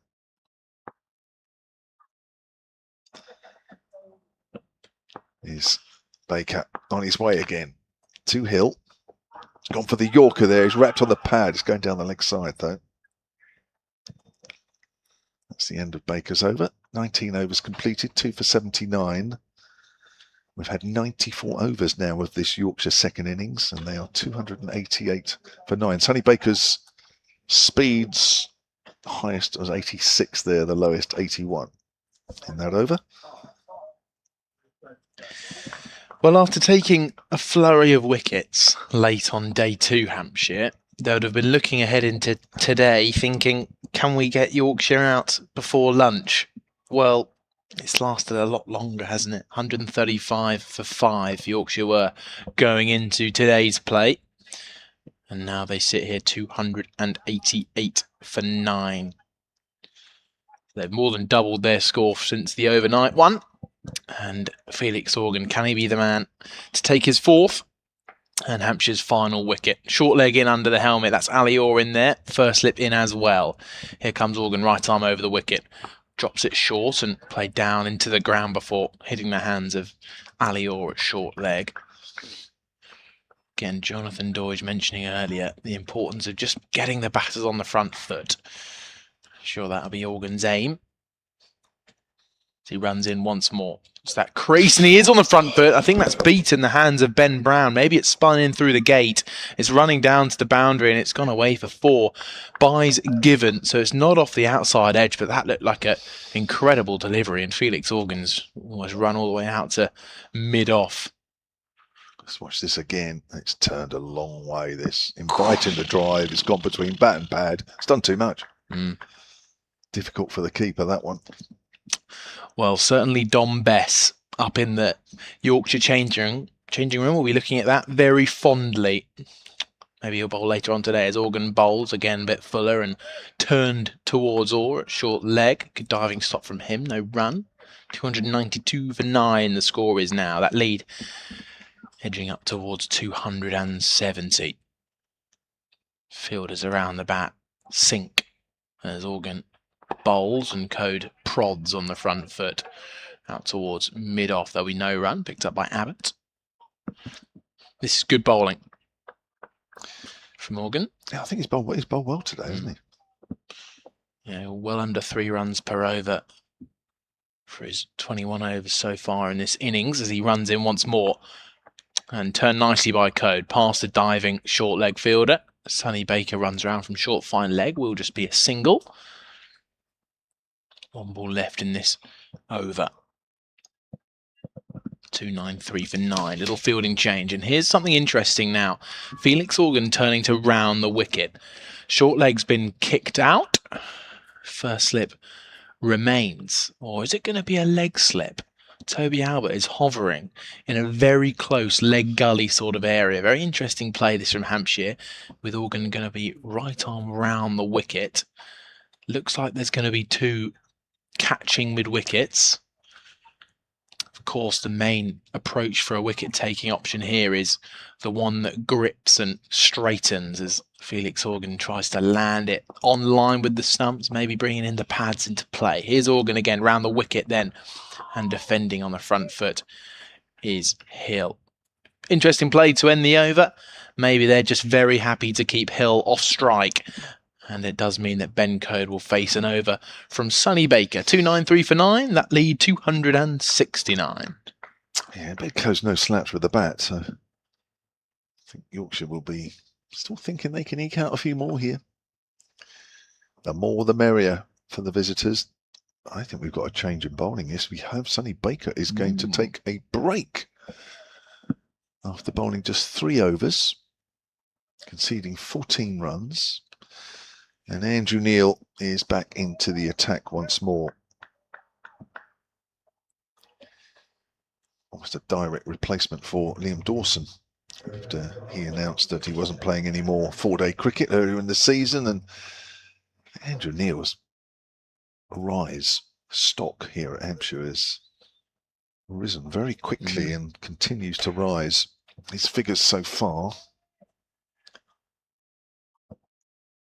in this innings, as he prepares to bowl the next over, comes in and bowls, and that's just straightened a fraction. Almost Code was tempted to turn the face of the bat. 26 overs, 2 for 62. Picked up the wicket of Revis this morning. Beauty. Bowled him, one that pitched straight, hit off. Not a lot Revis could do with that one, as that's played into the ground, fielded by Orr, who's at silly mid-off. Also picked up the wicket of Johnny Bairstow, who was trying to hit him away a little square on the offside and got a bottom edge onto the stumps. It's pushed forward by Code. He's picked up 2 today, the other 2 with Felix Organ, so all the wickets today from spinners, all 4. Seamers have had to work a little harder than they already have done. Wrapped on the pad, what's going down the leg side, will come through for a leg bye. Total moves on to 294 for 9. Interesting approach this from Andrew Neil. Again, very, very pitched up, which is a good sign, considering the pitch is taking a lot of spin at the moment. Really trying to hone in on those pads. You mentioned that beauty to dismiss Matt Revis, but the first slip remains in. It's Toby Albert in there. Just deep square leg now being brought squarer down towards fine leg. Neil bowls. Sweep shot from straight, and it's gone over the top of slip. I don't know if there was an edge on that. We'll find out in a minute. Was it just pad only? I think it was. That looked a fairly straight for that one. I'm going to watch this again. Ben Code. No, he's outside off stump. It's fine. Very interesting out. He plays that shot straight after deep square, moves to fine leg. Maybe it was a ploy from Hampshire. Silly point under the helmet. And again, Neil. Forward into the ground. Ben Code goes that square on the offside. Another over ticks by. 96 overs of this Yorkshire second innings. They're 295 for 9, and they lead by 271. They're running them down here, Yorkshire. Just batting time out there. Any runs are a bonus, but just does feel like this Hampshire side are ever so slightly starting to feel the heat. Looks like Organ's are going to continue, though, as he continues his busy style of fielding changes and pointing and discussions with multiple fielders. Who can he bounce off? He's going to stick to this round the wicket angle. Very interesting into George Hill. Wonder if he'll stay over the wicket to Ben Code, beating the inside edge in the last over, getting one to roar back through the gate. Here's Organ then. Round the wicket to Hill, open stance, is forward and driving through extra cover. Kyle Abbott runs around from mid-off, so it will just be a single. The wide mid-off region. Code will be on strike on 4. Organ does come back over the wicket, and short leg does come back in. I think, the rough is there. He picked up James Wharton this afternoon with a ball that turned out of the rough, called short leg. So we should stay with that, I think. So he's over the wicket now to Code. Bowls. And a push outside the line of his body. Finds a single in the cover region. Big wide open gap in there. Well, I'm not sure we're going to see that wish. Sorry, Kev. Because Morgan's going to stick around the wicket. And the only reason I can see of this is he's spent a lot of time bowling to Hill today. And it might just be a plan C, a plan D. It's a plan. It is a plan. And Organ is trying to execute it as he bowls good length, and Hill finds his way to go back to it and drive it away through mid-wicket, which beats Alior in that position on the right-hand side. Picked up in the deep. And so it's another single. So far in the over, 3 singles in a row. 298 for 9. Again, that lead is creeping up, everybody. Hampshire are watching it slowly rise. Now 274. 1 wicket, though, to go out and bat.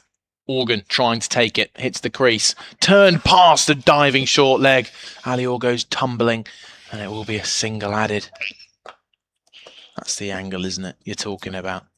Yeah, I still would come at that angle to George Hill, I'm afraid. That's the more unpredictable bounce out of that rough. He's going to switch to over the wicket, yeah. Yeah, Alior's more in play when he's over the wicket. Deep backward square goes out, more of a long leg really. Deep mid wicket is also quite square. It does feel like that short leg is a brilliant option. Yes, we saw Alior in there take the catch of James Wharton with the extra bounce and grip. Organ trying to dismiss George Hill in the same way. Backward point comes up, deep cover goes back, slip remains in. Organ bowls, down the track comes Hill, well fielded off his own bowling. It's dribbling slowly towards the stumps and ends up just sitting on the umpire's side of it. 1 ball left in the 97th. Very aesthetically looking scoreboard there of 299 for 9. Organ stands feet shoulder width apart. Now he's in with a hop. Bowls carefully turned away. 2 mid wicket, picked up, no run to end the over. Still 299 for 9. I'm going to briefly drop off and come back on for Kevin James.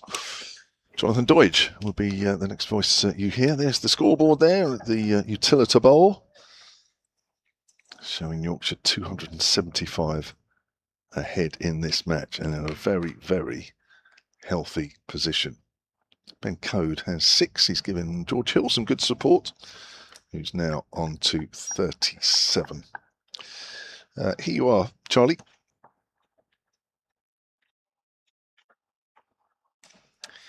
Andrew Neil it is then to continue. He's going to run past the bowler, left arm round, and back goes Code and squeezes it away to backward point.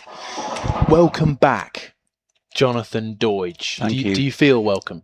Thank you, Charlie Harden. It is good to have you. Here's Andrew Neil. Hits the crease, a bit of turn, and it's driven firmly out towards deep cover point, who's running his way round. I think it's Eddie Jack out there. Can't prevent a second run.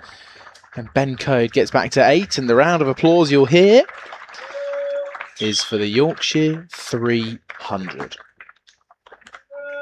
Did you think you were going to get to 300 today, Jonathan? Surely. Not. No, I wouldn't have predicted that at the start of the day. Neil. It's the crease again and confidently defends. Does Code. And Neil trying to find a breakthrough. Hampshire going with spin from both ends. So he glides past the umpire and a bit short. Pushed away to that backward point fielder by Code. He's a little bit frustrated there, trying to work it into the big gap out to cover point. Silly point though under the helmet. Neil bowls, just beats the outside edge. Really nice delivery with that extra bit of loop and then turn from the surface, beating the lunging bat face of Code. When I say silly point, it's I can only really describe it as a very silly extra cover. The sort of position that Ricky Ponting would lie in with just a baggy green on. and wait to get thumped by a ball and not show any marks as Neil bowls. And it's a good length ball that's been tried to cut away by Code, and it's missed through to Ben Brown. And that ends the over. So 98 overs gone, 300s up for Yorkshire, just the 2 runs coming from the second ball, 301 for 9, lead by 277.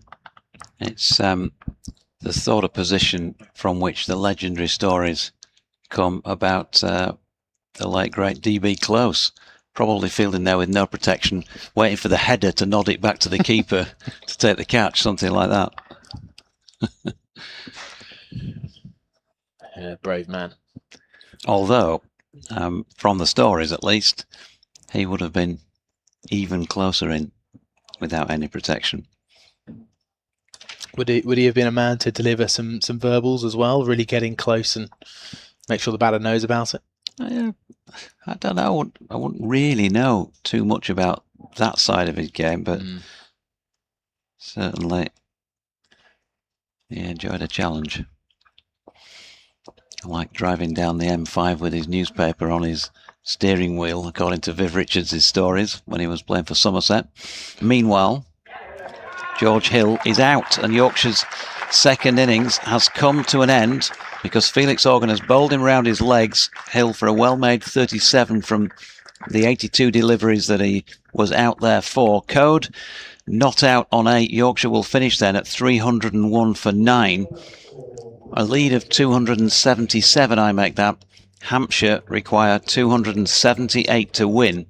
Yorkshire, well, they want 10 wickets, and one way or the other, undoubtedly, Charlie, we are going to get a finish to this match because there are 37 overs remaining in the day. There'll be a couple, of course, come off for the change in innings, and whether or not they actually decide to take an early tea at this point, at 25 to 4, well, that's a possibility, I suppose. We'll wait and see what happens on that front. But let's have a look at the Hampshire bowling figures. And they were as follows. Kyle Abbott 1 for 36 from 17 overs. Still tight, but not quite as effective in the wickets column. 2 for 79 from 19 for Sonny Baker. He was the most expensive in terms of runs per over, just over 4 and over. Andrew Neil 2 for 64 from 28. Eddie Jack 1 for 32 from his 11. Felix Organ finished with 4 for 59 from 22 overs and 1 ball. And Tom Press just the 1 over, which was a maiden. Yorkshire, well, top scorer there, right at the very top of the list, Adam Lyth with 51. And then I think you'd probably describe the rest as useful contributions, very useful in James Wharton's case, 47. Will Luxton 36, the same for Johnny Bairstow, George Hill 37, and Don Bess 23. So they've set Hampshire an unenviable task. It's not an impossible task, cricket being cricket, but it is now confirmed as the tea break. And so, unless you've got anything to add, Charlie, while the players are taking 20 minutes, we will do the same. We'll come back and see what happens in the final session of day 3. Yorkshire trying to make some inroads with the ball. Hampshire with the bat needing 278 to win.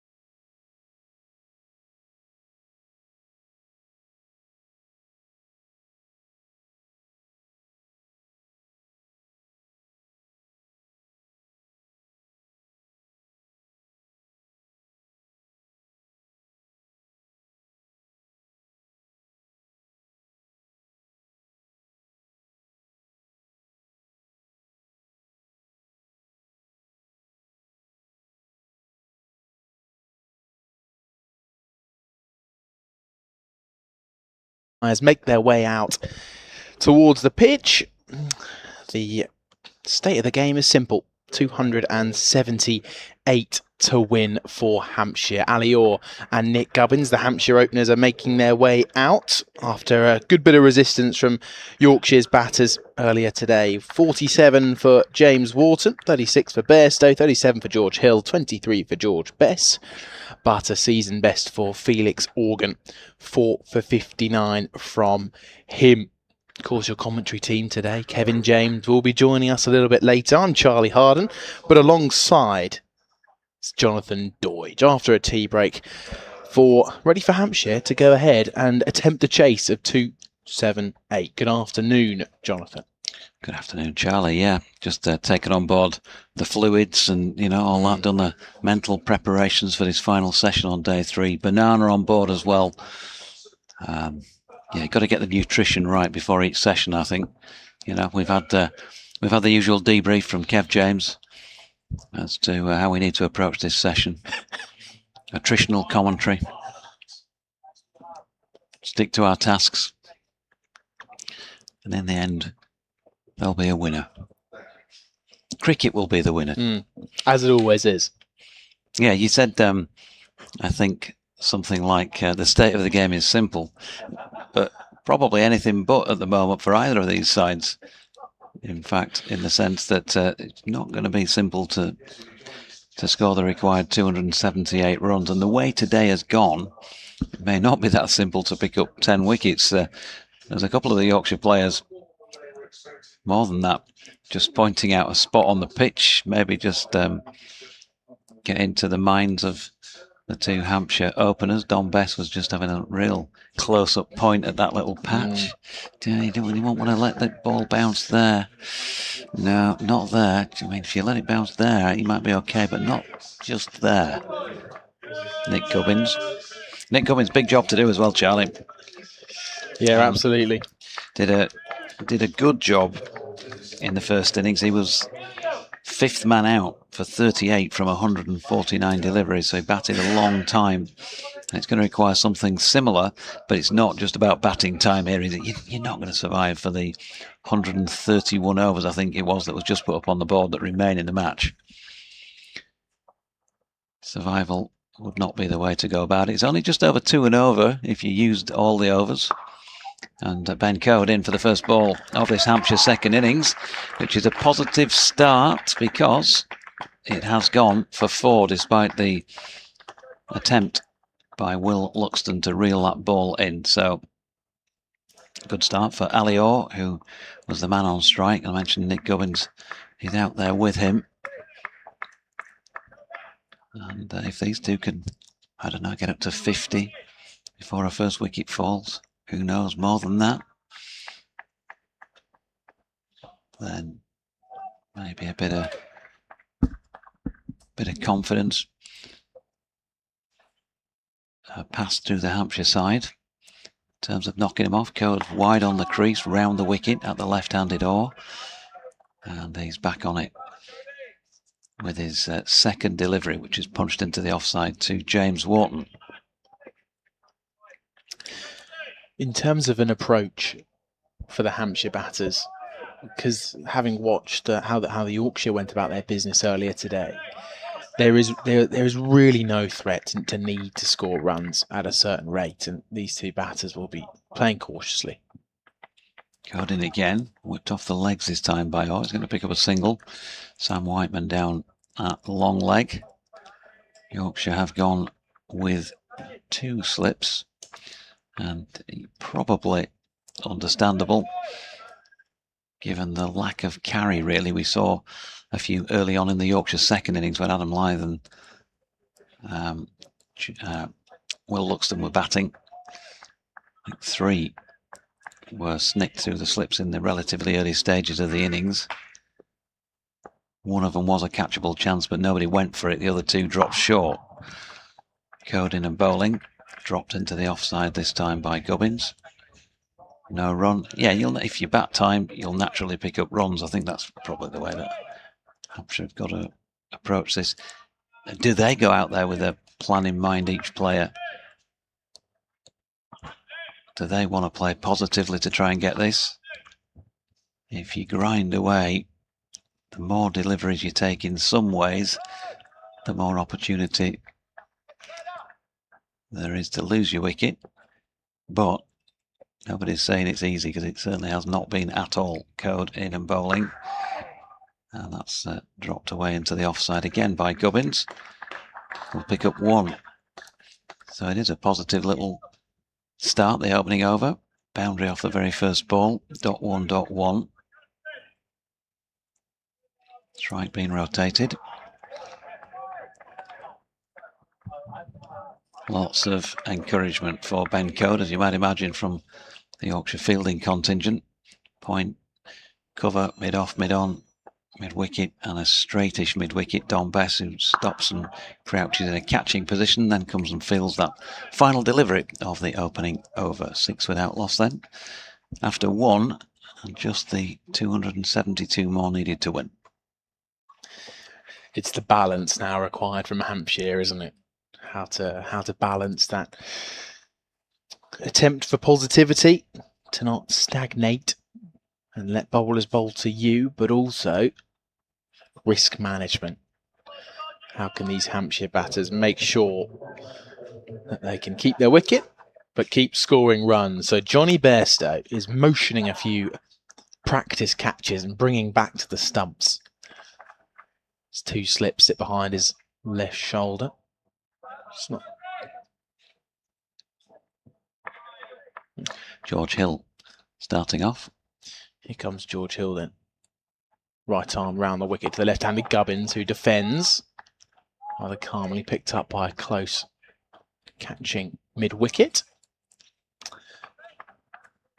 Now Ben Cliff is out there, so he opened the bowling in the first innings, but you can kind of see why this is. George has got 5 wickets in the first innings. Do what your opponents would least like, and the last thing you want to see is George Hill with a new ball at the moment. Hill, past the umpire, bowls good length, and Gubbins is defending up towards mid-off for no run. Can you confirm for me, just every time I look at the keeper behind the stumps, he looks less like Bairstow. Who is the keeper? Finley Bean. Finley Bean. There you go. Thank you. So we got our answer on the Johnny hand front. Not feeling fit enough to keep. Hill, past the stumps, again round the wicket. Is defended by Gubbins into the offside. Yeah, slightly different stature, Finley Bean and Johnny Bairstow. Of course, different numbers as well on the back. Slightly different. Yeah, just ever so slightly. Yeah, just ever so slightly. I think it's just the fact that the shirt's tucked in for Finley Bean. I'd say that's probably about it. He crouches down, and George Hill sets off. Look at those fast paces. He runs in past the umpire, and Gubbins drives up towards mid-off, the left-hander. For the moment, Hampshire holding firm, just 10 balls faced so far. 272 is that target from here.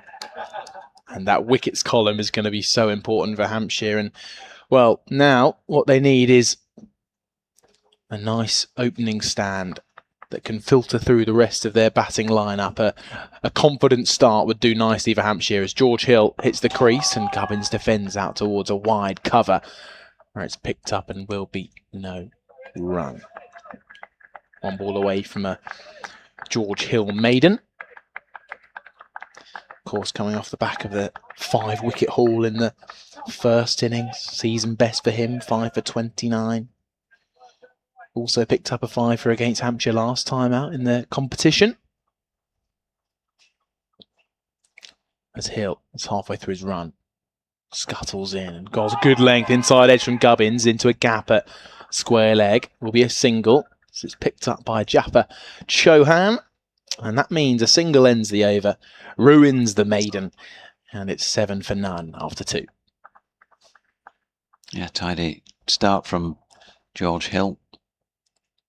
Sure, we'll see Ben Cliff turn his arm over let me get my teeth in.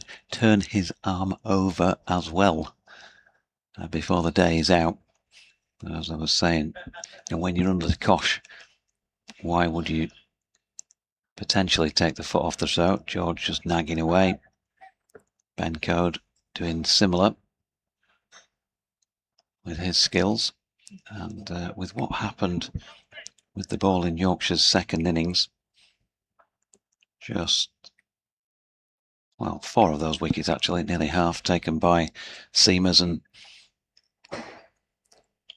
the other 6 by spin. But today, what was that? 1, 2, 3, 4, yeah, all 5 falling to spin. That might suggest that we see a fair bit of Don Bess and Adam Lyth and Jaffa Chauhan. Gubbins defends that first Code delivery of the over. Some pretty good options you can fall upon there. Of course, Adam Lyth getting a bit of success in that first innings. Kevin James mentioning that he could be a bit of a handful. 2 for 15 from his 10. Adam Lyth in the first innings. Code then pushes off again. Bowls it now, it's straight. Asks Gubbins to play, and he finds Bess in the leg side. Yeah, Dom finished wicket-less in the first innings, and he's Yorkshire's premier spinner. But that sometimes happens. That's the game, isn't it, sometimes? He was reasonably tidy. They did try and take him on a time or two. Jaffa, I think the expectation of what he can do will just be up a few percent in the second innings. And this is a real opportunity for him. It's a dry, dusty pitch. When he gets his chance, we'll see what he can do. Code in, wedged, and just beyond the grasp of the diving Adam Lyth. In fact, I say beyond the grasp, he may have got a hand on that because he's made slow progress along the ground. 2 runs was the outcome. Yeah, pitched just before him, didn't it? And he's got a hand to it and parried it down towards third man. That was a really good stop, actually, wasn't it? I mean, a really awkward bouncing on the half volley, well out to his left. But what he has just done, well, he's walked back there now. He motioned to take a step a little bit wider. He is already at quite a wide first slip. It's just peeking past the left knee of Finley Bean behind the stumps. Code in again. Defended to Revis, who's close in on the offside by Nick Gubbins. So they've reduced the requirement to 269 more runs to win. You mentioned Adam Lyth. He's always given it a bit more air, bowled it a bit slower than most spinners that you see. And he is part-time, he doesn't bowl in every match by any stretch of the imagination, but he does have his moments, as he did during the first innings. He certainly does turn the ball. As Code bowls again and Gubbins defends once more. But I don't know, Don Bess. I haven't spoken to him about confidence. Would that first innings have made a little dent in that he didn't pick up a wicket, and the other 2 did? Not sure. It could be his day, couldn't it? He might have 5 or 6 for.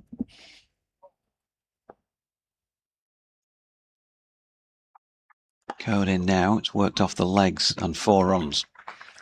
Very nicely timed by Nick Gubbins. Just 2 straight by Ben Code, but he's got a few runs to play with, and you can see that he's just trying to target the stumps, make both this pair play at everything they can. It's just a little too short and has allowed him to play from the crease, and as I say, it ran away very nicely for him. 13 without loss after 3. Well, with each over, this story gets even more interesting. Hampshire going along at a decent rate so far, 4.3 runs per over. They're 13 for 9 off 3. Still too early to be talking too much about that equation, though. Alior marking his guard. Looks like he's scratching away at the middle stump line. He'll be standing deep in his crease because of Finley Bean stood up to the stumps. George Hill running in. He's going to be round the wicket. He bowls and prodding, fending at it outside off, and it's going to dribble its way down towards the vacant third man boundary, but it's going to be chased after and retrieved. That's Will Luxton doing the fielding work. It means Hampshire get back for a couple of runs. It was a little bit square on from Ali Orr, just fending it away down towards the third man region. 15 for none. But George Hill challenging the outside edge, challenging that channel. Ali Orr operating with a wristband on both arms. The front one looks a little bit more like one of those half sweatband, half arm guard things where the strap kind of goes all the way around the arm, but it is padded. As Hill coils and bowls, and it's driven to a very close extra cover in Adam Lyth. Picks up and starts rubbing away at the ball, tries to keep that new ball as shiny as possible. The sun just falls behind a cloud for a moment. On a lovely day, it's actually giving everyone a little bit of respite, I think, from the sun. It's getting a little bit hot out there, especially on the berm. Fans can walk around. Hill past the stumps. Bowls and solid in defence. Is Orr pushed out to that same fielder in Adam Lyth at extra cover. 15 for none still. Certainly one Yorkshireman will already have been celebrating today because Yorkshire's coach driver John is a Hull City fan. They've beaten Manchester United 2-0. I think there's something the world of, well, English football tends to enjoy a United defeat every now and again. Here's George Hill again, past the umpire, and again just deflected to backward point. Will Luxton fields off the bat, so will be no run. The real United currently in action at Nottingham Forest.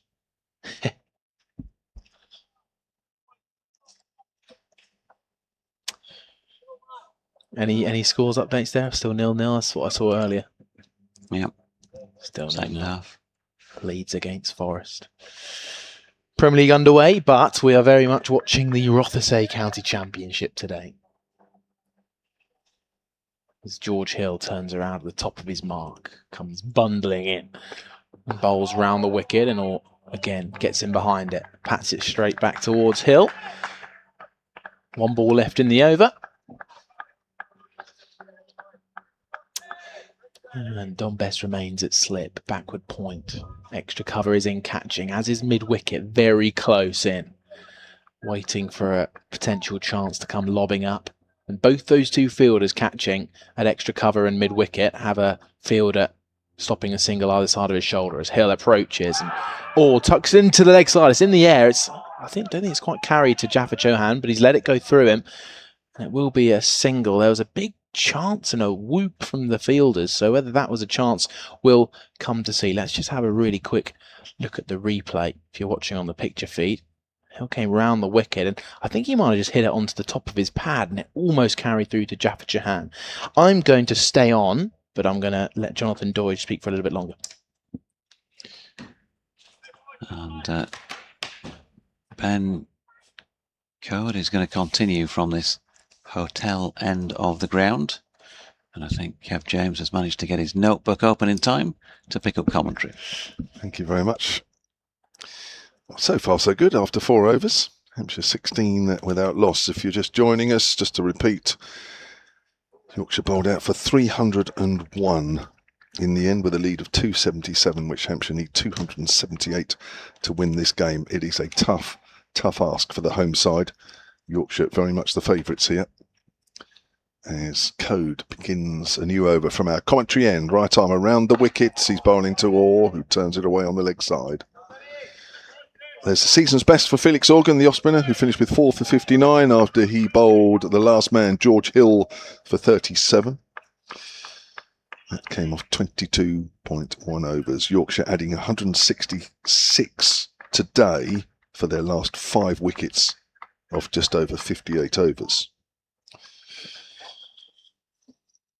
That's 277 is way beyond the top end total that we thought, as that's pushed away up towards mid-on. Lovely hot afternoon. We've got the fans on for the first time this game. It was a regular occurrence up until this game, having fans, but they're back on. Fortunately, they're still working. Worked hard this year. I thought I put it in the perfect position and even put a bit of rotation on it. Yeah. But it very quickly got moved by you, didn't it?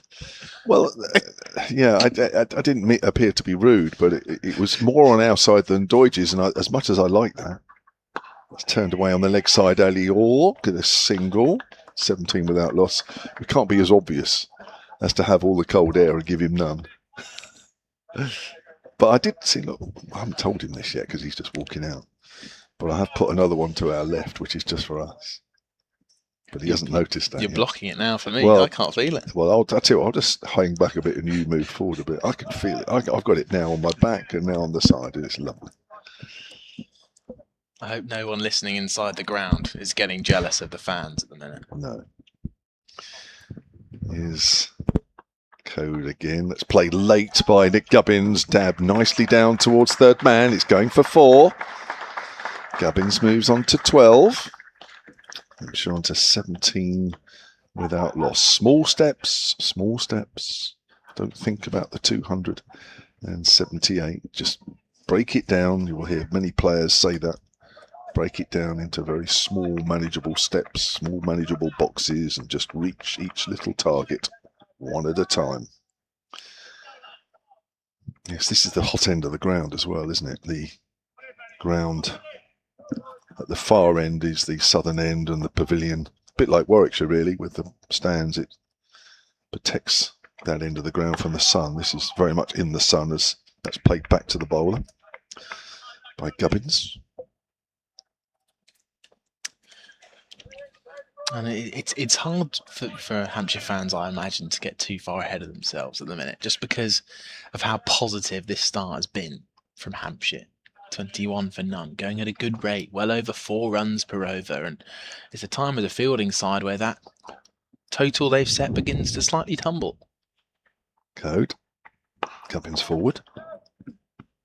Goes up towards short extra cover. End of the over. Code 3 overs, none for 17. George Hill opening the bowling. Ben Cliff had been opening the bowling in the first innings. George Hill preferred. I guess George Hill's wicket-taking ability is well known north of us, and he's already got a fifer in the first innings. Yeah, Ben Cliff only bowling 8 in the end in that first innings. 20 overs for Hill. So as you mentioned, just preferred at the top.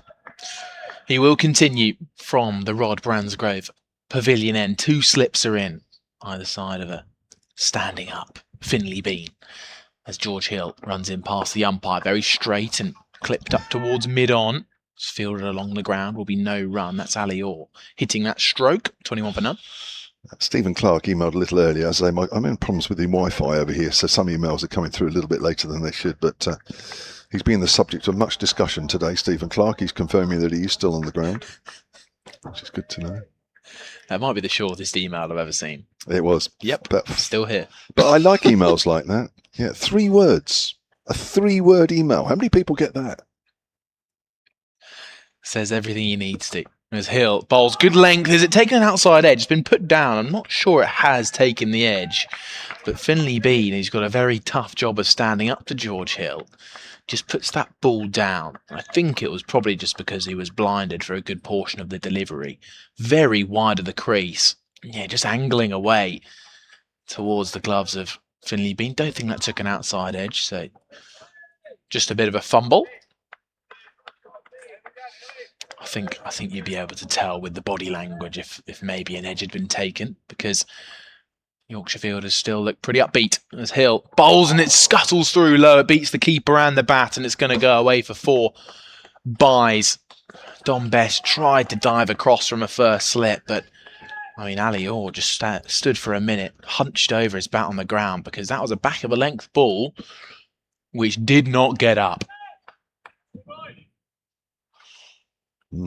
Difficult one for the keeper, to say the least. He just a straightened a fraction as well. Right? It was wide of off stump, which is fortunate from a batting point of view. But yeah, well, we've seen balls like that, haven't we, from time to time in this game. Might get 1 or 2 more as we go in towards day 4. a doubt this morning whether we would be coming back tomorrow. I think there's a very good chance we will be. I mean, there's still 31.5 overs to bowl, but wickets have been slightly harder to come by today. Hill's halfway through his run as he runs in and bowls, and slightly more solid in that defence this time from Orr. Means that Hill picks up off his own bowling, and it's still 25 for none. So we got the two fans on at this end because it's rather warm, and Stephen Clark, who's woken up a bit now. Hampshire Cricket at bbc.co.uk says it's a bit chilly at the pavilion end. That's nice. I must admit, COVID year when we did commentary up on the right at the top of the Rob Bransgrove Pavilion, it was lovely over there. Hill again wide of the crease. Ali Orr leaving this time, well outside the off stump. I didn't know you commentated up there for was it just for 1 year? Well, if I'm honest, we were just in the Colin Ingleby Mackenzie stand, just to the left for a number of seasons. But when we moved back here at the hotel end, northern end of the ground, and then we went over to the far end when obviously nobody was allowed in the ground. And yeah, it was nice. When the ground was bathed in sunshine, we were in the shade. It was beautiful. Hill, it's past the stumps, and again a flourishing leave from Ali Orr ends the over. 25 for none from 6. That target still 278, but it's 253 to win. Kevin James and Charlie Harden with you here from the Utilita Bowl. Earlier, Yorkshire bowled out for 301 with Felix Organ with his off-spin taking 4 for 59, a season's best for him. This track has taken a bit of spin for the slower bowlers.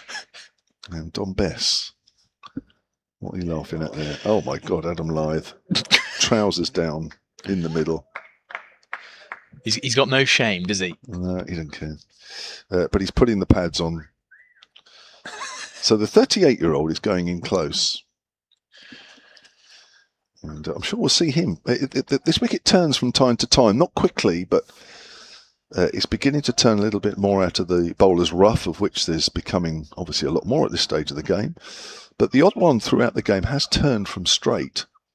Not every ball, but when the bowlers have got it exactly right, it's proved difficult. Matthew Revis found that this morning, having battled hard for an hour and a quarter. Got a beauty from Andrew Neil that pitched straight and hit off. Felix Organ found some rough outside the right-handers off stump, as you'd expect with it being an off-spinner. But it's not every ball, and when it does turn, it turns slow.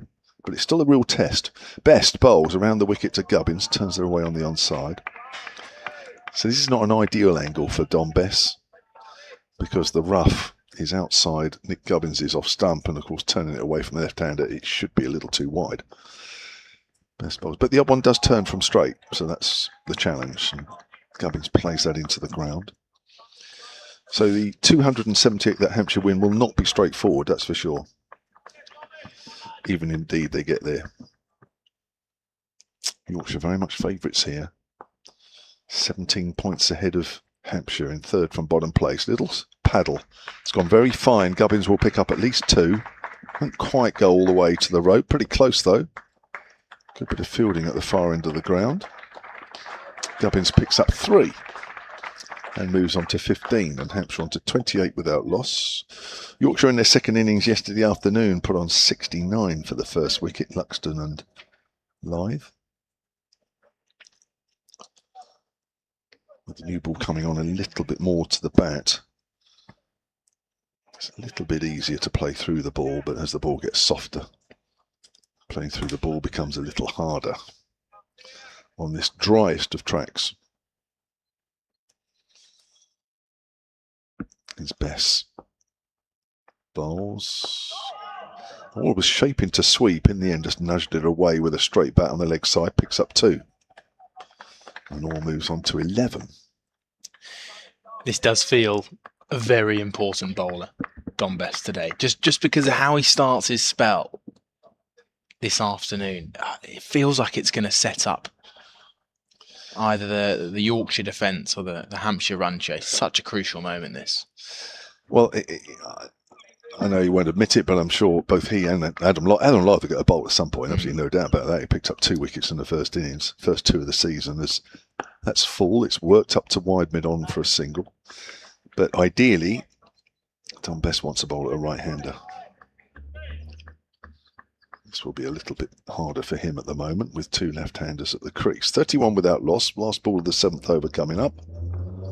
Best bowls. And Gubbins gets a thickish outside edge.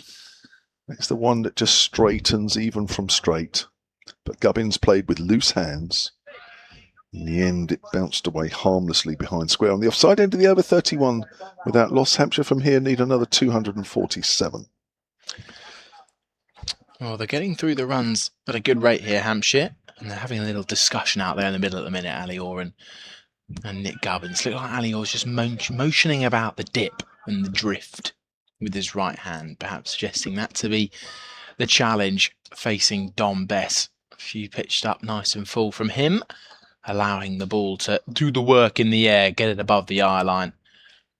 Maybe knock a few miles an hour off. Here's George Hill again, rushing in. Bowls short and punched up towards mid-off for 1 run.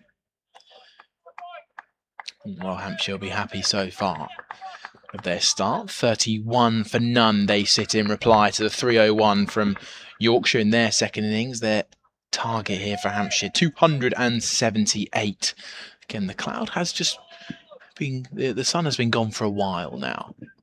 It sort of occasionally peaks around a cloud, but beautiful weather so far today as Hill bowls and defending from all. Paul Sherrington has emailed hampshirecricket@bbc.co.uk. He says, Bairstow not keeping. No, he was off. He got a painful blow in the first innings. Is he on the field? No, because Finley Bean is keeping. If not, who's captain? That's an interesting one.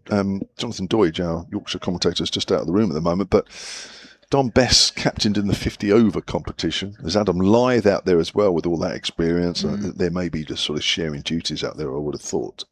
Hill, past the umpire. Beats them and is bowled, I think. Has it gone onto the stumps? Yeah, they're celebrating. Ali Orr doesn't understand why. Now he's seen the bails are dislodged. George Hill started appealing, then was pointing at the stumps. So I think Ali Orr has shaped to try and hit a defensive shot, and maybe it's come off a bit of bat and pad and rolled on, or maybe it's just been beaten straight up. We are going to see the replay here. So George Hill came from around the wicket, and well, it's just straight up beaten Ali Orr, and it must have clipped the off stump on the way through. And he's on the crease a little bit there, isn't he? Yeah. It's just clipped the top.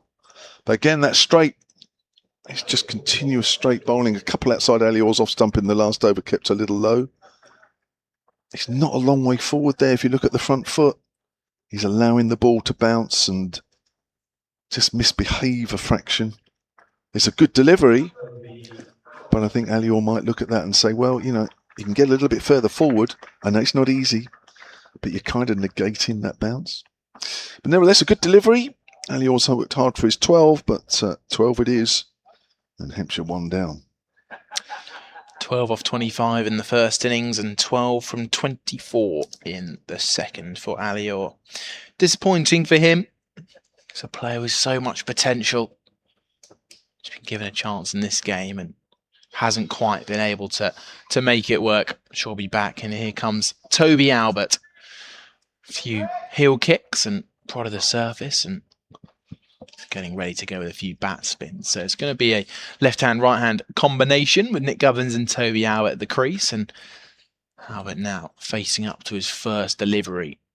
And Hill is going to be over the wicket. He was also bowled by George Hill in the first innings for 14. You know, he's not a big pace, George Hill, but he's just relentless. He's now taken 33 wickets this season. Doesn't stop Hill as he runs in again over the wicket and challenging the line outside off again, and Albert defends to cover for no run. Revis doing the work in there. Just makes you play. That's all he does. The odd one nips off the seam, which it's going to, but by putting the ball in the right areas more often than not, it always gives you a chance. That's why he's pretty successful. He's 160 odd wickets career have come at 22 apiece. Hill runs in and bowls again, and Abbott looking for a single out towards point, but Jaffa Jahan doing the work in there. Well deflected into that region. It's 31 for 1 ball left in the 8th. 22 a wicket at that pace is terrific return. An absolutely terrific return. I remember Yorkshire not so long ago had tall, medium pacer Patterson. Just did the same thing, just ran in, bowled the same ball every ball and was successful. No pace. Hill runs in again and good length, punched into the open cover point area, but Revis fields, and it will be a single added to end the over. 32 for 1. So Hampshire lose their first wicket in this chase of 278. And with the score after 8 overs, the number to win now is 246. Yeah, and each wicket that goes down, that number will feel further and further away. It's already at way past the top end of predictions for this game, and I think what most people thought, I'm sure if you asked the Hampshire camp, they would say, yeah, it's within range, and quite rightly, you'd thought exactly what you'd expect them to say. But it does feel a lot to get. So Don Best will continue. He's got a short leg, and he's now got the right-hander to bowl at. So he'll be able to pitch the ball in the bowler's rough and make it as difficult as possible for Toby Albert. And just in case he wants to hit over the top or come down the wicket, there's a deep mid-wicket and a deep mid-on. Here's Bess. Albert pushes forward to a length ball. Now that's always a get-out shot for a batter, just hit with a spin over the top. But you have to be careful now with 2 scouts out there. It's a little too straight as Albert works that to short mid-wicket. Albert's an interesting player, isn't he? Because there's times where he can be so ultra aggressive in white ball, and then he's often, well, on the back foot. He's going to get a quick single out on the offside. Better known in red ball cricket for going at quite a slow strike rate. Yeah, well, last year he was the T20 top run scorer anywhere in the country. Yeah, didn't quite happen for him this year. He is a good player, there's no doubt about that, but his championship form's not so good, averaging 15 coming into this game. Oh, my word, that has turned loads to Gubbins. Fortunately, it's wide of off stump, but that's kept low and turned. This is the unpredictable nature now of a pitch which is very dry. Let's watch this again. It's pitched outside of stump, but look at that, that's gone a long way. Fortunately harmless. Gubbins goes to reverse sweep. He's asking for an LBW, his best. So are 1 or 2 of the others. Must admit, was there a caught behind? Was it a caught for a caught behind? Well, I wonder, just because the way in which Finley Bean appealed running forward, he definitely had the ball in hand. So I wonder if it's just beaten everything. Maybe that's a difficult one to give. Reverse sweeping into the keeper's gloves, unless it's an obvious deflection or an obvious noise. Gubbins pushes forward. There's a silly mid off now and a slip. Well, encouragement there for Don Bess against the left-hander. With Hampshire 33 for 1 in their second innings. And still needing another 245 here. Just watching a replay of the reverse sweep. Oh, they think it was a top edge, I think. Good collection there from Finley Bean, because it did bounce a little bit, which would suggest it might have hit the top edge, but we're too far away to really know. Welcome back, Jonathan Deutsch. Thank you. Anyway, moving on. 33 for 1. Sorry to have disturbed you, really. Well, yeah, I missed the wicket as well. I was I'd gone for a lap around the ground. I was going up the lift, I think, when it must have happened. It's pushed into the cover. Started a new over from George Hill, and down the wicket was Gubbins for a moment. Throw coming in from Matt Revis at the bowler's end. He looked like he couldn't believe it, Ali Orden. I've just seen the replay back. Yeah, well, he bowled me. Joking.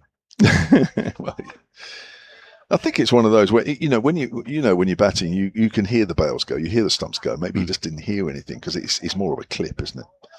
So maybe he's not heard anything, he's not sure. Keeper standing up, sometimes you think it might have come off the pad. I mean, I think to be fair to him, Yes, that's a good length ball played out on the offside. As he was walking off, I think he did say to the umpire, look, the only reason I just hang around there and asked for the question was I wasn't 100% sure. And there's no umpire, certainly on the first class circuit, there's no umpire that will say, no, that's a problem. They would say, fair enough. No, that's fair enough. Unless you're 100% sure, you ask the question. And I think that's what Ali Orr was doing as he was walking off. Just wasn't 100% sure.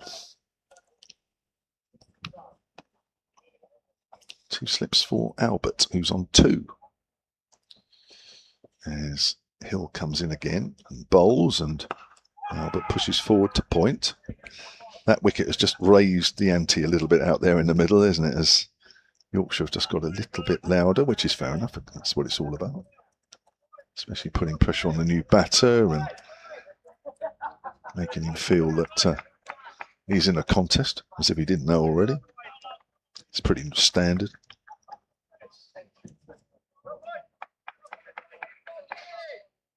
We have still got 27.5 overs left today. As Hill's in again, bowls. Albert gets another good length ball, plays it nice and straight. Just got to be prepared to do that, I'm afraid. We've said that so many times over this game, and it's still the case from here on in. The bowlers are prepared to be boring, and as a batter, you've kind of got to be equal to that. You've got to be boring as well. Boringer. Boringer. There's a word. Albert, well, that's another good length ball. Is there such a word as boringer? I don't know. I just invented it. That's a good word. Boring, boringer, boring-est. Boring-est? Well, you know. What do you mean, the most boring? Good, better, best, when you were learning your English at school. I'm not sure I learnt boring, boringer and boring-est. No, I'm not sure I've ever heard of boringer before. But it sounds good. Last ball of the 10th. Hill runs in towards us. Bowls. And guess what? It's a length ball, and Albert can do no more than defend. And Hill has 1 for 5 from 5 overs, maiden over. Yeah, he's been pretty boring, hasn't he? Just 1 and over. And that's what Yorkshire will relish at this stage. Nothing loose. And nothing to hit. And if you don't get anything to hit, there will be a cricketing statistician out there who will tell you however many deliveries it is in Championship cricket after a series of dots when a wicket falls. So in Yorkshire's interest, obviously, to try to take wickets, but just to try and keep a hold on the home batters here. Here is Bess, who has Gubbins going forward and then slightly back to play that into the offside.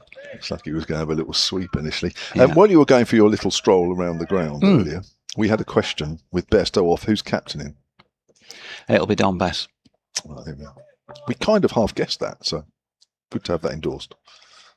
Here he is, bowling. Oh, that has been clipped very fine for 4.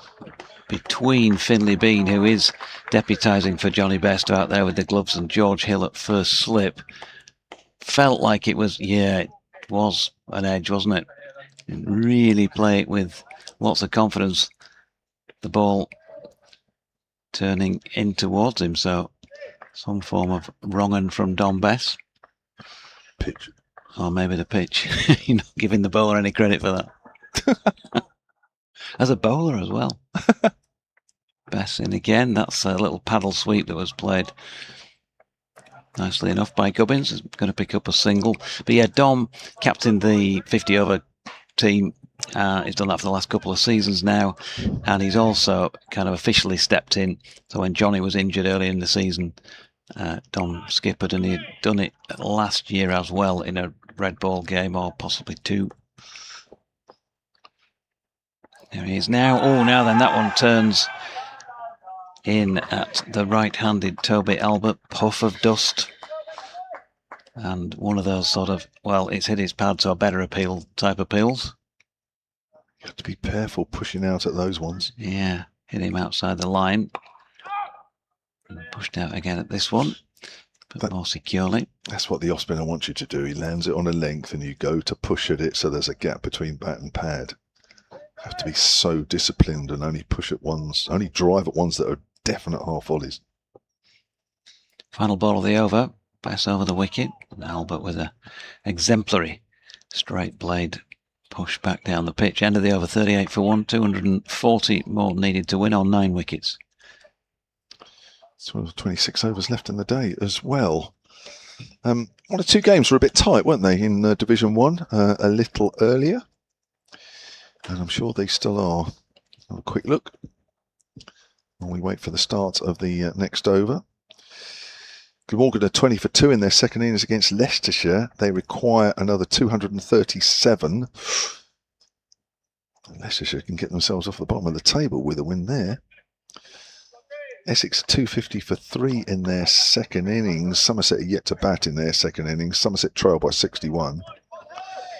Surrey in their second innings, which is the last innings of the game, are 40 for 3 against Nottinghamshire. Here's George Hill around the wicket. Gubbins drives out into the covers. So Surrey require another 289 at 40 for 3. And in the last innings of the game there, Warwickshire in their second innings against Sussex are 110 for 3. They require 93. So at this stage, it looks like Warwickshire are going to get a win there, probably today.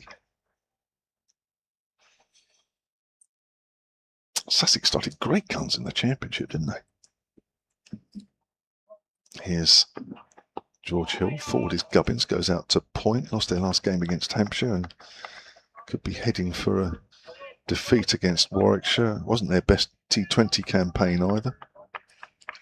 No, and with players reported to be on their way out at the end of the season, whatever they achieve this year, it looks like it's going to be a struggle next. It's a shame, isn't it? Especially them being so close to Hampshire. But Hampshire have picked up one of their players, Finn Hudson-Prentice, for next year.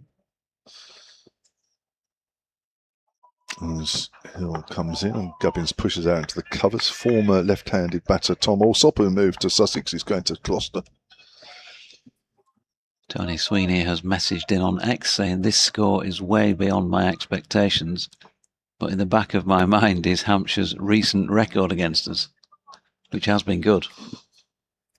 Well, you name the format, it's been good. Yeah. Well, Hampshire did have a big win up at Headingley by 214. You can look at that, I suppose, but generally Hampshire's batting this season has been a little bit below par, to say the least, as that's pushed up towards Gubbins up towards mid-off. Well, Hampshire have won the last 2 games here by 5 wickets, chasing 140 odd last year, and by 2 wickets in 2022. That was the last Championship game between these two sides. Hampshire were chasing 190 odd there. A draw in August 2021.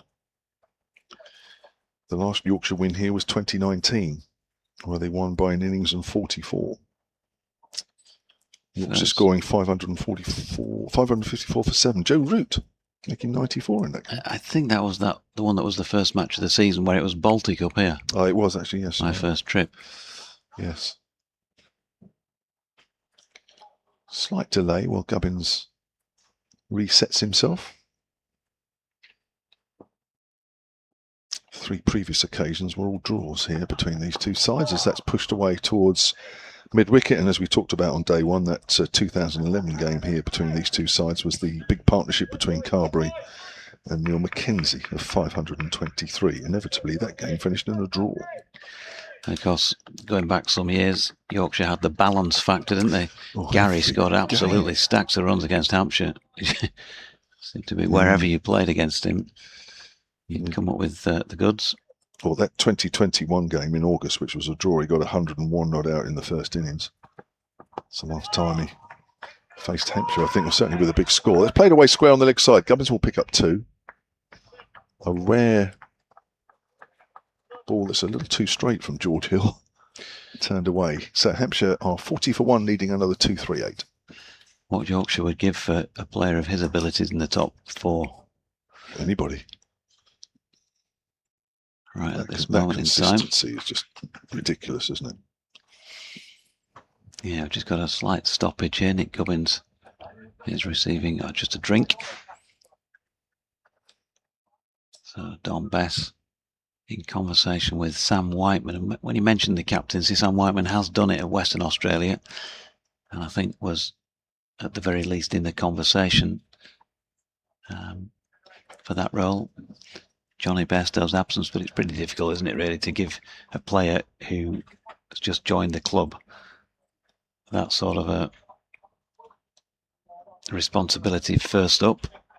You never know in the future. He's got a 3-year deal.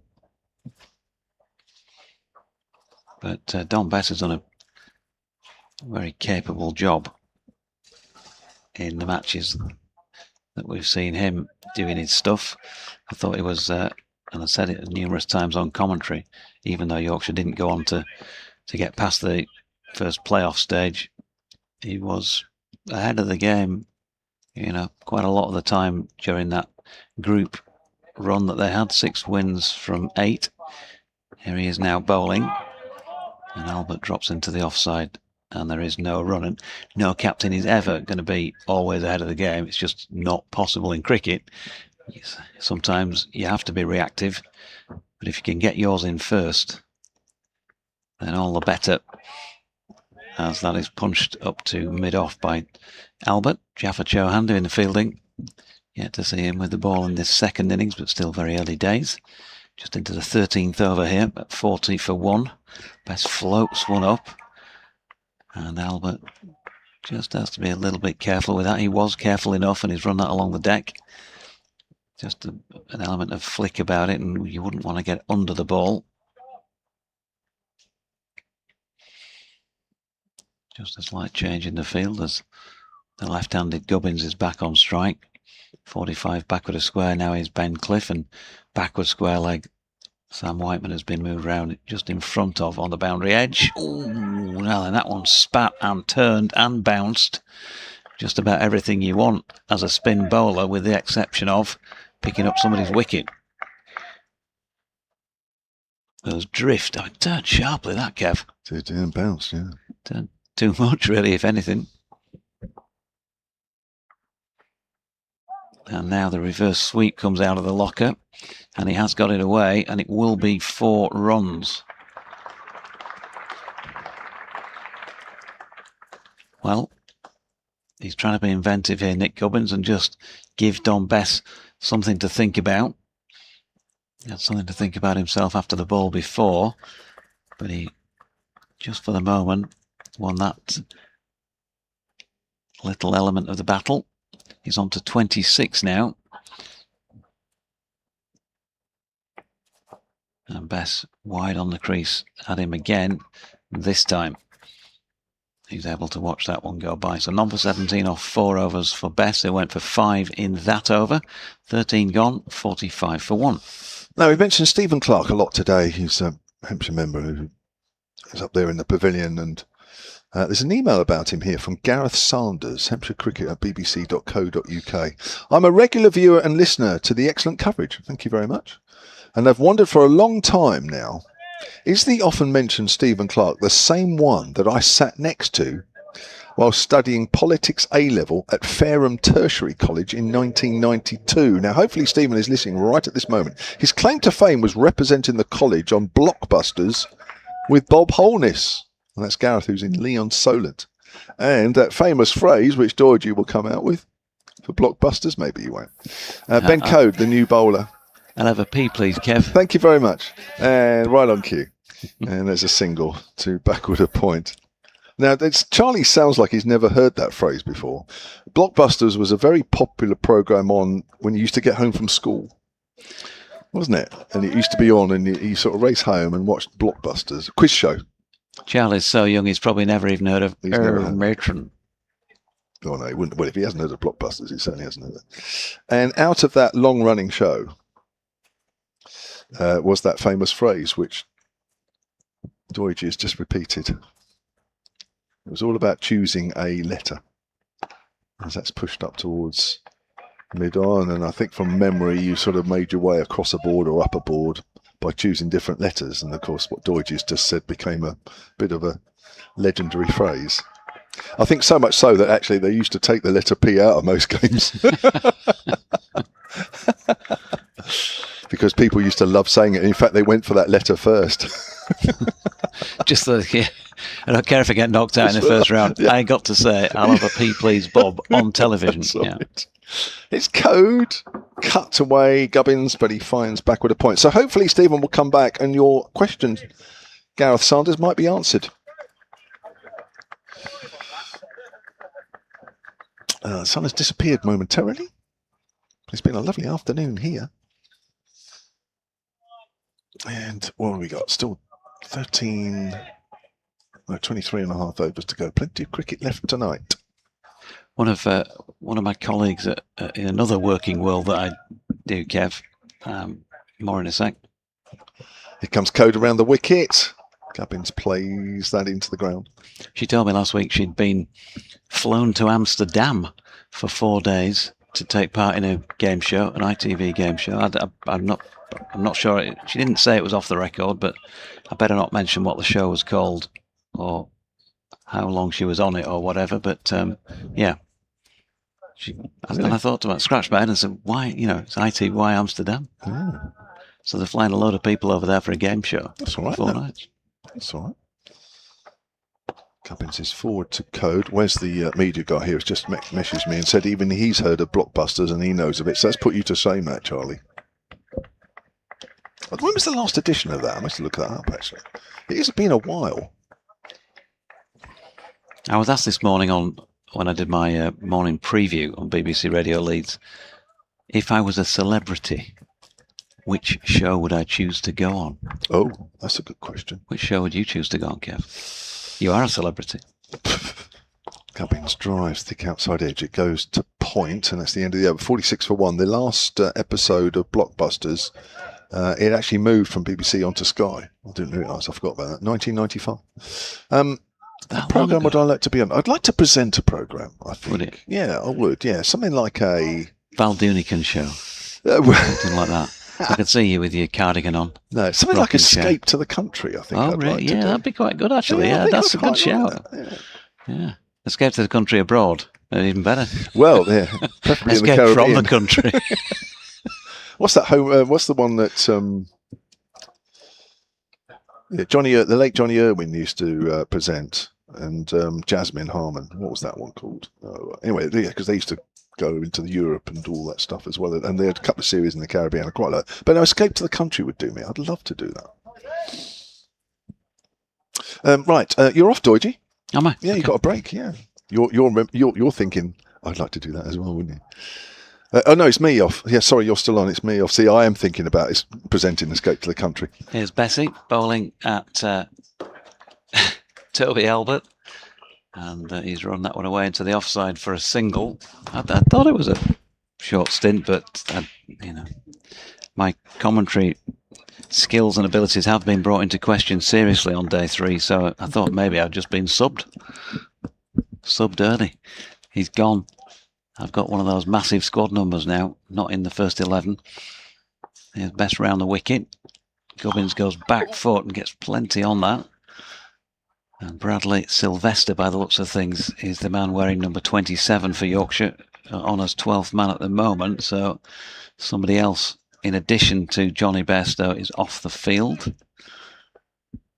And as usual, it's hard to work out who it is. When you go around all the players, you're telling yourself who is on there, but you're not telling yourself who's not on there. Best bowl, and that's defended again. No run. Is it George Hill who is off? Looks like it could be Matthew Revis at first slip. Yeah, I think it might be George who's off for the moment as Albert defends again.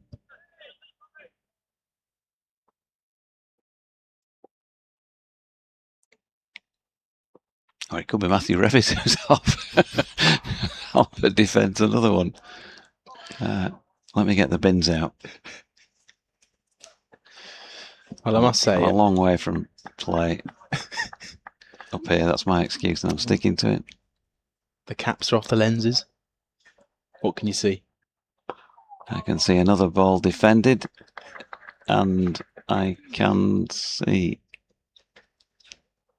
Just the way that he moved. Yeah, it did. Matthew Revis, who was at slip, deputising for George, so I was right first time. You've got to back yourself, haven't you, with these situations.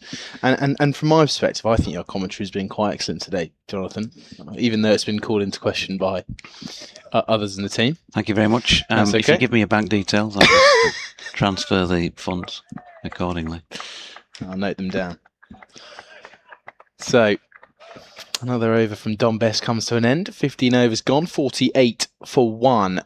Ben Code from the pavilion end runs towards us, right arm around the wicket edge, and is caught, I think, at first slip. Huge celebration from Don Best, and Yorkshire are in a huge huddle because they know the magnitude of the wicket of Nick Gubbins. He falls for 27, maybe a little bit stuck on the crease, edging to first slip. He faced 43 balls, and now Hampshire in a little bit of trouble. Yeah, just trying to run it down to third man. And, well, that is a brilliant catch. Very low down. He only really got one hand onto it, Don Best. He went down with 2 and ended up just sticking in the right hand. But 48 for 2 and 230 feels a long way off now. I don't think I've ever quite seen him celebrate like that. That reminded me, I'll tell you what it reminded me of. That's the celebration of a weightlifter who's just had one of those, the bar's been bent over his head while he's got masses of weight on either end, and he throws the bar down in front of him, and then he's kind of down on his haunches, isn't he, doing the celebration. There you go, the double fist pump. You can hear that sort of aggression from it. Really well bowled by Ben Code, I thought, on that occasion, and an excellent grab to match it. And we were just saying, George Hill off the field, he is first slip, so it's not that Don Best can't field. You know, he's one of the better fielders in the 11. We've said that for years, but he doesn't normally field at first slip, so different angle, different things to take into account, and an excellent grab from him.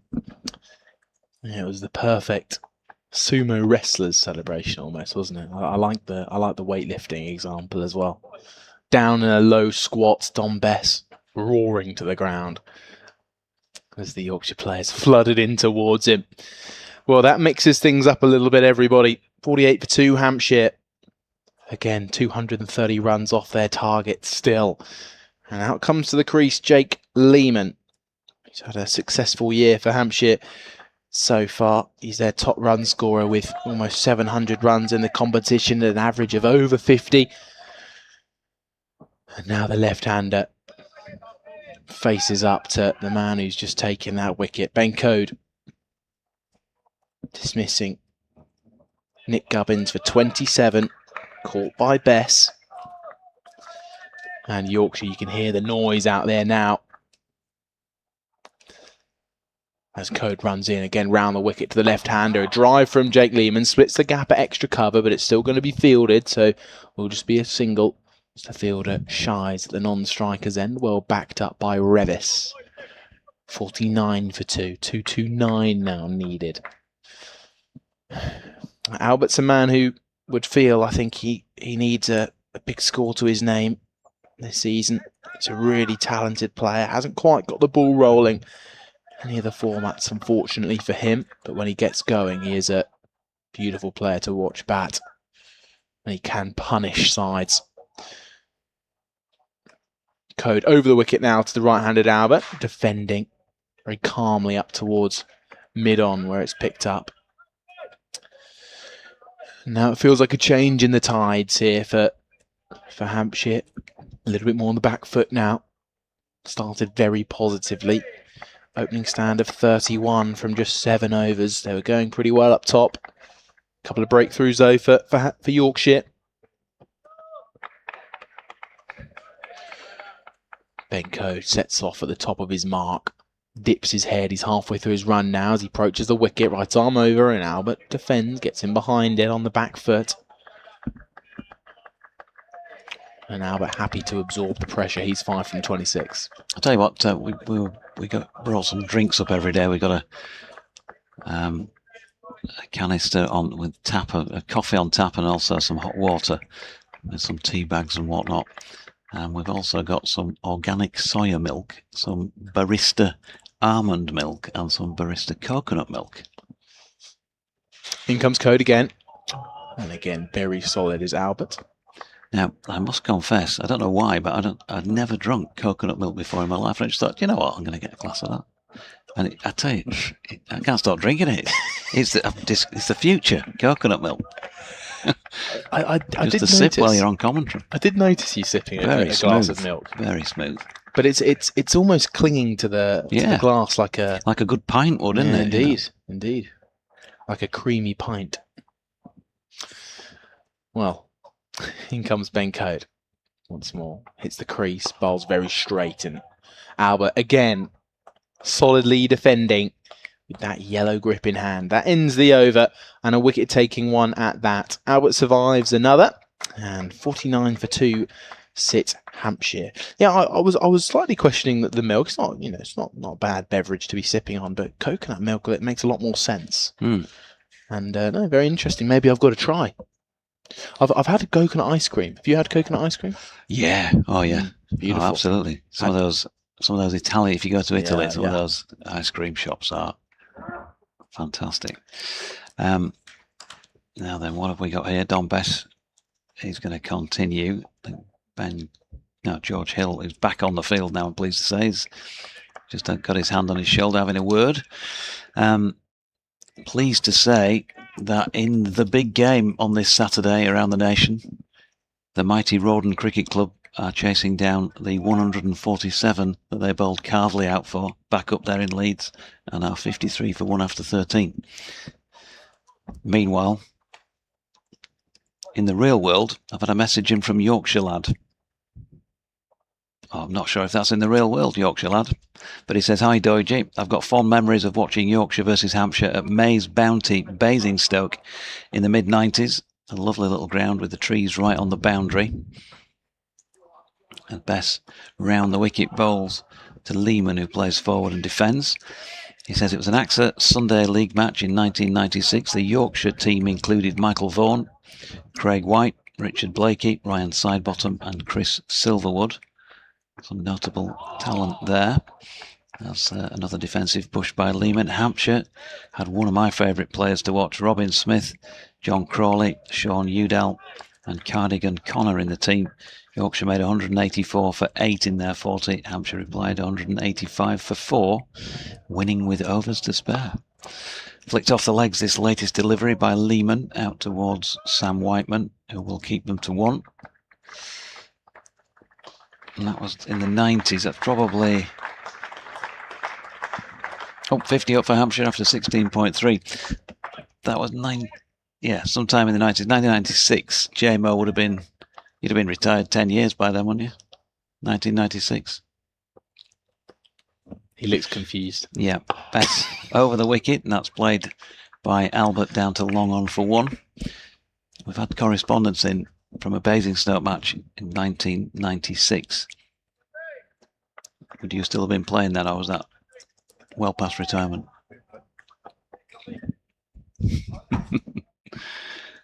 Didn't get a mention in the talent that was on display though in the list of names.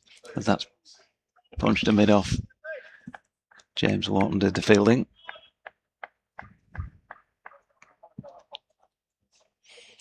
Robin Smith, we talked about him a few times when I've been on broadcast down here. You had to love watching him bat, particularly against pace, as Bess is down on one knee and imploring, begging Jack Chantry to give that delivery at Jake Lehman out off the pad, but felt like it was going down, and nothing you've seen on the replay, if you can see the replay, would dissuade you from that opinion, I don't think. No, certainly sliding down the leg side, I'd say. Now, the TV show discussion has caused a little bit of, well, not turmoil, but it's definitely picked up some traction in the old emails. In reply to Garrett's email about Stephen Clark, has Stephen Clark set a record, do you think, for number of emails today, or has he gone on a big spree before? I'm sure Kev can... Tell you what, just before you start making record on emails, Lily, she'll be straight in with another 10 emails just to try and maintain her record. Oh, some can't be beaten. Well, we'll come back to that email after this Ben Code delivery. Short extra cover and mid-wicket are in. As Code bowls back of a length and Albert. Again, mirror image of all his deliveries in the previous over, solidly defended. Now Gareth was asking if Stephen Clarke was the same Stephen Clarke he sat alongside studying politics at A-level at Fareham Tertiary College. Well, Stephen Clarke's quite happy. He says, me in the subject. In response to Gareth, although I hail from Fareham, I wasn't at Fareham Tertiary College, nor have I ever appeared on Blockbusters, unfortunately. I also appeared in that Gareth email as Code runs in past the stumps, and Albert a little bit more aggressively, but still relatively defensive in that push up towards extra cover. I did appear at the King's Theatre in Southsea, in amateur productions of South Pacific and Half a Sixpence, the latter of which resulted in us youngsters spending the daytime that week as extras in Ken Russell's Tommy. However, I have never found myself in their audience. Kindest regards. Thanks, Steve. It's good to hear from you. As Code runs in, this one's just tickled down the leg side. It's going to run away down towards the fine leg boundary. Incredibly fine, being chased after by Dom Best, and it's going to be given as leg byes for 4 more runs going the way of Hampshire, who now sit 55 for 2. 223 runs needed, and remember, just 2 wickets down. Yeah, a bit of nip about it. Right on cue, Lily had emailed in. It was almost bang to the second that she got a mention. She wouldn't have known before she sent the email in, but it's one of several today, basically doing what Lily does, which is supporting Yorkshire. Hope you're well back up there in Yorkshire, Lily. And the Don, Dean, has said he's enjoying the commentary and the good-natured banter, and asking what the weather forecast is for the rest of today and tomorrow. Well, sunny today. Defended by Abbott, from Code. And I think pretty good forecast tomorrow as well, so I don't think there's any problems on that score. Also asking if players have trouble switching back to Championship cricket after a couple of months of white ball stuff. You'd have thought so, wouldn't you? Especially so soon after. And Toby Albert, who's in obviously a key role in white ball sides for Hampshire, faces up to this ball, bottom edge, it's just gone past the stumps. And Albert scampers through to a quick single. It was squeezed out to a short fine leg position where George Hill, who's back on the pitch, ran around to go and collect. So that ends the 18th over, 56 for 2. And well, Toby Albert very, very close to chopping onto the stumps there. Needs a bit of luck, I think. Does Toby Albert to get into this innings? He's on to 7, Lehman on 2. Oh no, it's not the end of the over, apologies. 1 ball left.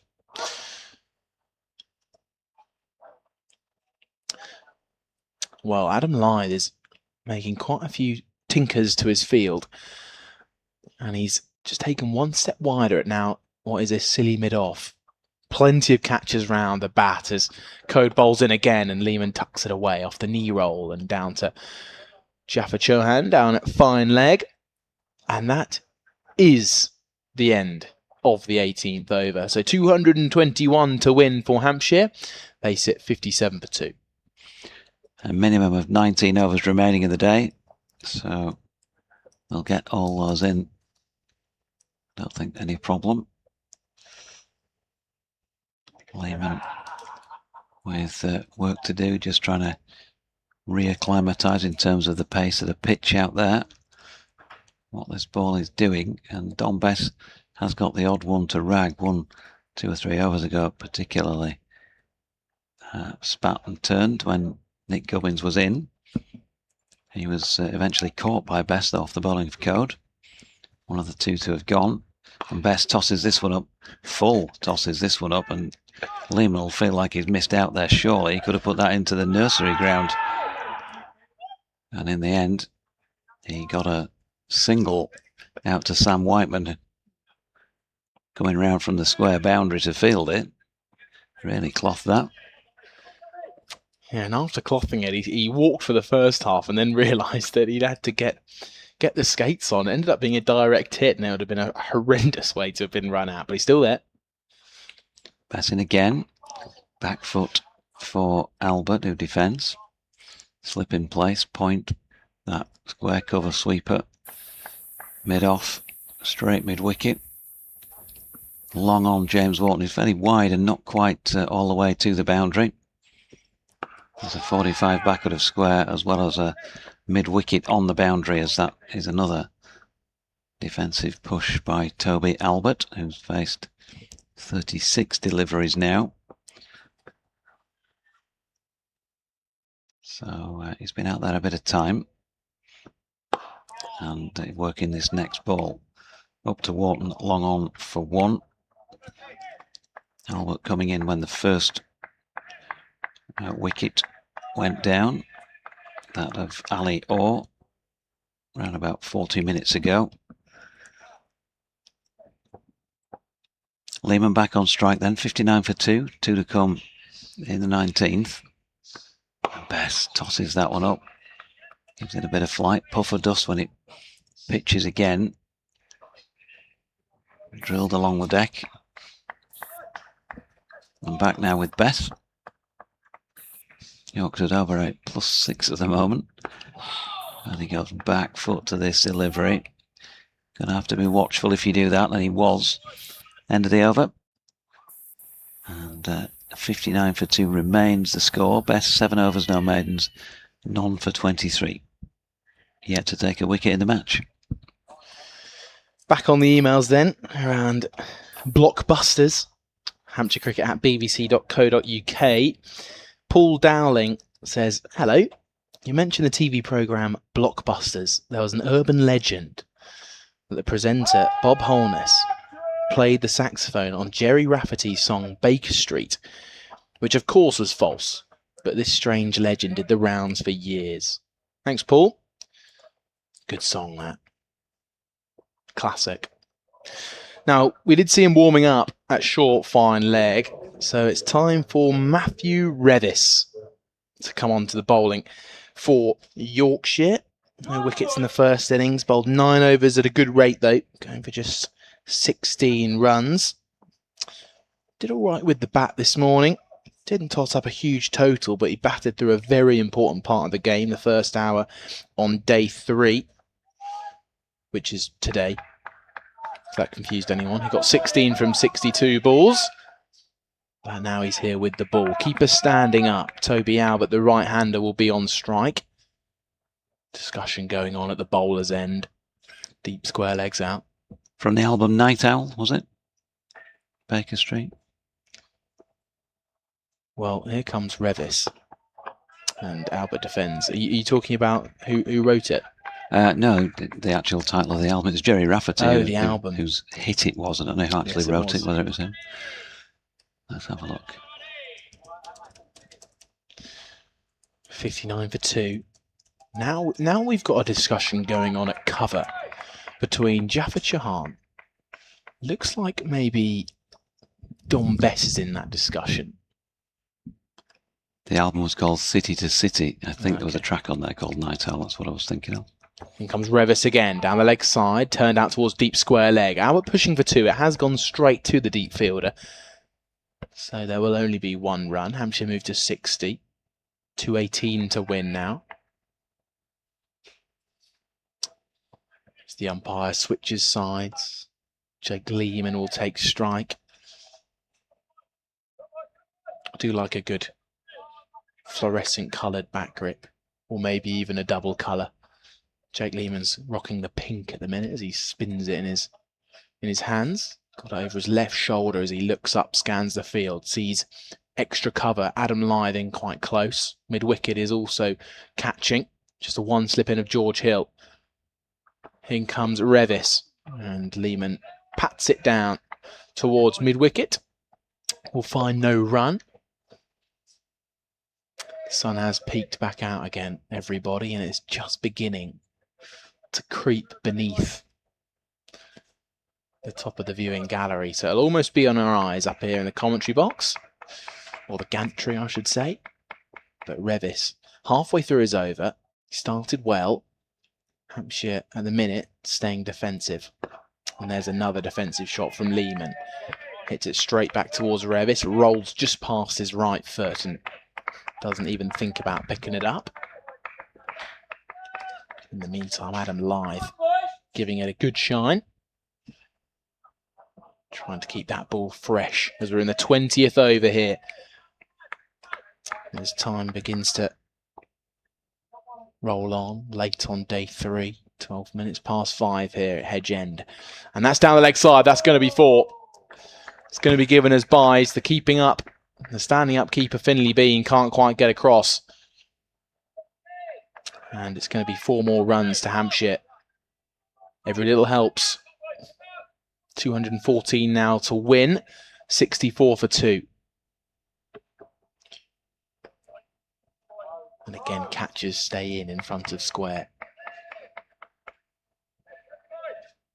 Adam Lythe passing the ball back to bowler Revis.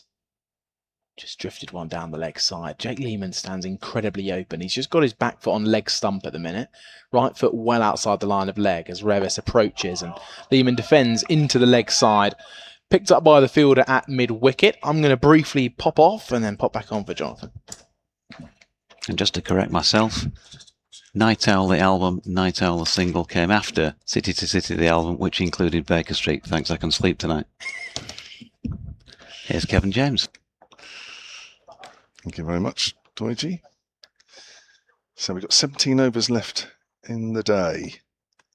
Hampshire still needing 214. Lost Ali Orr for 12 and Nick Gubbins for 27. So Dom Bess is going to bowl in from the hotel end. He's going to be right arm over to Toby Albert. That short leg's in play as Bess bowls, and it's turned towards mid-wicket. Will be no run. Deep fielder out on the leg side is deep forward square leg. Long on's also out. Bess past the stumps, lobs it outside off, and it's wide and driven towards that deep cover fielder. Well along the ground, so Toby Albert gets through to a single. Moves into double figures with that one. Just felt a long time coming. 10 from 41 he is now. Up comes Chauhan from the boundary. He'll be at mid-off now. In comes Dom Bess, arms waving as he runs in, bowls back of a length, and Lehman defends through the fielder under the helmet at a now silly point. Adam Lythe's in there with the cap tucked in at the back of his trousers. George Hill at first slip. In comes Bess once more. Flowing drive, it's missed through to keeper Bean. And well, it's just gripped out of a foothole there. This is the angle here for the left-hander that Bess can exploit. He's coming really wide of the wicket, so he can try and bowl the ball into those wide footholes. He comes in again, it's taken the edge and goes just past a diving first slip. Well, he's actually got a hand on it and patted it back out in front of square, so there will be no run. And well, this is a really good spell this from Bess now. Again, just bowling right arm round the wicket, getting it slightly above the eye line, bringing the batters forward. And Jake Lehman, at the moment, just looking a little bit precarious. As Bess comes in again, and this time Lehman goes back and pats it down safely past the right hand of Adam Lythe. And so 21 overs gone. And at 5:15, Hampshire sit 65 for 2. Very interesting game turning out here at Utilita Bowl. And after Hampshire bowled Yorkshire all out for 301, they set a target for Hampshire to try and chase of 278. They now sit 65 for 2. Ali Orr was the first to go for 12. Halfway through the 8th over, that was 31 for 1 at the time, off the bowling of George Hill. Just clipped the top of off stump. It was a perler of a delivery. Then 48 for 2, Nick Gubbins fell for 27. That was off the bowling of Ben Code. Well caught low at first slip. That was in the 16th over. Matt Revis is going to continue. Right arm over the wicket. He's just dipped his head and he's running in now past the umpire. It's the crease bowls, and Albert defends out towards cover point. It's picked up safely by the fielder in there. It's James Walton running around from extra cover. Toby Albert doing a little bit of gardening. Patting away at a good length where that ball just landed. There's a couple of emails here. I'm not sure you got... No, I haven't read that one. This one. From Joe on the ground. The TV show I was trying to remember was A Place in the Sun. Okay. That's right. Thanks for clearing that up. Revis hits the crease. And Albert very, very compact in behind that one, out towards Wharton at extra cover. No run. Apparently, there's also a link to a place in the country and the New Hampshire Heritage Book of my favourite game, which was actually subject of a talk, wasn't it, on the first day here. Hampshire supporter Nick Sylvester was on a place in the country searching for a home in Cornwall, where he now lives, and has an entry in the favourite game book. How's that for a link, says Joe. Brilliant. Revis in again, and Albert deflects to backward point. Jaffa Jahan doing the fielding, so it will be no run. Still 65 for 2 here between Hampshire and Yorkshire. Hampshire at the crease. I have not read that email. Go for it. Hampshire Cricket at bbc.co.uk is the place to get your emails in. Joris Verhul, hope I've got that right, Hampshire Cricket at bbc.co.uk, to answer your query regarding as to why someone would be flown to Amsterdam for a British game show, which we were talking about earlier. It's a plane flies across on the picture feed. Revis bowls and this just doesn't quite get up. Albert squeezes it out to backward a point. No run. In my hometown of Hilversum, 20 miles east of Amsterdam, there happens to be a major TV studio complex, including one that belongs to ITV. So I think there's your answer, says Joris. I think that's pretty conclusive. Well, clears up everything. Yeah. Albert sitting on 10. Swings the bat with his left hand.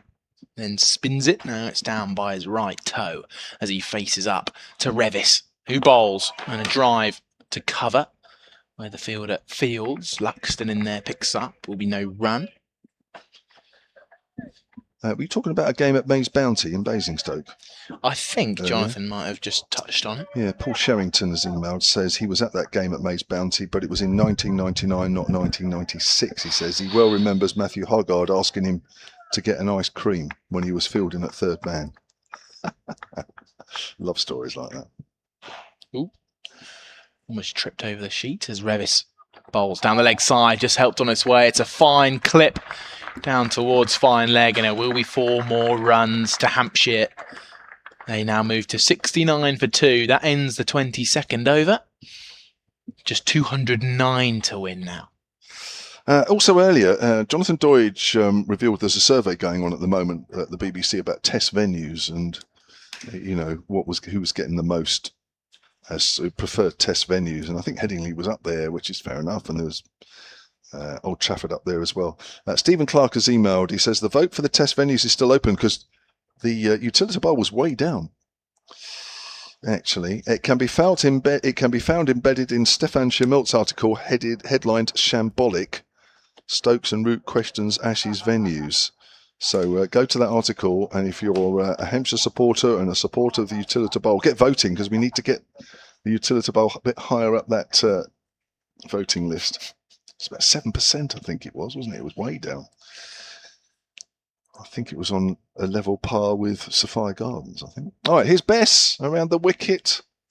Lehman drives. He'll get a single. He moves on to 5, and the total moves on to 70 for 2. Hampshire from here need another 208. Doesn't sound a lot, but it won't be easy. Last innings of a game anyway. Passes over the wicket to Albert, who's pushing forward. It is just worth noting, you picked it up earlier about those footholds just outside the off stump for the left-hander. And Best just of late has been able to utilise a couple, coming really wide of the wicket, around the wicket to Jake Lehman. It's tricky. He's wide, isn't he? Oh, there's an edge. It's bounced away, falling short of first slip. Did anybody ask you a show that you'd like to present? Did they ask you when we were talking about that 25 minutes ago? Nobody did ask you, did they? No, they didn't. I was left out of that conversation, unfortunately. Luckily, I'm in it now, though. Is there a show that you see, you think, you know what, I'd love to be the front person for that? Best bowls for defensive. I quite like. I think Warwick Davis is the host of it, actually. Tenable. Quiz show, yeah? Yeah, I don't think I've seen it. That's pushed. Oh, there's a big gap at mid-on. Yeah. That or Pointless, probably. You'd like to do pointless, would you? Yeah, wouldn't mind doing that. What, sitting at the desk or actually doing the actual fronting?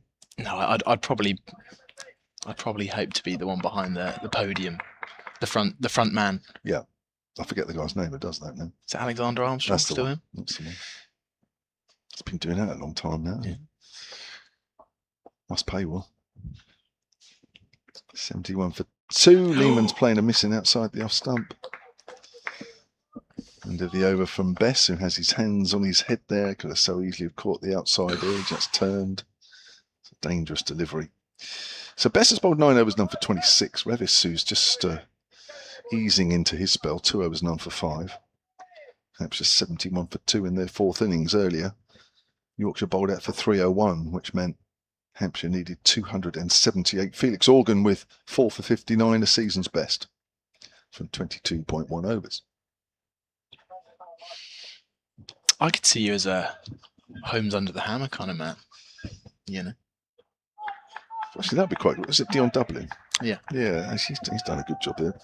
But I think he's into property as well, isn't he? Which sort of helps that. Makes sense. Revis approaches the wicket and Albert drives to cover point. Will Luxton picks up. No run. I mean, he does it well, but I'm just thinking, how hard would that be when you walk in? Well, this house looks a bit derelict. There's a bit of damp over there. Roof's caving in. Need to seal up the roof. Can see a hole up to the sky. I mean, it can't be that. Garden's overgrown. I mean, it can't be that hard, can it? And then you come back and say, wow, look how much job has you've done. changed. So how long did that take? What was the budget? I mean, it's not hard, is it? I won't say a word. It looks pretty tricky for me. Revis holds a good length and defends to mid-on for no run. That's no slight on DWs, of course. I'm just talking generally. Yeah, actually, that would be quite a fun programme to do. I remember the good old days of Grand Designs. Oh, gosh, yeah, he's still doing that, I think. Is he? Kevin McLeod, yeah. Well, the good days continue then. 71 for 2, Hampshire. Revis searching for a wicket. Runs in. Bowls. And another good length ball is sliced out towards point for a dot ball. Well, this show's been going for a long time. I'm not sure. I can't believe I'm going to say this, but you know, the opening music to that is a kind of a. Oh thing. yes. My eldest daughter, when she was much younger and at school, she used to do this weird dance to that opening music. I mean, weird dance that actually matched the music. And every time it came on, she would get up. It's just crazy. I can't believe I said that. Revis bowls right arm over. Again, a very similar shot this time, slightly backward of square, more of a guide to point for no run. Well, I think probably a lot of listeners like me have all of a sudden got a picture of that going on in front of the TV to that music. So it was like a wobbly type dance. Was it? Okay. Yeah, no, thanks, Kevin. Yeah, I know. There can't be a lot happening out there, can there? No, I tell you, it's exhilarating cricket right now, everybody. Toby Albert, 15 from 55 balls. Revis bowls a little bit fuller, driven back to the bowler. No run again. That's 4 dots. No, 5 dots in a row. Missed out one there. Well, the run rate required's not an issue. That's below 2. The current run rate is now dropping below 3. And we've got 2 batters out there for Hampshire who are being gritty. The attritional batting at the minute, which we saw a lot from the batters so far today for Yorkshire. And, well, they've learnt from then, have Albert and Lehman. This one's off the outside edge, stuck on the crease, and it's going down towards the third man boundary. But Jahan is the man to do the fielding. Albert comes back for a second run. 73 for 2 to end the 24th over. And, well, the runs required is almost under 200. Yeah, and the good news is it's way over half an hour now since the last wicket fell. So it's small steps, but as I said right at the start, that's what's needed. Just take it one small step at a time. James.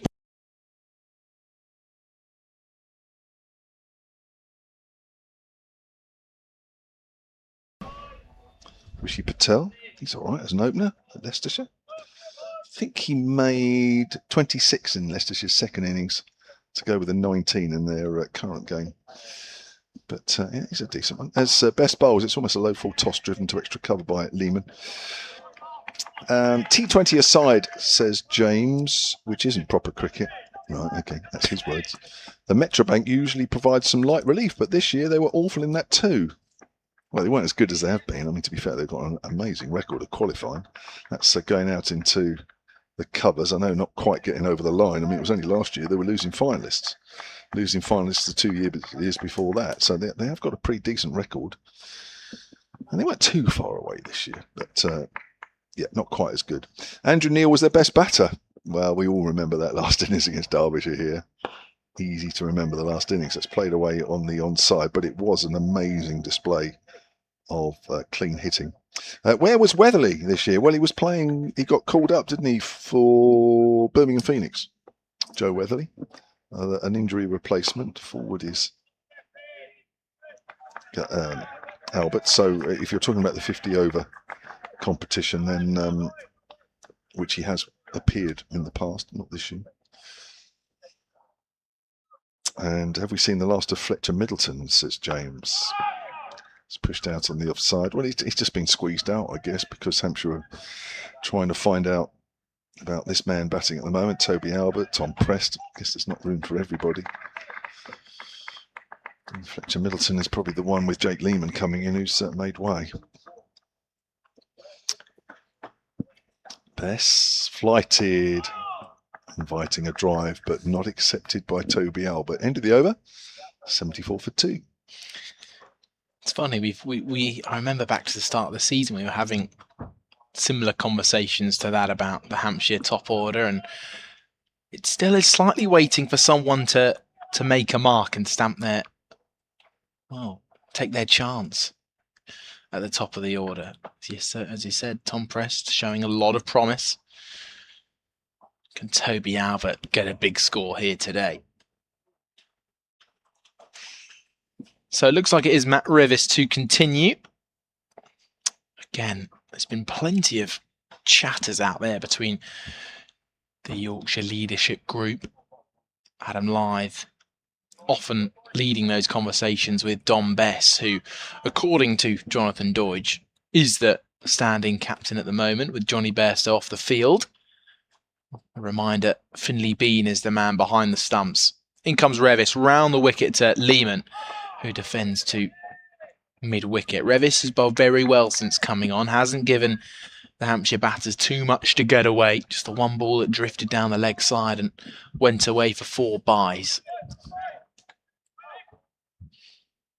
But hardly given anything for the Hampshire batters to get a hold of.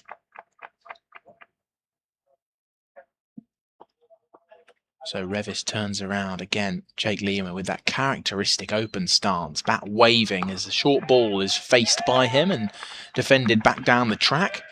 But a lot of encouragement going on at the minute. Finley Bean leading it, and also the man at first slip, George Hill, doing plenty of clapping and shouting and encouragement towards his bowler.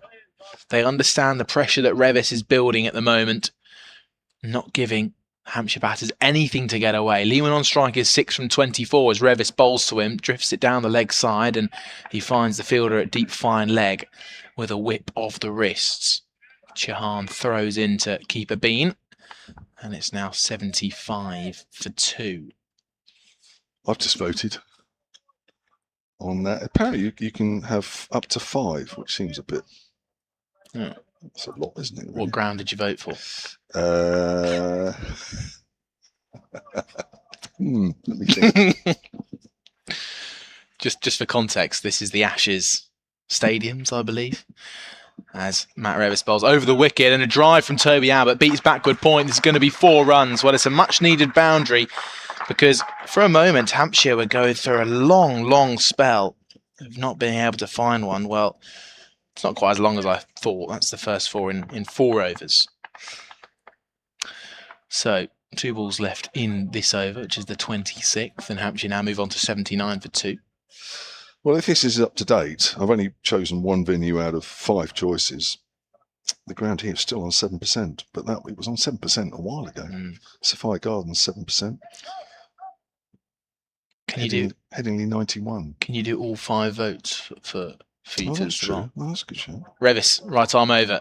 bit shorter, climbs up on Albert, who just defends it back down the track again. No. Ah, No. I'm not sure where else I would want to vote, to be honest, without alienating a certain section of our listeners and watchers. But the trouble is, Headingley's on 91, so can you downvote? can't take some off. Well, the people have spoken. Revis bounds in once more. Hits the crease and looks like a full toss there that Albert again finds a way to defend. He's got a wry smile at the minute because I'm not sure he quite picked it up, because at the minute the sun is setting just into the eyes of the batters down at this end, and those shadows are lengthening. A floodlight shadow creeping onto the pitch as the time goes past 5:30, 79 for 2. In a moment, I'm going to make way for Jonathan Deutsch. The Lehman Albert partnership's worth 31, as was the Orr Gubbins opening partnership as well. On this article on the BBC, where you can vote for your 5 favourite Ashes grounds, I've only voted for 1. So whether that counts or not, I don't know. Griff Holmes has emailed hampshirecricket@bbc.co.uk. I've seen and voted in the article this morning about Ashes test placements, and on balance reckon I'd accept an uneven 2/3 to 1/3 split with the Oval. Given London already has 2 venues and hell should freeze over before Lord's ever misses out. Therefore, Hampshire could host once in every 3 home series. That's a big gap, isn't it? For smaller grounds elsewhere, this might work, like with Durham and either of the 2 big northern venues, for example, says Griff. Yeah, this has all come about, really, because next year there's no Ashes series north of Trent Bridge. But that voting, Deutsche, doesn't seem as though it's moved all day. I can't believe this ground is still on 7%. Well, I think it's probably one of those polls that lasted for 24 hours or something. I've and just then voted. Stopped. Oh, right, okay. Yeah, You have I've just got in, yeah. Oh, there you go. Assuming it accepts my 1 vote, because you have 5. I didn't want to vote for anywhere else, really. Right, we've got Adam Lyth in then, taker of 2 wickets in the first innings. Lehman Joy's taken one! Straight away, Lehman goes for an expansive drive, and that's an amazing catch at gully. And look at Lyth this time. He goes for a run round the New Forest. Well, he has. He went to the left-hand side of the ground towards Portsmouth in the first innings. He's decided to go away to the right-hand side of the ground. And Lehman has gone for 7. That's the 3rd wicket down at 79. Golden arm. That is quite unbelievable, isn't it, really? He lobs the ball up. And that's it, isn't it? Lobs the ball up.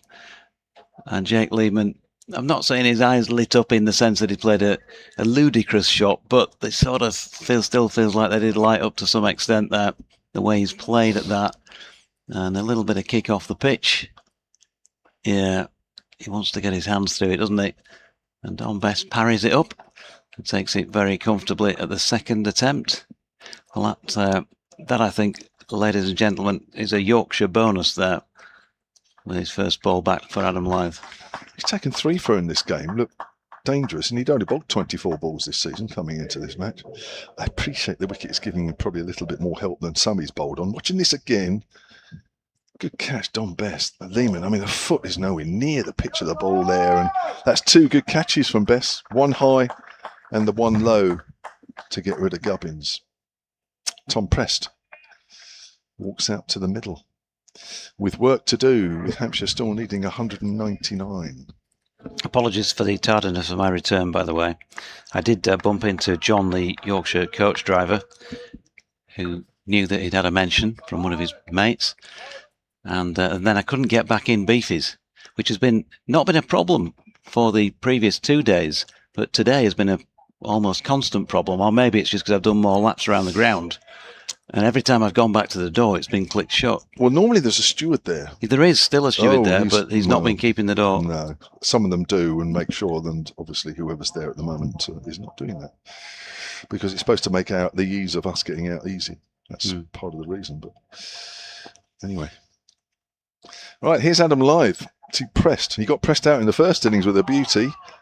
And Prest is off the mark straight away as he works her off the back foot down to mid-on. Tom Prest was impressive in the first innings with his 46 before Lyth got one through the gate, hit the top of off.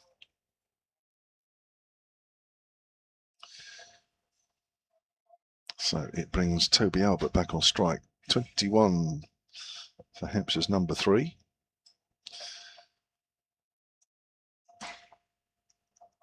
And there is a slip and there is a short leg for Lythe.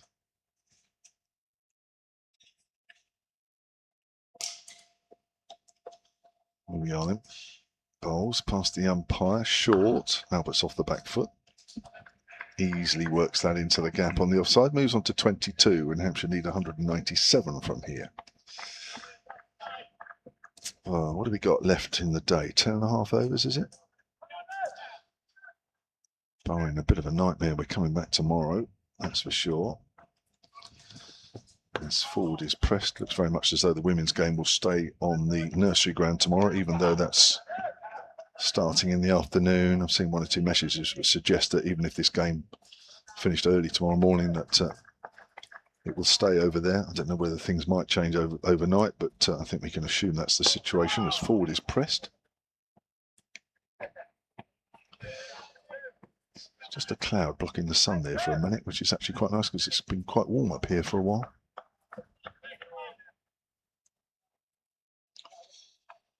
So Lythe, what was his figures in the first innings? Unbelievable. 2 for 15 off 10. Pressed his forward, and that's a good over. 1 for 2 from Adam Lythe. I'm sure he's enjoying every ball that he's bowling at the moment. Hampshire 81 for 3. Lily says if she was a celebrity, she'd love to host the Test match highlights on BBC or present Match of the Day. Not a bad shout. Rob Barnes says, is this a hybrid pitch? I don't think it is. I think the hybrid pitches are more to the right. I've not heard anybody say it was. It didn't look a hybrid pitch when I was out there before the start of the game, so I'm assuming it's not.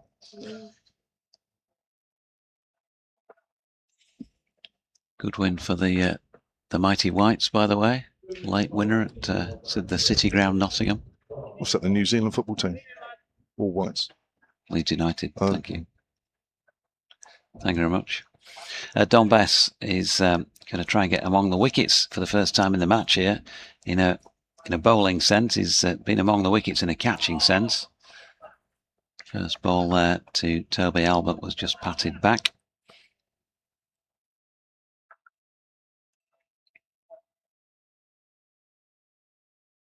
And Bess in again. Ooh, helped around the corner by Albert. Yelp of catch. Not too far short of Jaffa Chauhan, who was the man posted backward of square leg. Will Luxton is under the helmet at short leg. George Hill at slip. Now Johnny Bairstow out there. He's not been out there for the entire Hampshire second innings. We are to assume as a result of the knock he took to his hand when keeping wicket in the first innings. Heard nothing to the contrary. As Bess is in, evidence of turn, well watched by Toby Albert. Turn that down to the feet of Luxton.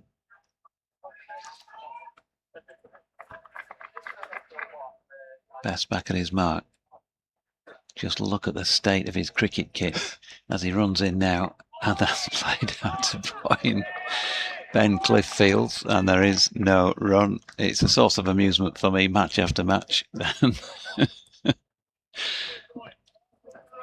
award for the dirtiest cricketer of the day. He'd absolutely be right up there, without question. He's in and bowling again.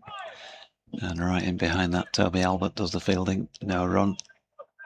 He's all right when he's got his back to the camera. When he turns forwards, it's a totally different ball game. 5 successive dots, this one to complete the maiden, and does so. Defended by Albert, so 81 for 3 still after 28. He's struggled. I don't know what his football skills are like, Dom, but he's struggled to get in my school football team. I can promise you that, because my teacher was one of those.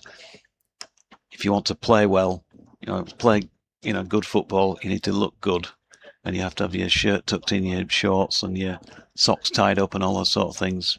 Boots clean. Didn't quite go as far as hair combed, but I probably did. Right. Were you immaculate as a footballer? Immaculately turned out as much in the first minute as the 90th. My dad used to say the great Lewis Jones, as a rugby player, never really got mucky. Live bowls. Pressed off the back foot, steers it to mid-wicket. So no sliding tackles for you then? Yeah, plenty of those. And still didn't get dirty? I didn't say I didn't get dirty. Oh. Live bowls. Pressed works that onto the floor, fielded at short leg. Only got booked once. Did you really? And that was for arguing with the referee about a foul they'd given against me that wasn't a foul. That's why you argued. Oh, that's a good disciplinary record, isn't it? Press pushes forward. That's the length. And if you're good enough, you play the ball, don't you? You win it. What standard did you play to then? Oh, extremely high. I think I was in the Brazil 1970 World Cup team, Kev. What have you got? Really? Only at Sabutio. Press comes down the wicket, just works it to the right of Bess at mid wicket, picks up a single. Well, like most of the sports, for me, I played a reasonably good standard up till I was too injured to carry on. So,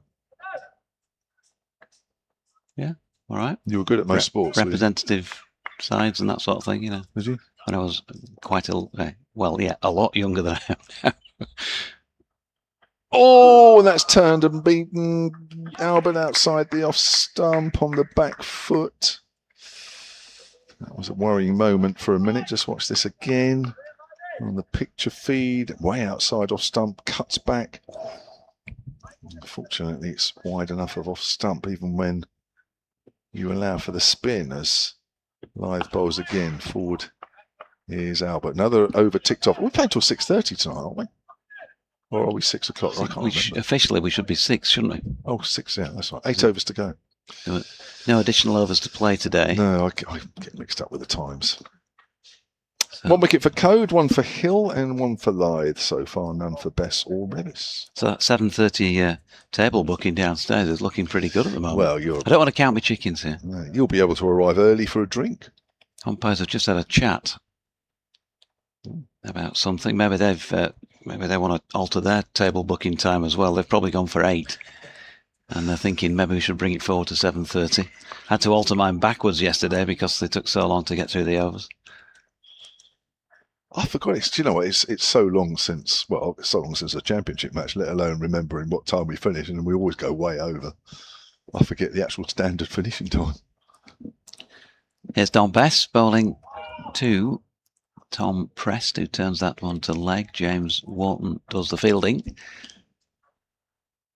82 for 3, 196 more runs to win would be a very good win for the hosts, but at this moment in time, there's still the potential for that, but Prest just pushing a little firmly there. Careful. With hands, yeah, just in the air for a moment on its way back towards Don Bess. Encouragement ringing around down at pitch level, as you might imagine, from the Yorkshire fielders here for their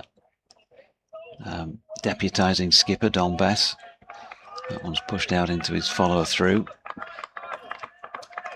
Well, suddenly raised a few decibels out there, isn't it? Yeah, just trying to create that bit of theatre, trying to make something happen.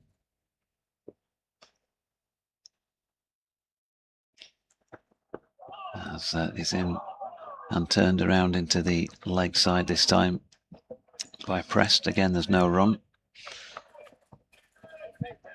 Mick Auckland sent me an ex-post, just a photograph of the Daily Dafty, the Dafty's newspaper on the internet, with a reference to Blockbusters, Countdown, I should say, Countdown, which is quite amusing, but probably best seen visually as Prest defends. Is that it? Yeah, I think I probably better leave it at that. Okay. Final ball of the over. And Prest turns it square on the leg side for Chauhan to field. So another maiden And if you can keep things dry, that's always going to be a help. Jan, who I was speaking to down at breakfast this morning, says, believe it or not, it's World Plant Milk Day today. I don't know if that's coincidental with the almond milk, the soya milk, and the coconut milk that I've been enjoying, but thanks for that reference, Jan. And Stampy says, watching Jake Lehman reminds me so much of watching his dad, my favourite Yorkshire player ever. Just hope we can get him out and get this win tomorrow. Well, there you go. He's gone. Plant Milk Day, eh? How did we miss that? Here's Lythe. Albert's off the back foot, works it in front of point. They're looking for singles, but just not quite finding the gaps at the moment. But they are looking. 196 needed from here at 82 for 3. Lythe burying his fingers in the dirt, trying to get better grip on the ball. He's thinking like a proper off spinner now, is Adam Lythe. As he comes in again and bowls. Albert drives down to deep mid-on. 83 for 3. Stephen Clark back on the emails about this survey where you can vote on the BBC Cricket page. Vote for your 5 favourite Ashes venues. The Utilita Bowl is way down on that list, so we need a few Hampshire people to vote on that. He says, put in the debate in context, and this is the one where there's no Northern Test next year of the Ashes. That's a slap away on the offside. Nicely timed by Tom Prest. That's going through 4 wide of mid-off. Slightly over-pitched there from Adam Lythe, and with the off-spinner getting a bit of turn out of the rough, that's exactly the right shot. Wait until that ball is right up there. Don't allow the ball to do anything. 87 for 3. He says, regarding the no test in the north next year, pressed his forward. Old Trafford is 84 miles away from Edgbaston. Trent Bridge is 78 miles away from Headingley. Lords is 81 miles away from the Utilita Bowl. So perhaps people in the north can travel, just like people in the south have to. Good point. Here's Lythe. Just rocks on the back foot, does Prest, finds point.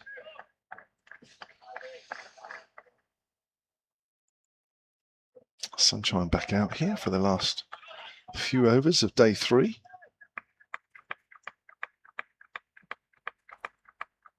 Hampshire need 191 from here. Lythe in, slightly slower. Prest waits and pushes forward. That's the end of the over. So Ali Orr for 12, Nick Gubbins for 27, Jake Lehman for 7 are the 3 wickets that have fallen. 1 for George Hill, 1 for Ben Code, and 1 for Madam Lythe. And we have 6 overs left in the day. I think travel was only part of the northern argument, isn't it, Kev? It's more about Headingley being a good venue for England in terms of results over the years, and also kind of suiting the way their team is set up these days. Old Trafford has always been a bit more of a spin-related venue, but still plenty of scene there as well. Rains more often. Juice comes into proceedings. You'd have thought a bit more as best bowls, and that's dropped into the leg side, and there is no run. Referee says, "Hi JD, in the absence of JT, Jordan Thompson, that is, I feel that Whitby's finest can now be definitely considered as the man that makes things happen." That's turned into the leg side by Albert. There's no run. P.S. You don't have to do a long day. Super comms as always. Even the new boy's pretty good. I think that's a slap on the back for Charlie from a Yorkshire supporter as Toby Albert defends once again. Have I been... What's happened there? Sorry, I didn't quite catch that, Jonathan. Basically, you've just been given a pat on the back by one of our regular Yorkshire listeners, refereeing. There's an appeal for LBW here from Dom Best by the looks of things. It's going to run away off the bat for a single, so perhaps that's why it wasn't given out. But he's trying to put in a claim here for Jordan Thompson's title that the poor lad had imposed on him by me in commentaries, the man that makes things happen, the longest nickname of all time, because he kept coming on and making things happen, and it kind of stuck. The big show came into the equation probably in the back half of his time at Yorkshire, but the man that makes things happen was what I used to shout from time to time, and I got excited as press defends that latest delivery. I think out of respect for JT, as Bess bowls and there's a big puff of dust as press plays forward to that one and doesn't deal with it particularly convincingly. End of the over, 88 for 3. Not sure. I think I might have to retire the man that makes things happen. It's certainly not a phrase I've used, with any fluency in a commentary this year or since Jordan Thompson last played for Yorkshire, because he was the man that made things happen. Can anyone else ever live up to that nickname in a Yorkshire shirt? I'm sure there will be very soon. I'm sure there will be. Hopefully not today, though, from a Hampshire perspective. 88 for 3. And we're going to see Jaffa Chauhan on for the first time today. We've had an email from Stephen Clark, hampshirecricket@bbc.co.uk, who says, "Hi, Kev. Steve the Pigeon is back on the far right of the square as you look." Thanks, Steve. I can't see a pigeon now, unfortunately. I wonder if you've actually named that pigeon yourself after yourself. I hope not. and we have actually a message also, a question for you, Jonathan, which I'm looking forward to giving after this ball from Jaffa Chauhan. It's a message from Sam in Winchester asking about George Hill. Mm-hmm. And why. I'd like to get your thoughts on why. Well, he asks, why has George Hill not really been given a chance at the international level? As Chauhan runs away from us, bowls, good length, and Albert's able to punch it off the back foot, square the wicket for no run. Well, it's a question that we ask ourselves up Yorkshire way quite often, and the question I asked George just the night before last as well, or whenever it was, might have been last night. Yeah, last night. Time's really flying since I got down to Southampton. Chauhan is in again. Bowl short and cut away, square of the wicket. This could run away for 4. It's timed really nicely and does beat the fielder out in the deep. Sam Whiteman can't get across, and Albert moves to 28. He's starting to up his rate, 92 for 3 now. If you'd ever interviewed George, Charlie, if he got 10 for none, then it'd be really hard pressed to tell you that he'd done well that day.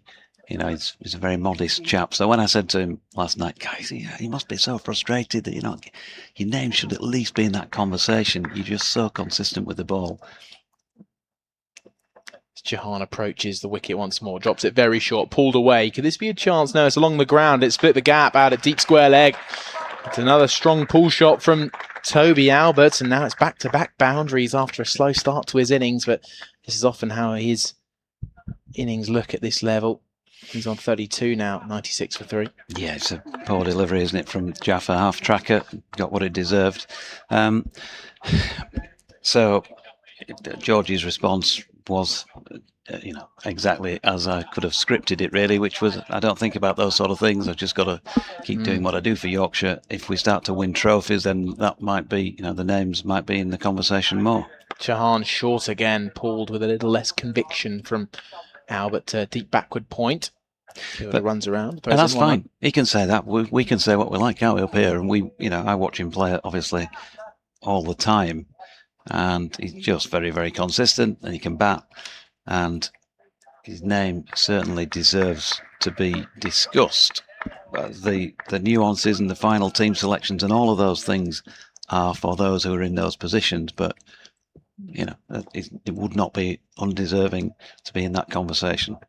Chauhan bowls, and it's a better length this time. Defended into the leg side for no run. And as to the why not, and obviously Joe Root, back as captain, you never know. There might be more of an opportunity knowing what George can do. Harry Brooks around. They know precisely what he's capable of. There's been a lot of talk about just not being quick with the ball. And therefore, is he quick enough to really trouble Test batters? Chauhan hits the crease. Again, a little bit short and cut away with ease to deep point. That'll be a single to end the over. 98 for 3. Prest moves on to 7. Yeah, it did feel in previous the England international regime, otherwise known as Bazball, anything below 85 mile an hour was almost frowned upon. But as a result of Ollie Robinson getting so much success in the first test against Pakistan, as you say, maybe it could be George Hill's time. Well, I think, it might be harder to get wickets against better players on good decks. Yeah, that's fine. It might be harder, but he just keeps dropping it there. So just the law of averages in cricket says that, you're still going to pick up wickets when you do that. And he's just got the skills to nibble that ball around. He can swing the ball as well as hit the seam. He's got all those sort of ingredients on his side. So you at least want to feel, I think, if you're a player, you're playing Division 1 cricket, taking 50-odd wickets last year, and you've just got your second fiver in this match. I think when you go to sleep at night, whatever the result is, if you're putting up your own, you're turning up and you're doing your job for the team, and you're getting good players out as he does, then it should at least be mentioned. And it may be, who knows? We don't know, that we're not party to those meetings and all of that. But he did get a little sniff of Lions of A-team cricket last year in the spring. It didn't last, that long. It was, I think it was against India's equivalent side as best bowled his first delivery. And Prest defended, and he does again. Got a few wickets in that match as well, from memory.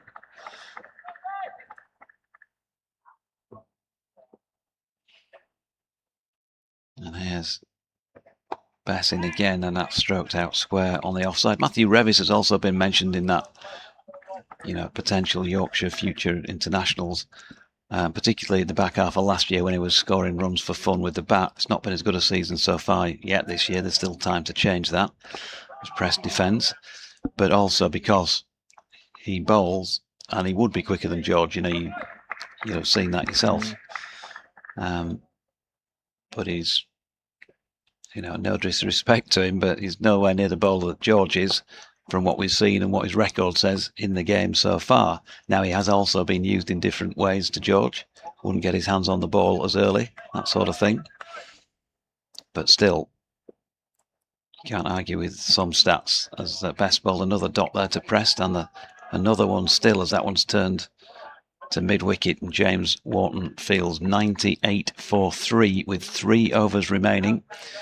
Still Don Bess to make a breakthrough, but he's been pretty tidy. 14 overs, 3 maidens, none for 28. So if you're not taking wickets, as long as you can keep things dry, keep that margin between the sides as big as you can. 180 runs is still pretty appreciable, given the way this match has gone, and Yorkshire needs 7 wickets. Yeah, and these Hampshire batters will just be focusing on keeping that wicket column at number 3 for the moment. They won't want to lose any wickets in the final 3 overs, and it's fair to say that not too many night watchmen have been too successful in the game so far. 2 falling late last night. Could we see another? Here's Chauhan, right arm over the wicket, very full.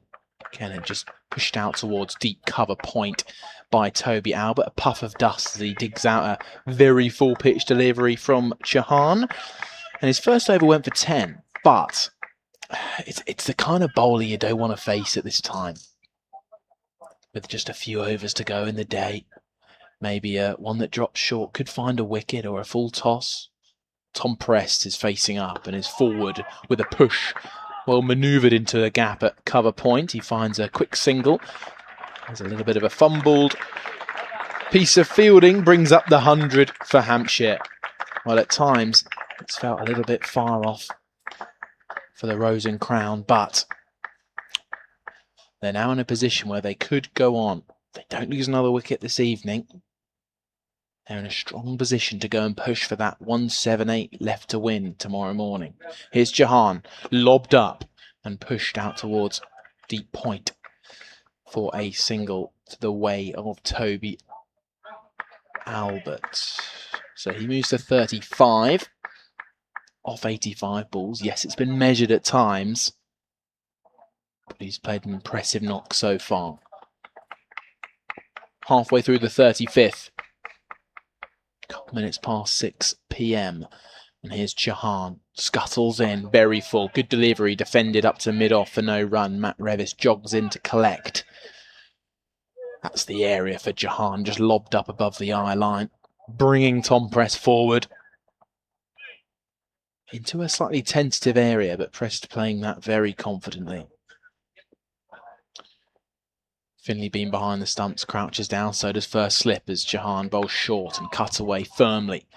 Just past the umpire at point. We picked up in the deep and an extra single. So 1 ball left in this over. And then it'll be 2 to go for Hampshire to survive. It's Charlie Harden alongside Jonathan Doidge late on day 3, Hampshire versus Yorkshire. It's a big fixture. It's 8 versus 9th, and 2 teams looking to stay up in Division 1 as Jahan was a good length and patted away off the back foot to point from Toby Albert. There'll be no run this time because the fielder at slip, which is George Hill, runs across and does the fielding. So 102 for 3 are Hampshire after 35 overs, and the picture feed at the minute is just showing the Hampshire partnerships, and well, it's a good sign really, because Hampshire, they haven't lost wickets in quick succession. 31 for the opening partnership, 17 between Albert and Gubbins, then 31 for the next wicket, and currently 23 run partnership between Albert and Prest. So that's a positive for Hampshire. They're not losing wickets in clusters. However, they would very much like to put up a slightly bigger partnership than one they've had so far today. Don Best from the pavilion end. Just 12 balls, excuse me, 12 balls remaining in the day. Short leg, leg slip and orthodox slip, and Press plays it in the gap between short leg and leg slip. Johan will field, and they get through for 1 run. Just a nice calm last 11 deliveries, please, say the Hampshire boys. Yorkshire, they'll want to wreak a little bit more havoc if they can. In comes Bess. It's turned to the feet of Will Luxton, who decides to have a little roll in the dust to field that ball.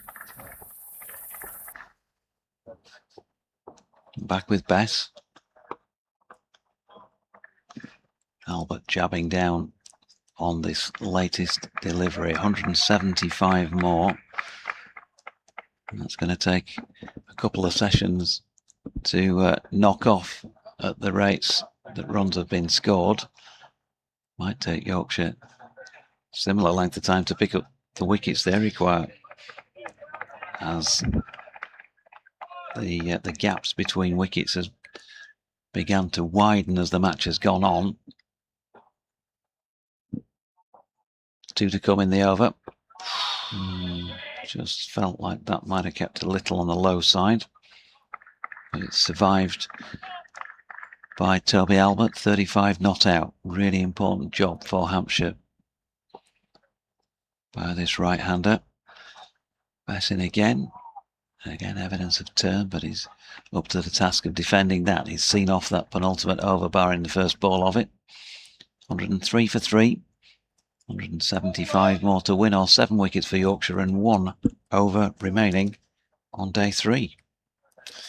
So just the last over, and it looks like Adam Lyth wants it. Just a quick question, Jonathan. 103 for 3 feels a position Hampshire would be pretty content with. From a Yorkshire point of view, would they be happy going into tomorrow? Yeah, I would have said so. Yeah.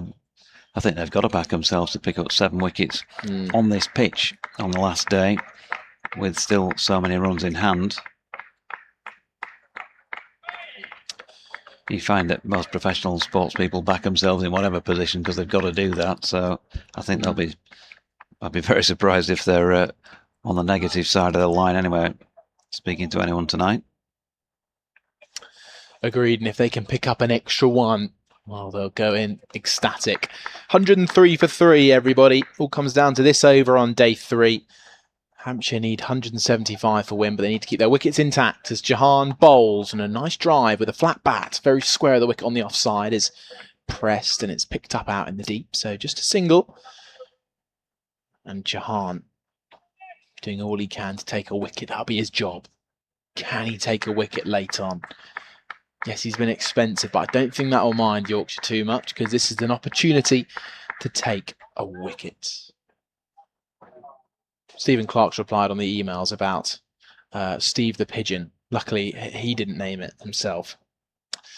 As Jahan runs in right arm over the wicket past the stumps and goes back, does Albert, pats it back to him. Hampshire Cricket at bbc.co.uk. Hi Charlie, Amanda Jade Wellington named him because he spent what felt like weeks camping on the square, presumably feeding on grass seed. Needless to say, as soon as I sent my previous email, he flew off. Oh, I can't see a pigeon anymore. Thanks, Stephen. Jahan hits the crease, short and driven off the back foot. Again, just past the umpire, who's at point, and fielded out in the deep. Another single added.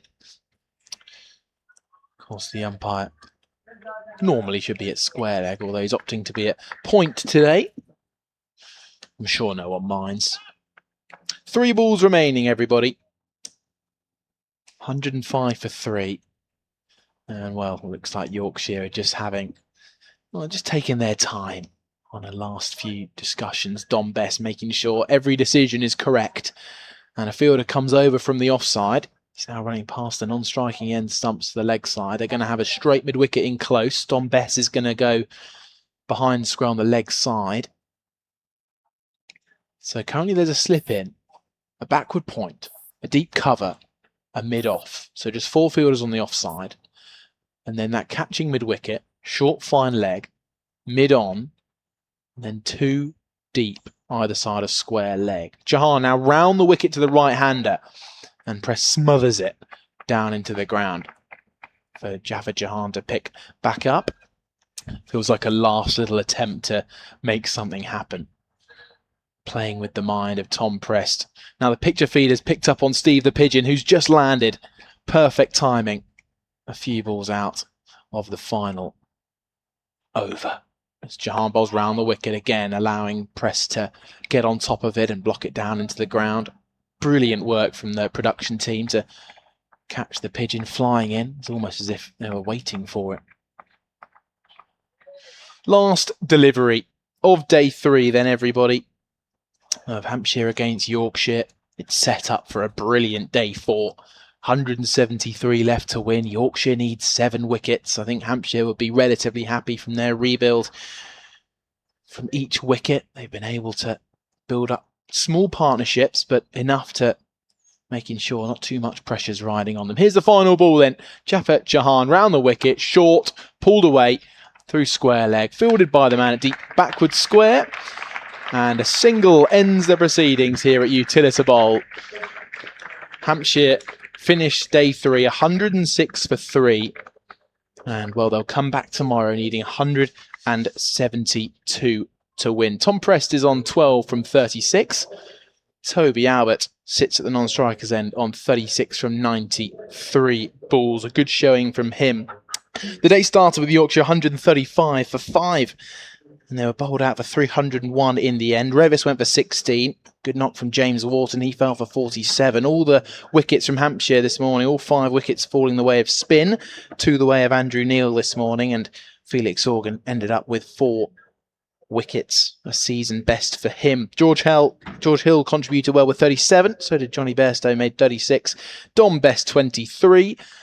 And so Hampshire, whose batters now are well and truly off the pitch, they set out on that chase. 31 for the opening partnership. Ali Orr fell for 12. Nick Gubbins a little bit later for 27.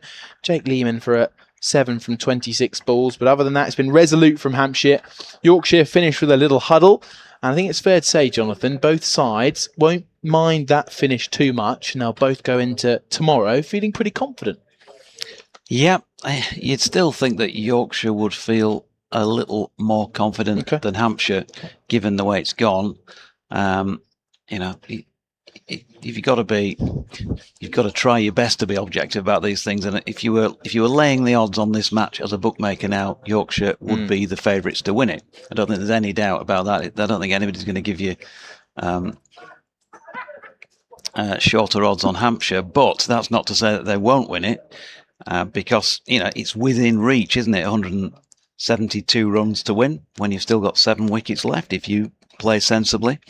If Yorkshire are burnt out with the ball and can't raise the effort to do it, or don't execute their skills well enough on the final day, but yeah, they'd have to be, I think you'd say, favourites to win it at this stage.